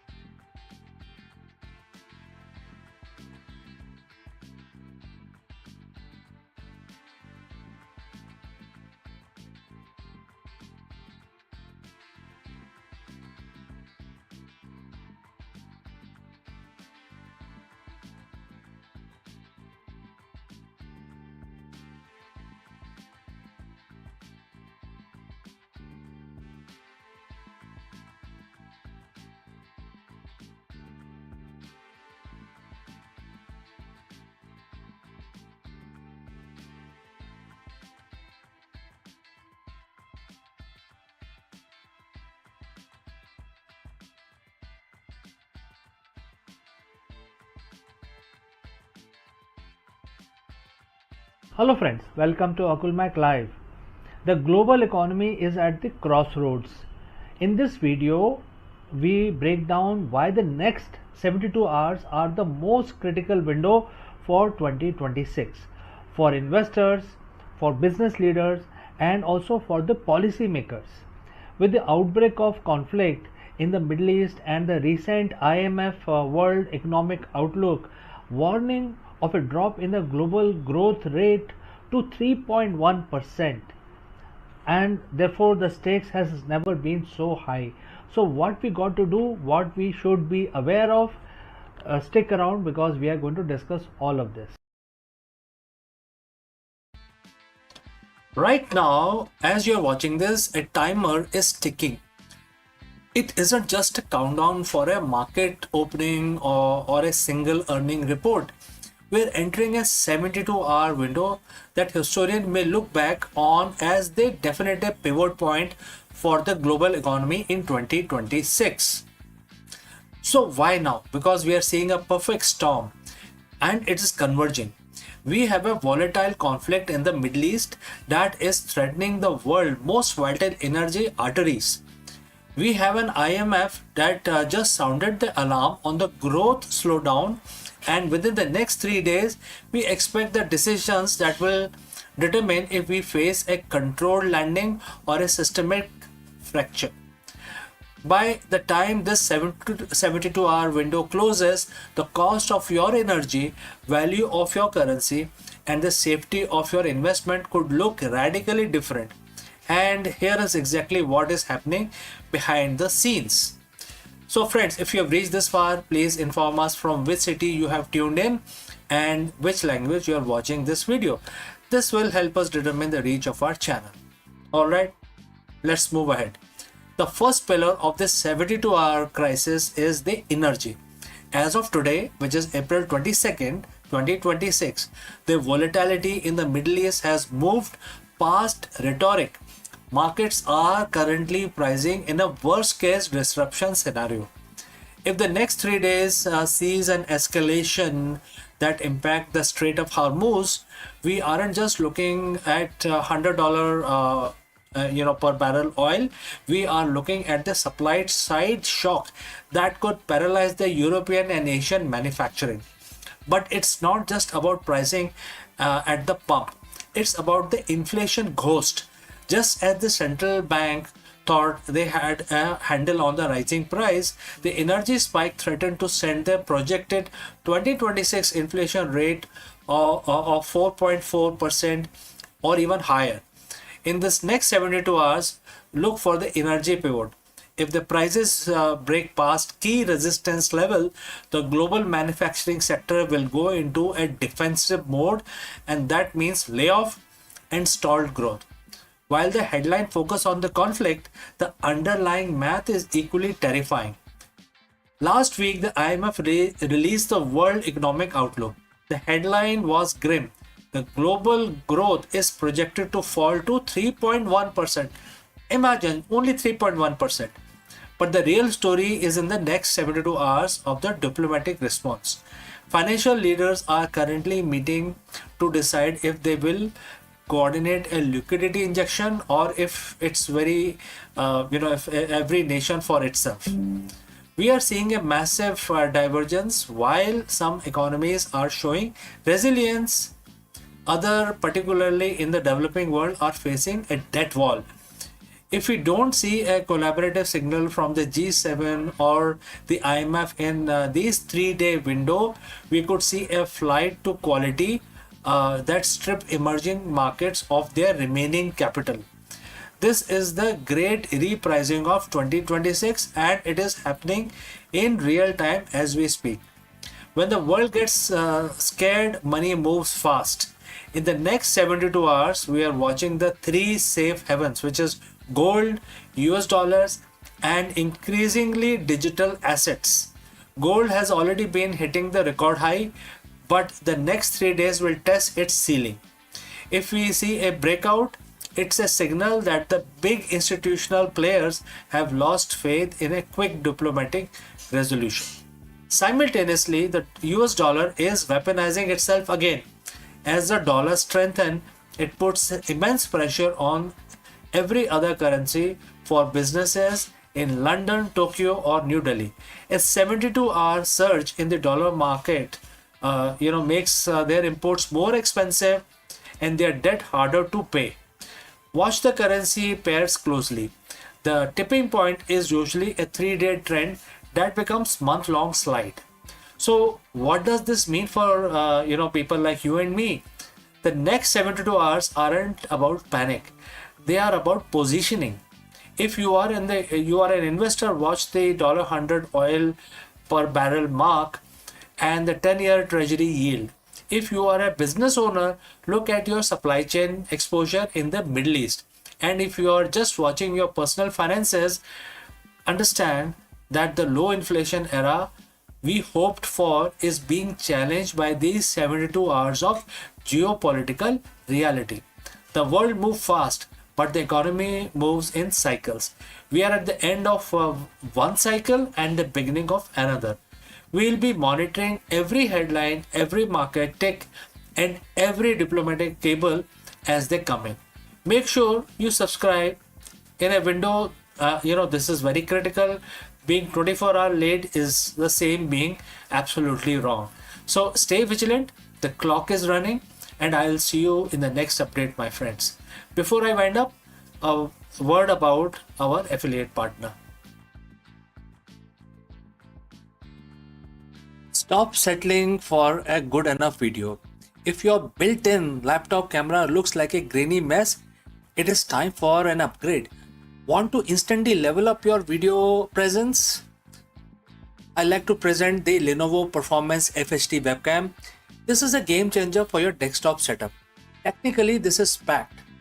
It has a very sensitive RGB sensor, very crisp photographs it takes. Also comes with two microphones on board, which helps you to record very clear voice in stereophonic format.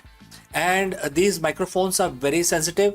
You can actually move away from the camera up to 2 meters, and these microphones will pick up your voice without any problem. This is a very strong piece. This is very sturdy. Comes with tripod ready. Comes with a very long leash, so it gives you a lot of flexibility to place the webcam wherever you want to keep in your studio. And also it has a swivel base, which is also very handy. So if you want to basically level up your game and you want to pick up this camera at a discount, please click on the link here or scan the QR code. Now let's get back to our video.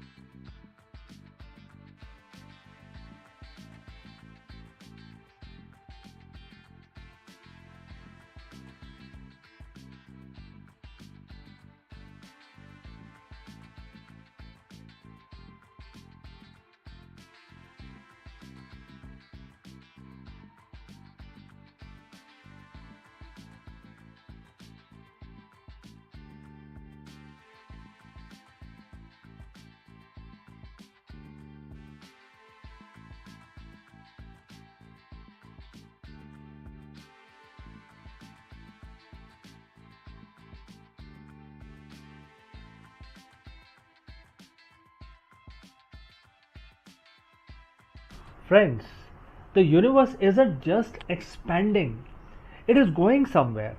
From the mysterious great attractor to the inevitable big freeze, where everything actually heading? That's a very big question that we want to address today.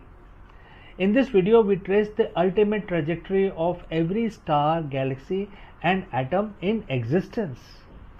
Have you ever wondered about the final destination of the cosmos while we go about our daily lives? Our Milky Way galaxy is screaming through space at 2.2 million kilometers per hour. But where it is going, what is pulling it? Let us discuss this further. On a clear night, the universe looks like a photograph, frozen, eternal. But the truth is, we are living inside a cosmic stampede. Right now, you are sitting on a planet that is spinning at 1600 kilometers per hour. The planet is orbiting a star at 107,000 kilometers per hour. The star is dragging us around the center of the Milky Way at 800,000 kilometers per hour, but even the galaxy itself isn't sitting still.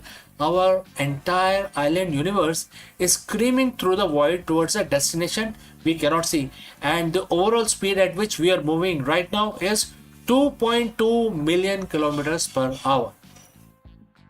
Everything, every star, every black hole, every atom is on a journey. But where is it actually going? Is there a finish line? Or is the universe just running away from itself? Today, we are tracing the ultimate trajectory of the cosmos from the great attractor to big freeze. We are looking at the final map of the existence itself. So friends, if you have reached this far, please inform us from which city you have tuned in and in which language you are watching this video. This will help us determine the reach of our channel. Alright, let's proceed further. To understand where we are going, we have to look at our neighborhood. We live in a Lanakia supercluster, a massive web of 100,000 galaxies spanning 500 million light years. For decades, the astronomer noticed something strange. The Milky Way and our neighboring galaxies aren't just drifting, they are being pulled. We are moving towards a specific region of space hidden behind the zone of avoidance, an area obscured by our own galaxy's dust, and therefore we actually cannot see clearly what is where we are going and what is pulling our galaxies. We call this mystery the Great Attractor. It's the gravitational anomaly so massive it is warping the movement of the galaxies across hundreds of millions of light years. It's like cosmic drain, and we are the water circling it. But here is the twist. We will likely never arrive at that point. Why? Because while gravity is trying to pull us together, something else is trying to rip us apart. In the late 1990s, we discovered the universe isn't just expanding, it is accelerating. This is thanks to the dark energy, a mysterious force that makes up roughly about 68% of the universe. Think of it like this. Gravity is the glue trying to hold the room together, but the dark energy is the floor constantly stretching in every direction. Because space is expanding faster than the speed of light at great distances, the great attractor is actually losing the tug of war. Eventually, the expansion will become so fast that even the pull of the Lanakia won't be enough to hold us into this particular group. We are entering an era of the great divorce. In few billion years, every galaxy outside our local group will disappear beyond the cosmic horizon. They will be moving away so fast that their light will never reach us again. We will be left in a lonely, dark neighborhood. So if we aren't hitting the great attractor, what is our immediate destination then in that case? So in about 4.5 billion years, our own galaxy has a date with destiny. The Andromeda galaxy is currently heading straight for us at 110 kilometers per second, very high speed. This isn't a crash, it's a dance. The two galaxies will pass through each other, their stars rarely colliding because the space is so empty. Gravity will eventually pull them back together, merging them into a single massive elliptical galaxy dubbed as Milkomeda. By the time this happens, our sun will have become a red giant, likely swallowing the Earth. The solar system as we know it will be done. But the atoms that made up our body will be part of the brand new giant star system. But where does the journey finally end? If the expansion continues forever, we reach the ultimate destination, the big freeze, also known as the heat death of the universe. As the space stretches, the gas needed to create stars become too thin. One by one, the light of the universe goes out. the stelliferous era ends, which is known for star formation, and therefore the stars will stop forming. And the degenerate era will begin. Only white dwarf, neutron stars, and black hole will remain. The black hole era will be the third one, when black holes eventually evaporate through Hawking radiation. So what is left? A universe at a uniform temperature of nearly absolute zero, no energy, no movement, no time. Everything that was once a planet, a person, or a galaxy will be reduced to thin mist of photons and electrons drifting in an infinite cold dark. It sounds bleak, but look at in another way. We are living in the golden age of the universe, a brief, brilliant window where the stars are close enough to see and the galaxies are close enough to touch. Everything is moving away, yes, but that makes the fact that we are here right now witnessing it, and all the more miraculous things are going to happen in the near future. We might not like where the universe is going, but we can only imagine what a view we have on the way there, right? So friends, thanks for watching, and if you want to keep exploring the edge of the cosmos, subscribe and join for the next journey. Until next time, before we wind up today's session, a word about our affiliate partner. Stop settling for a good enough video. If your built-in laptop camera looks like a grainy mess, it is time for an upgrade. Want to instantly level up your video presence? I like to present the Lenovo Performance FHD webcam. This is a game changer for your desktop setup. Technically, this is packed. It has a very sensitive RGB sensor, very crisp photographs it takes. Also comes with two microphones on board, which helps you to record very clear voice in stereophonic format. And these microphones are very sensitive. You can actually move away from the camera up to 2 meters, and these microphones will pick up your voice without any problem. This is a very strong piece. This is very sturdy.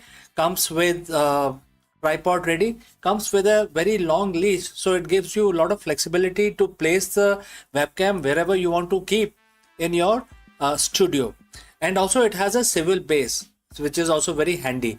So if you want to basically level up your game and you want to pick up this camera at a discount, please click on the link here or scan the QR code. Now let's get back to our video.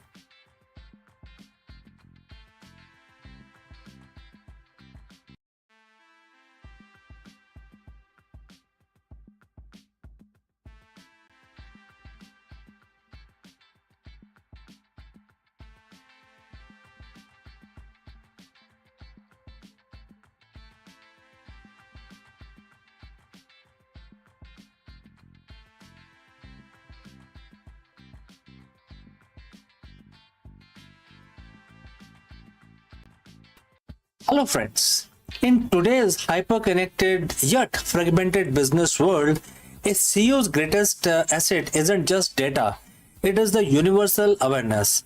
In this video, we explore the profound leadership lesson hidden within Bhagavad Gita and how its wisdom can transform a busy executive into an omnipresent executive.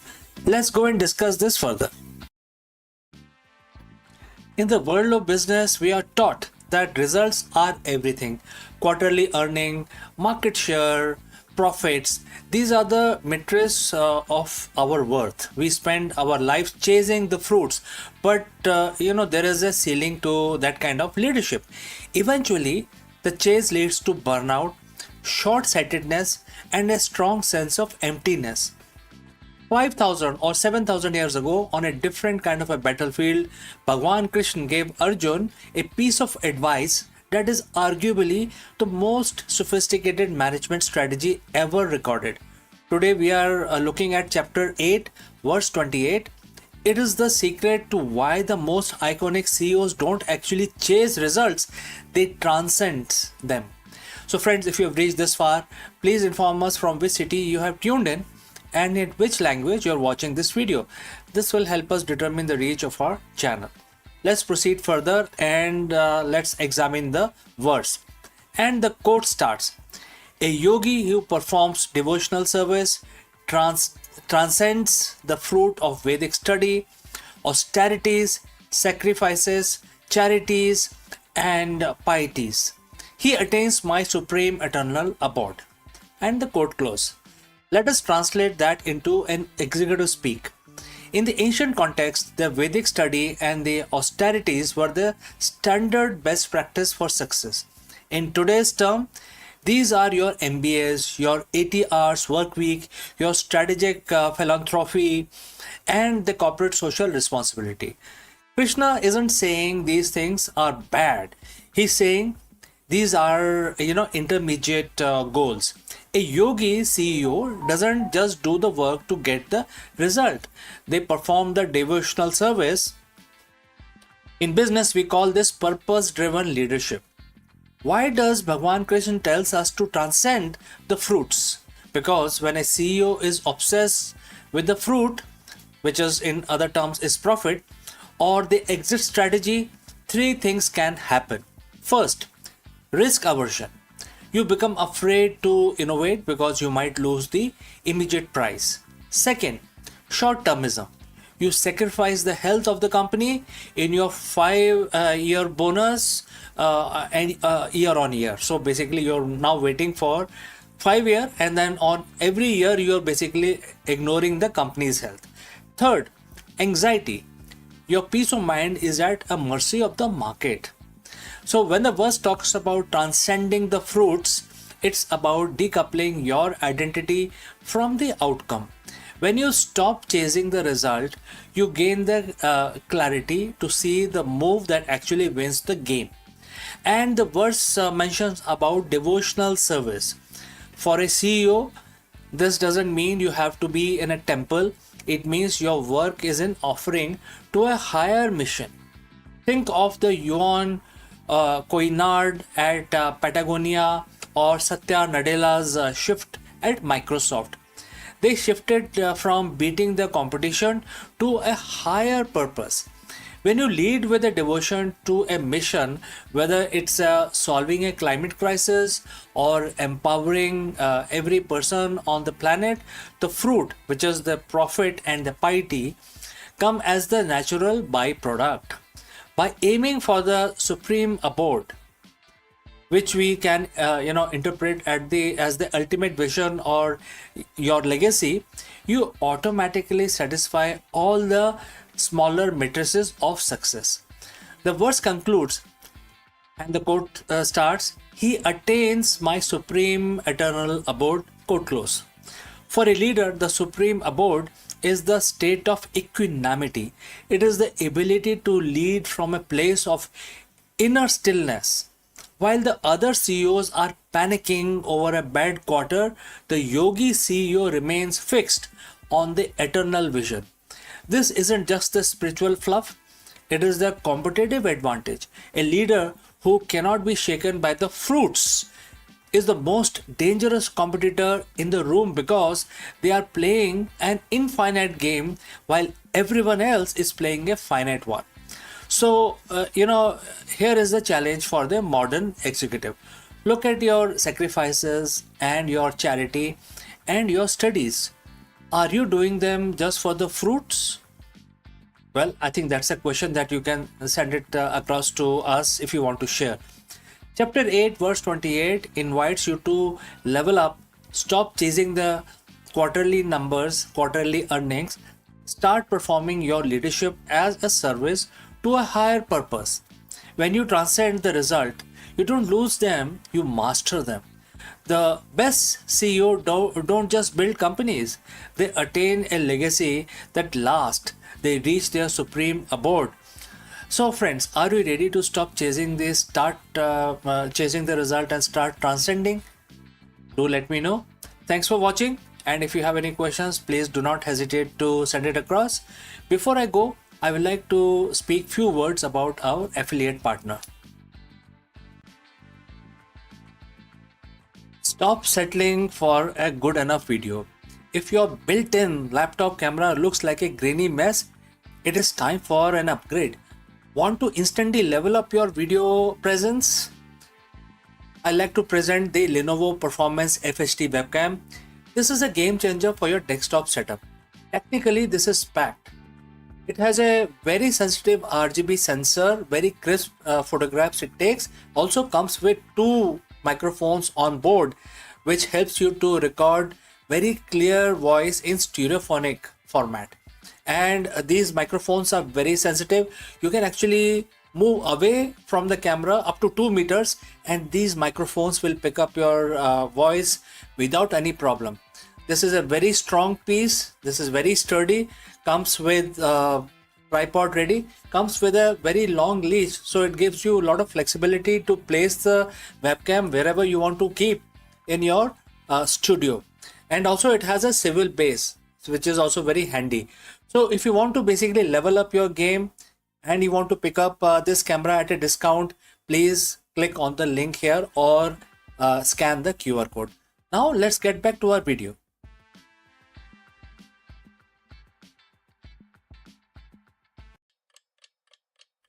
Kashmir की धरती ने अनेक महान शासकों को जन्म दिया, परंतु उसमें से एक नाम विशेष रूप से इतिहास में चमकता है। कश्मीर की वादियों में जब सत्ता डगमगाने लगी, तब एक महिला ने अपने साहस और बुद्धिमत्ता से इतिहास की दिशा बदल दी। वह थी रानी दिद्दा, विकलांगता के बावजूद अदम्य इच्छा शक्ति वाली शासक, जिन्हें कश्मीर की आयरन वुमेन के नाम से भी जाना जाता है।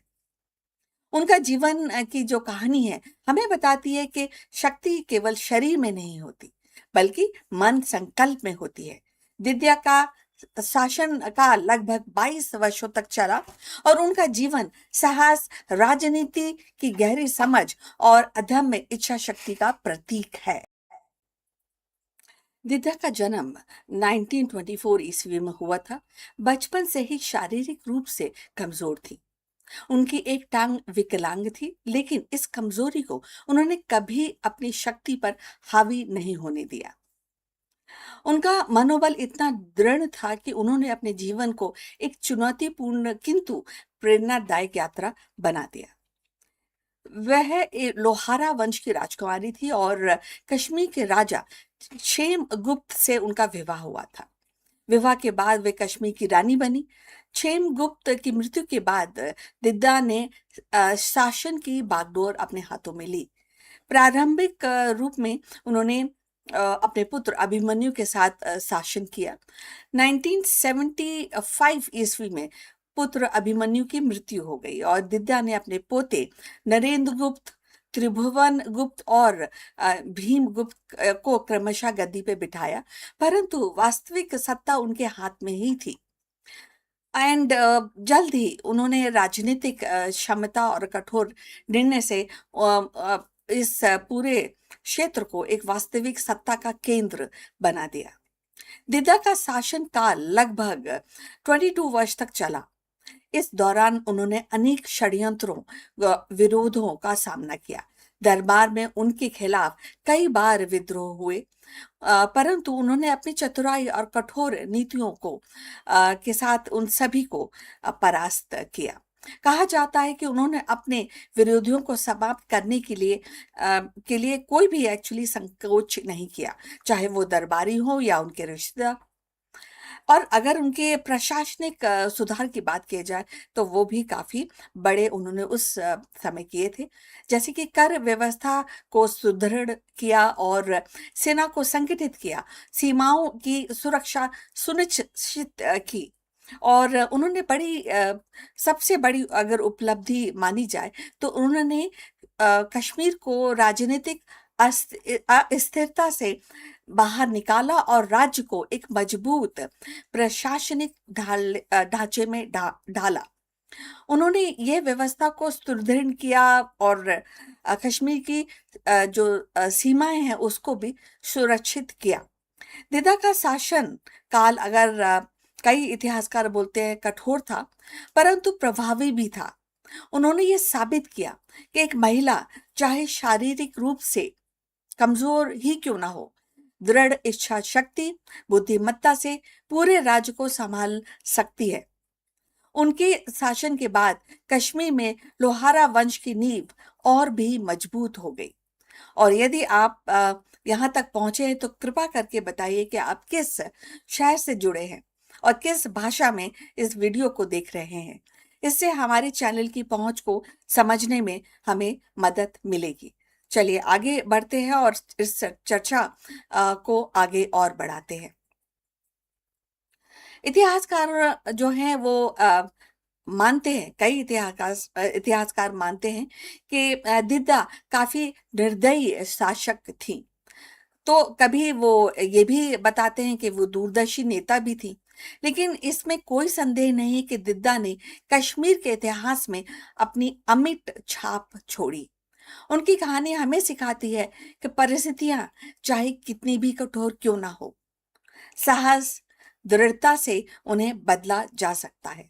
रानी दिद्दा का जीवन हमें यह भी सिखाता है कि शक्ति शारीरिक सामर्थ्य में नहीं बल्कि दृढ़ संकल्प, दूरदर्शिता में निहित होती है। विकलांगता के बावजूद उन्होंने कश्मीर की सत्ता संभाली, षड्यंत्रों को परास्त किया और राज्य की स्थिरता बनाए रखी। उनके शासन काल ने यह प्रमाणित किया कि महिला भी कठोर निर्णय लेकर इतिहास की धारा बदल सकती है। अगर देखा जाए तो दिद्दा की कहानी साहस और नेतृत्व की है, जिसने अमित छाप कश्मीर के इतिहास पर छोड़ी है।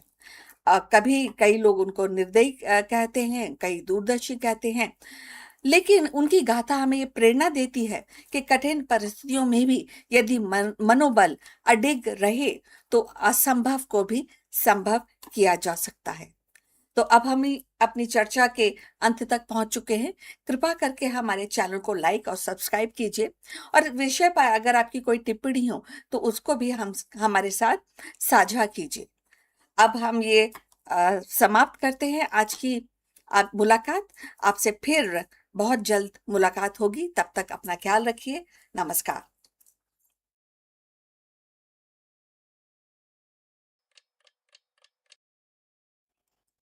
नमस्कार दोस्तों, आप सभी का स्वागत है। और आज तो मंगलवार का दिन है, आपको सबको ज्ञात है। और आज तारीख क्या है? 16 तारीख है, 16 जून। तो सबको पता है मंगलवार का जो दिन है वो हनुमान जी के लिए समर्पित है। तो आज के दिन हम अपना दिन शुरू करेंगे, अपना जो वर्किंग डे है वो शुरू करेंगे भगवान जी की पूजा करके, हनुमान जी की पूजा करेंगे। और इस पूजा में हम हनुमान चालीसा का उच्चारण करेंगे, रिसाइटेशन करेंगे। तो आप सब हमारे साथ जुड़ें और हनुमान चालीसा का रिसाइटेशन हमारे साथ जुड़ के करें, इससे काफ़ी फायदा होता है।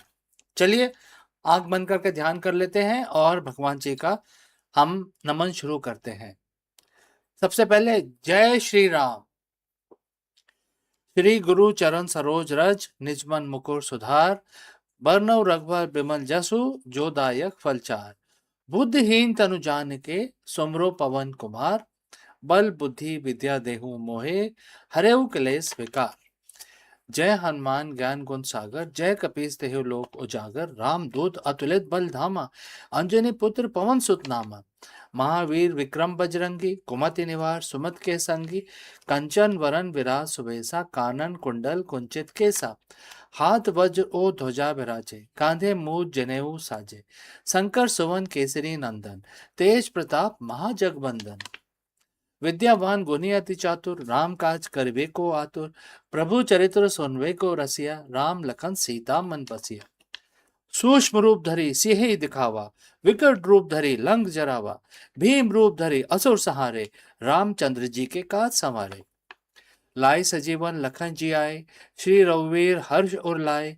रघुपत कीनी बहुत बढ़ाई, तुम मम प्रिय भरत संभाई। सहस बदन तुमरो यश गावे, अस कहि श्रीपति कंठ लगावे। सनकादि ब्रह्मादि मुनीसा, नारद सारद सहित अहिसा। जम कुबेर दिक्पाल जहाँ थे, कवि कोविद कही सके कहाँ थे। तुम उपकार सुग्रीव वही कीना, राम मिलाए राजपद दीना। तुमरो मंत्र विभीषण माना, लंकेश्वर भय सब जग जाना। जुग सहस्त्र जोजन पर भानु, लियो ताहि मधुर फल जानु। प्रभु मुद्रिका मेल मुख माही, जल दिलांग गए अचरज नाही। दुर्गम का जगत के जेते, सुगम अनुग्रह तुम्हरे तेते। राम दुआरे तुम रखवाले, होत न आज्ञा बिन पैसारे। सब सुख लहें तुम्हारी सरना, तुम रक्षक काहू को डरना। आपन तेज समारो आपे, तीनों लोग हाँकते कापे। भूत पिशाच निकट नहीं आवे, महावीर जब नाम सुनावे। नासे रोग हरे सब पीरा, जपत निरंतर हनुमत बीरा। संकट ते हनुमान छुड़ावे, मन क्रम वचन ध्यान जो लावे। सब पर राम तपस्वी राजा, तिनके काज सकल तुम साजा।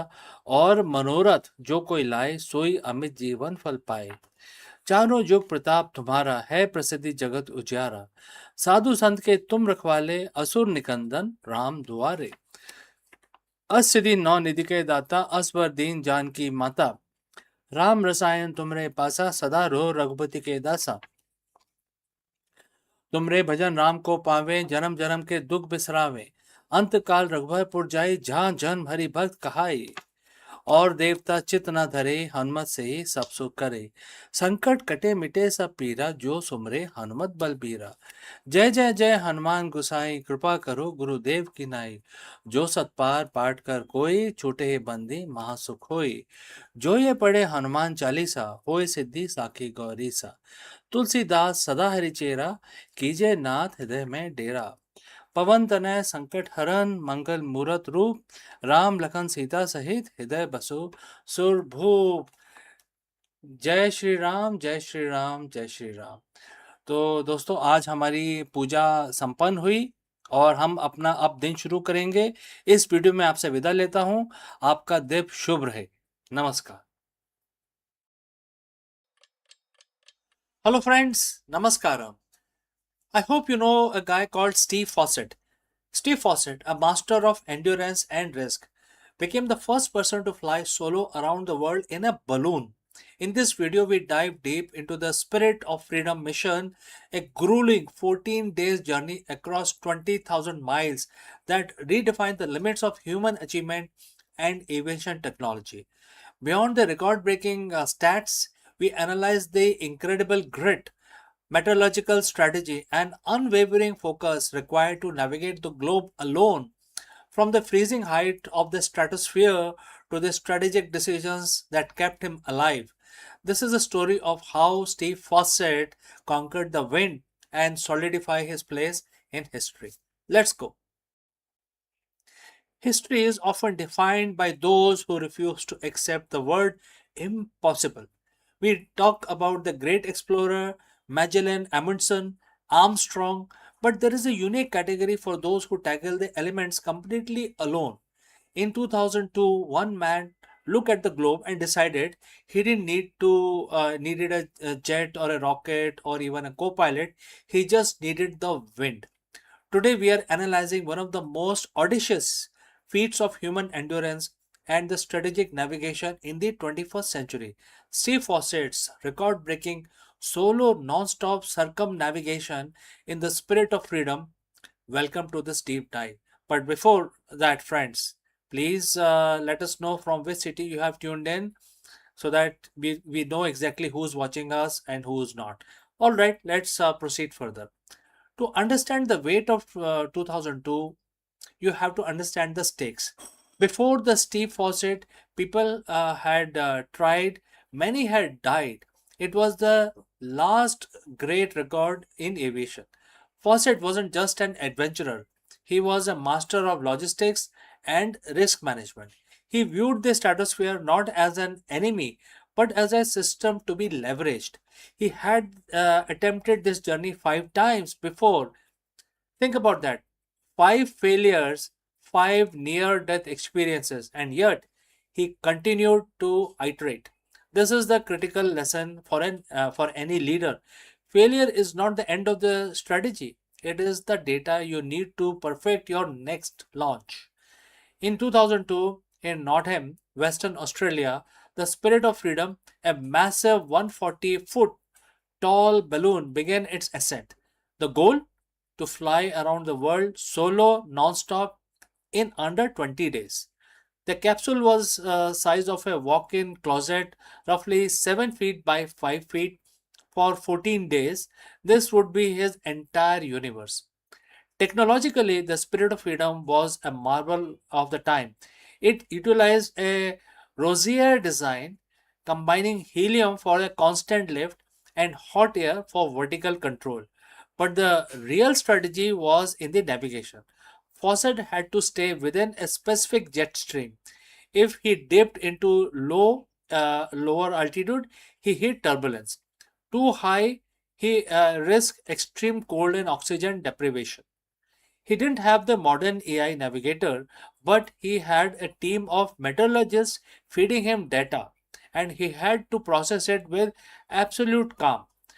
This is the definition of the equanimity under pressure, a concept we talk about frequently here on the channel also. Whether you are a leading corporation or a piloting a balloon over the Southern Ocean, the ability to process the data, discard the noise, and execute the core task is what separates the masters from the amateurs. For 2 weeks, the world watched, but inside the capsule, absolute silence. The physical toll was immense. He slept in 45 minutes intervals. He dealt with mechanical failures, burner malfunctions, and constant crushing psychological reality of being miles above the earth, absolutely alone. One of the most dangerous moments occurred over the Southern Ocean where the temperature plummeted, threatening the integrity of the balloon fabric. A normal person would panic. A strategist looked for the lever. Fawcett had to manipulate his altitude constantly to catch the right current, essentially surfing the atmosphere. When you study his flight, you see a man who was entirely in sync with his environment. He wasn't fighting the wind, he was negotiating with it. This is the profound leadership lesson. True success doesn't come from the brute forcing your way through a crisis. It comes from understanding the forces at play and positioning yourself where the current naturally carries you towards your objective. On July 3rd, 2002, after 14 days, 19 hours and 50 minutes, Steve Fawcett touched down in Queensland, Australia. He had done it. He was the first person to circumnavigate the globe solo in a balloon. He didn't just set a record, he closed a chapter in human exploration. He proved that with the right combination of preparation, iterative learning, and mental discipline, the impossible becomes merely the next milestone. So, why does this matter to us today? Why are we discussing a 2002 balloon flight on a channel focused on AI education and executive strategy? Because the landscape of business is changing just as rapidly as weather system uh, faucet had to navigate. Whether it's a shift towards AI, the changing global economic order, or the demand for real time education, we are all in our own spirit of freedom capsule. We are all dealing with high stake environments where one wrong decision or one moment of lost focus can send us off course. Steve Fawcett showed us that preparation is the foundation of the courage. So, friends, thank you for joining me on this historic strategic deep dive. If you enjoyed this breakdown, make sure to hit that subscribe button. Join us on the next on Akulmach history as we continue to explore the intersection of past, present, and future. I am CK, and I will see you again very soon in the next one. For years, Anthropic Claude was known for as a conversational powerhouse on AI that could reason, that could assist, and also solve the complex tasks. But today, in 2026, the company has decided to redraw the boundaries of creativity. With the debut of Claude Design, Anthropic actually has stepped boldly into the visual arena, and where it offers the tool that transform and to the plain language into a polished and presentation prototype and marketing visual.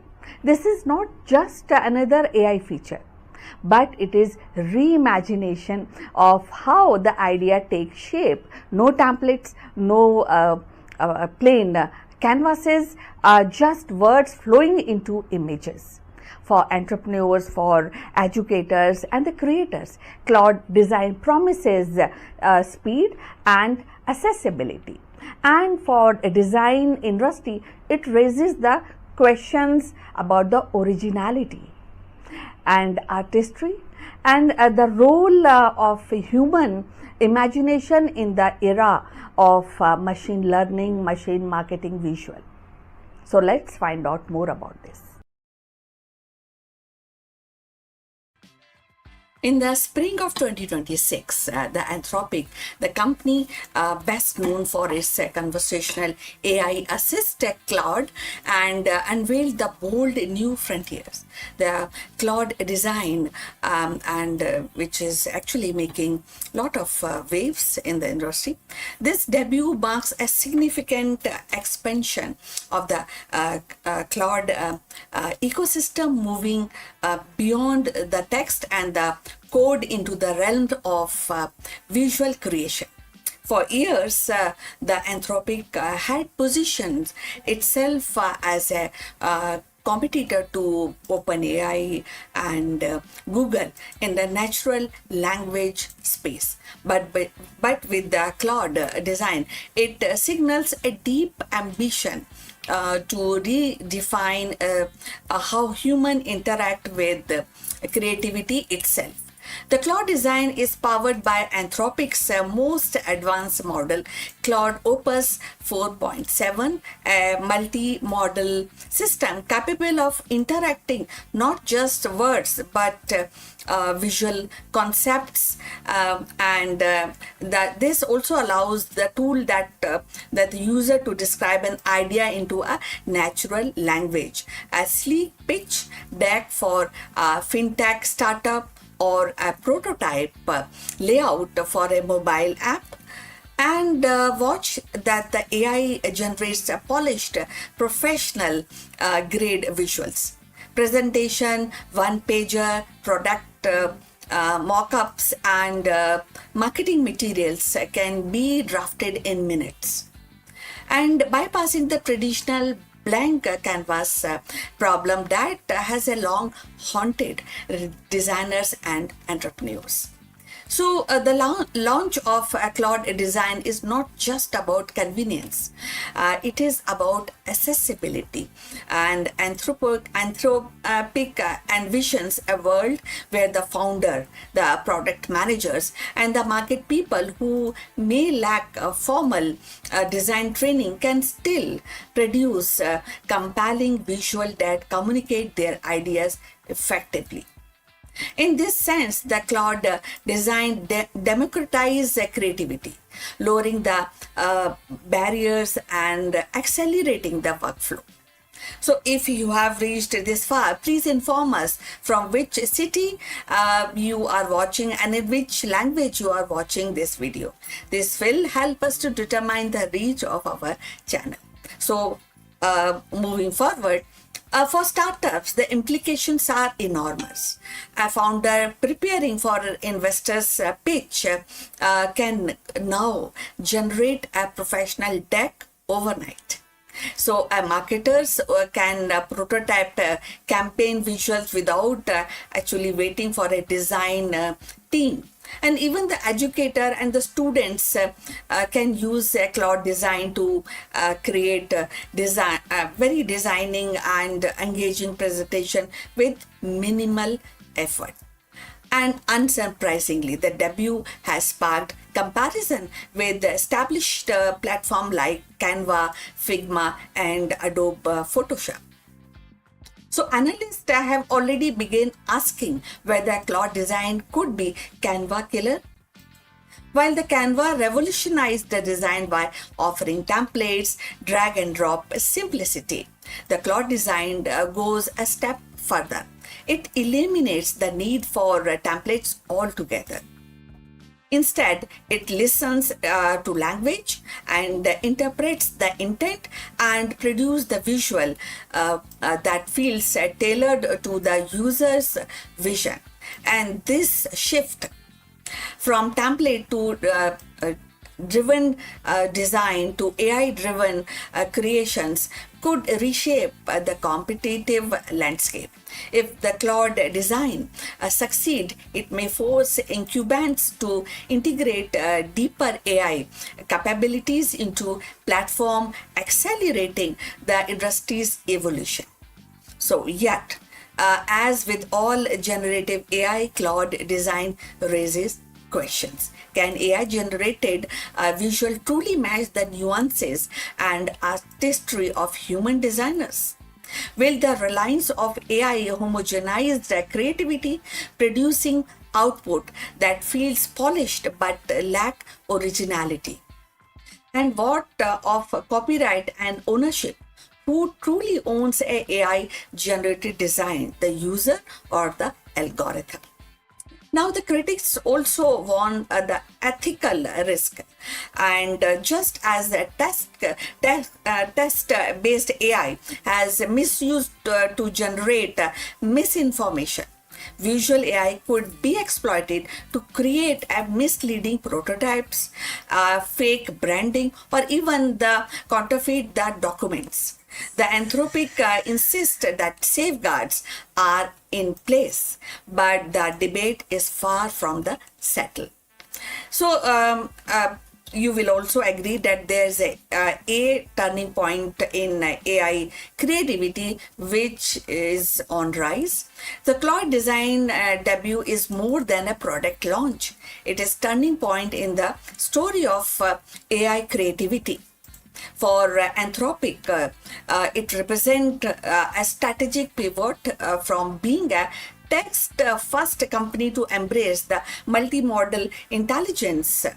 And for user, it offers a glimpse of future where the language itself becomes the interface for the design.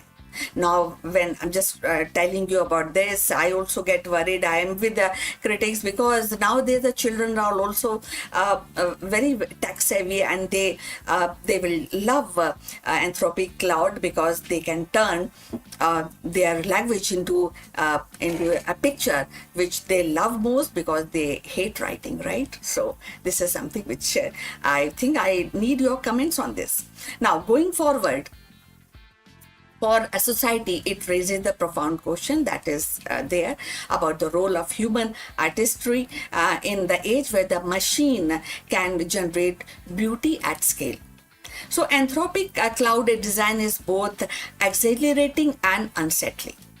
It promises speed, accessibility, and democratization, but also challenges long-held notion of originality and authorship. As a business educator and creator, experiment with this new tool. The world will have to decide whether AI-led design is a complement to human creativity or a competitor. So in the end, cloud design is not just about making visual easier. It is about redefining the very act of creation, turning the words into the images, the ideas into the artifacts. Whether it becomes a cornerstone of a creative economy or a cautionary tale will depend on how wisely we balance innovation with integrity. So we have come to the end. Thanks for watching, and please like and subscribe our channel. So see you in the next one. But before we end, few words about our affiliate partner. Stop settling for a good enough video. If your built-in laptop camera looks like a grainy mess, it is time for an upgrade. Want to instantly level up your video presence? I like to present the Lenovo Performance FHD webcam. This is a game changer for your desktop setup. Technically, this is packed. It has a very sensitive RGB sensor, very crisp photographs it takes. Also comes with 2 microphones on board, which helps you to record very clear voice in stereophonic format. And these microphones are very sensitive. You can actually move away from the camera up to 2 meters, and these microphones will pick up your voice without any problem. This is a very strong piece. This is very sturdy. Comes with tripod ready. Comes with a very long leash, so it gives you a lot of flexibility to place the webcam wherever you want to keep in your studio. And also it has a swivel base, which is also very handy. So if you want to basically level up your game and you want to pick up this camera at a discount, please click on the link here or scan the QR code. Now let's get back to our video.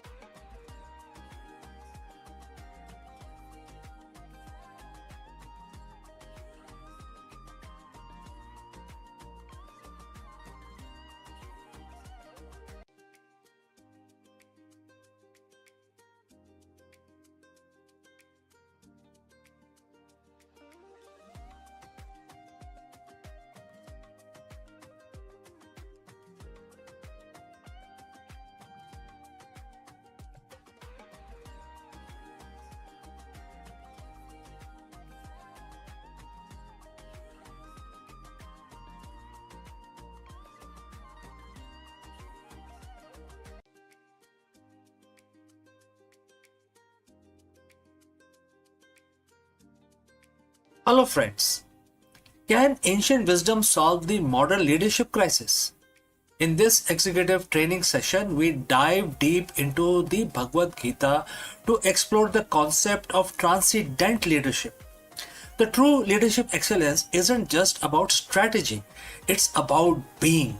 Learn how to cultivate the vision of equality, a state of equanimity where decisions are made free from personal bias, ego, and favoritism. By mastering the divine impartiality, C-suite leaders can conquer the cycle of reactive management and establish a culture of trust, innovation, and sustainable success. Let us explore this further. In the modern C-suite, we are taught to be decisive. We are taught to be analytical. But how often are we taught to be equal? Every day you face a storm of preferences. You have favorite projects, difficult stakeholders, and team members who either mirror your energy or drain it.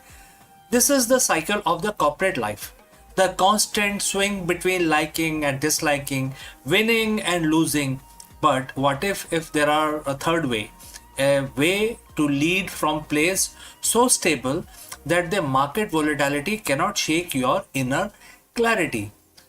7,000 years ago, Bhagavad Gita identified this state in chapter 5, verse 19, and it says, quote starts, even here in this world, they have conquered creation. Those whose minds are established in equality, since the eternal is defect-free and equal, they are established in the eternal. Quote close. Today we call this transcendent leadership.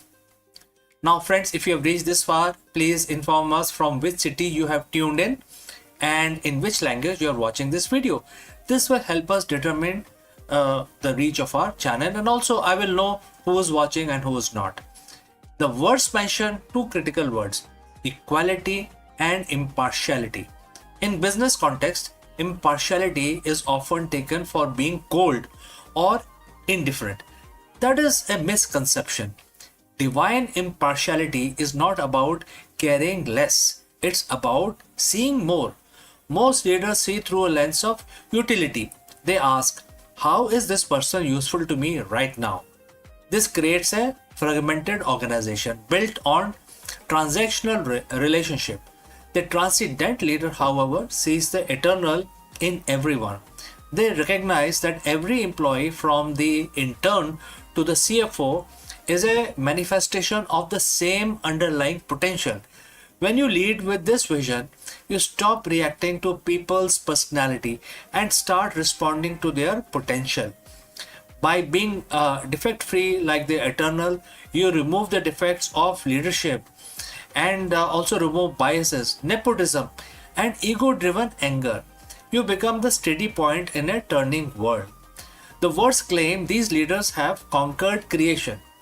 In the boardroom, creation is the project. the product launch, or the quarterly earnings.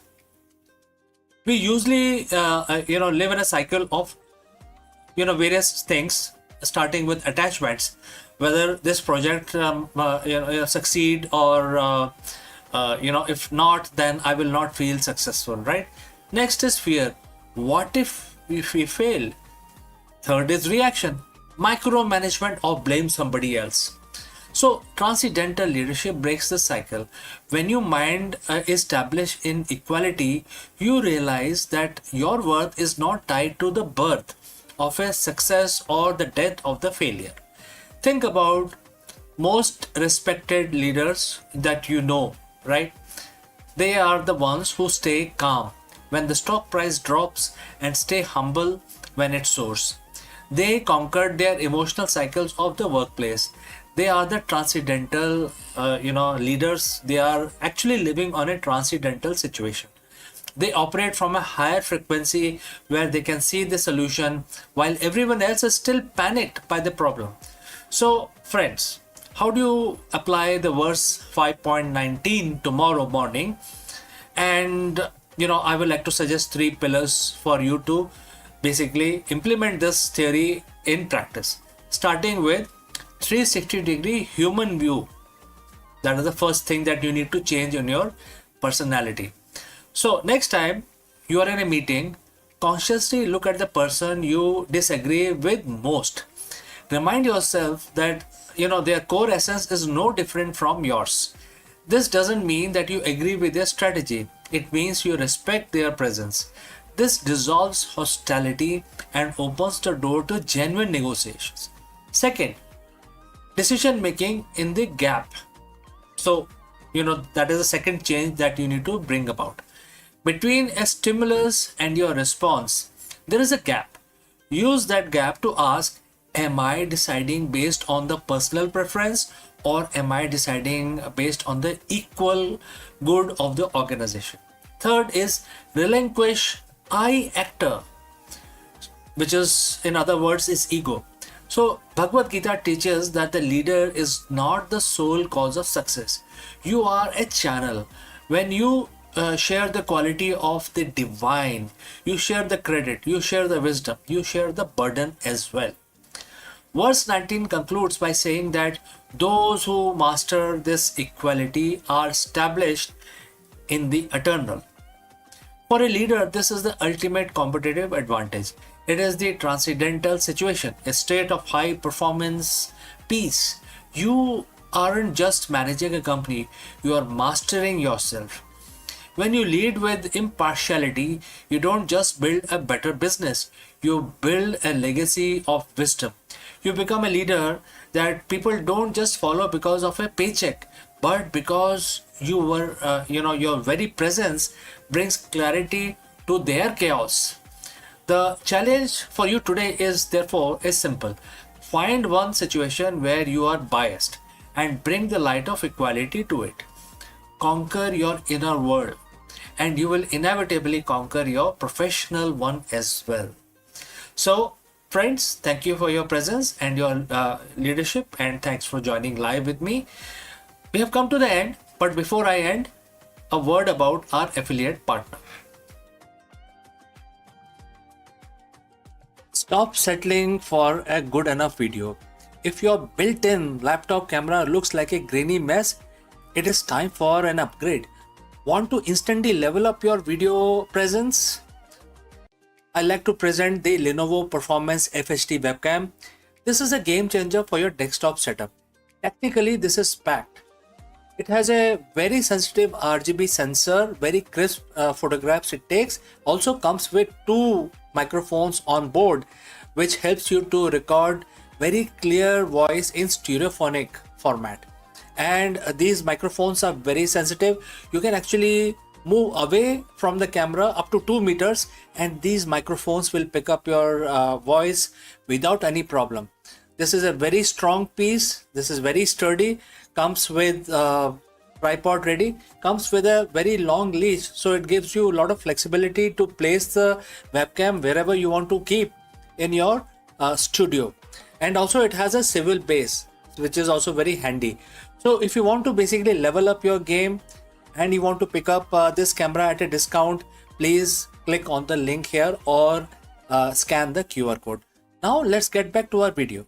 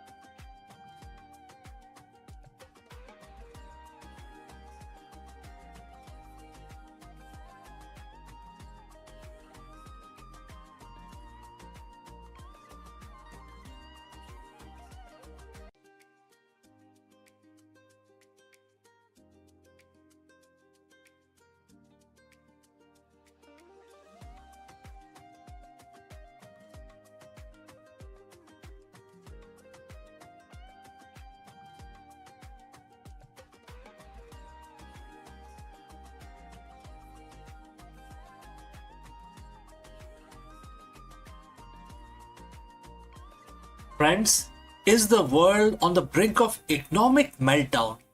In this video, we break down the explosive news as President Trump announces a staggering 50% tariff on Chinese imports.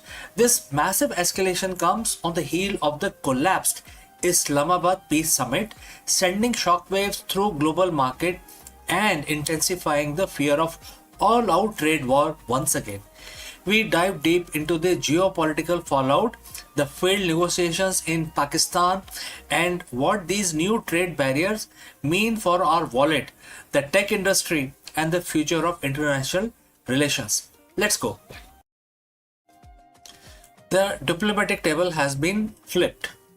What started as a high-stake attempt at the global stabilization in Islamabad has ended in a spectacular public breakdown, and the response from White House, it's an economic earthquake.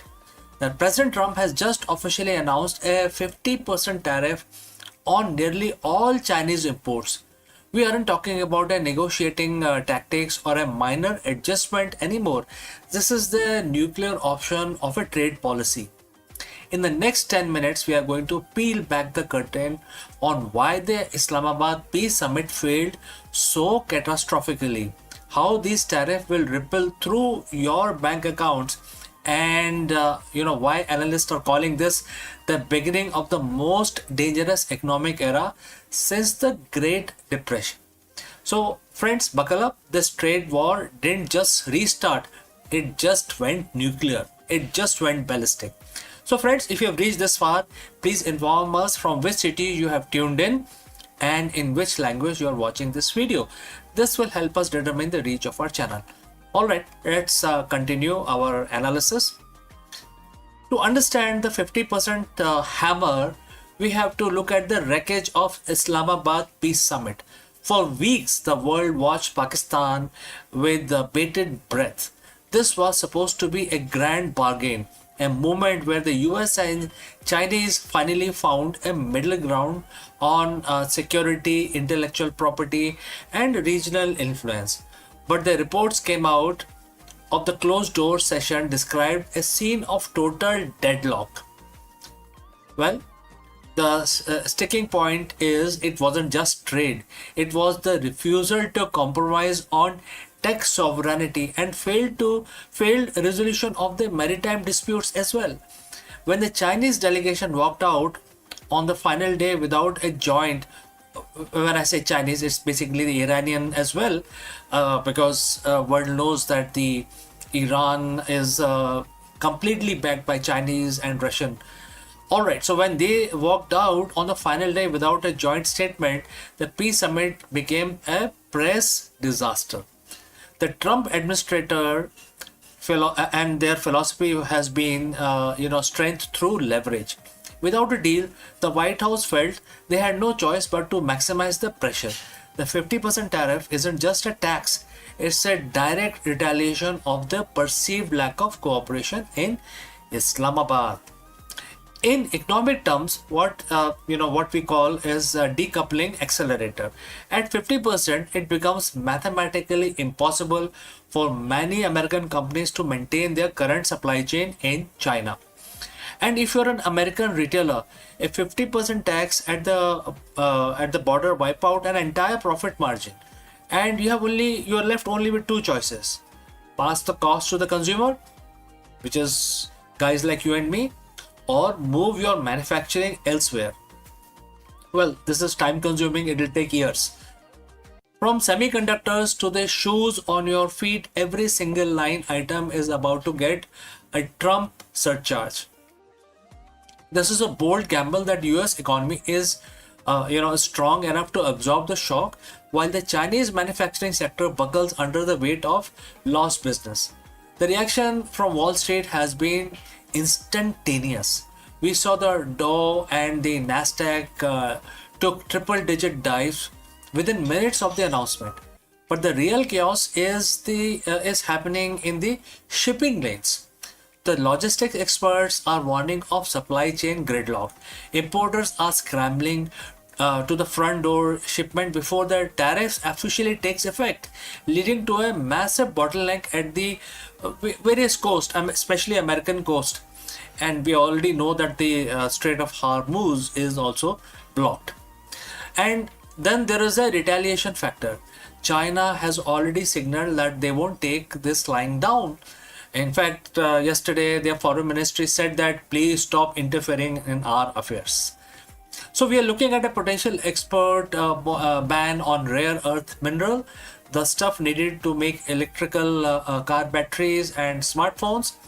And if the US tax Chinese goods, then China cut off the raw material to make those goods elsewhere. We aren't just looking at the higher prices, we are looking at the scarcity. So is there anyone winning here? So in the short term, domestic manufacturers in the US might see a surge in demand as the foreign competition becomes too expensive. Countries like Vietnam, Mexico, and India are also positioning themselves to catch the overflow as companies flee the Chinese market. But for the average consumer, the winner column is looking pretty thin. Economists warn that this could be a reignite of the inflation, just as we thought we had it under control. If $1,000 iPhone suddenly costs $1,400 because of the trade levy, the consumer spending, the engine of the American economy, could stall. So let's discuss pros and cons. What are the pros? Reshoring of the jobs, increased leverage in future deals, reduced dependency on rival. And what are the cons? Higher inflation, stock market volatility, and strained relation with allies who are caught up in different crossfires across the world. So where do we go from here? The 50% tariff is more than just a policy. It's a line in the sand. It signals that the era of globalism at any cost is officially over. We are moving into a bipolar world where you are either in the Western trade bloc or you are not, or you're out basically. The big question remains, will China blink? Or will this trade war escalate into a full-blown economic Cold War that lasts for generations? One thing is certain, the failure in Islamabad wasn't the end of the story. It was the prologue to a much more intense chapter in global history. So friends, I want to hear from you. Do you think 50% tariff is the right move to protect the American interest? Or is it the risk of a global recession too high? Drop your thoughts in the comments, and after receiving your comments, I will basically start making more analysis in future on the same subject. Don't forget to hit the subscribe button and the bell icon.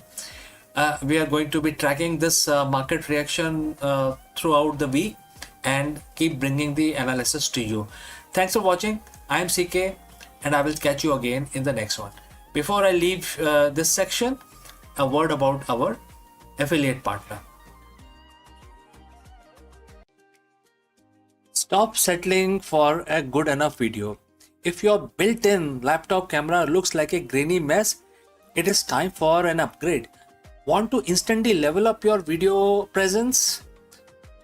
I like to present the Lenovo Performance FHD webcam. This is a game changer for your desktop setup. Technically, this is packed. It has a very sensitive RGB sensor, very crisp photographs it takes. Also comes with 2 microphones on board, which helps you to record very clear voice in stereophonic format. And these microphones are very sensitive. You can actually move away from the camera up to 2 meters and these microphones will pick up your voice without any problem. This is a very strong piece. This is very sturdy. Comes with tripod ready. Comes with a very long leash, so it gives you a lot of flexibility to place the webcam wherever you want to keep in your studio. And also it has a swivel base, which is also very handy.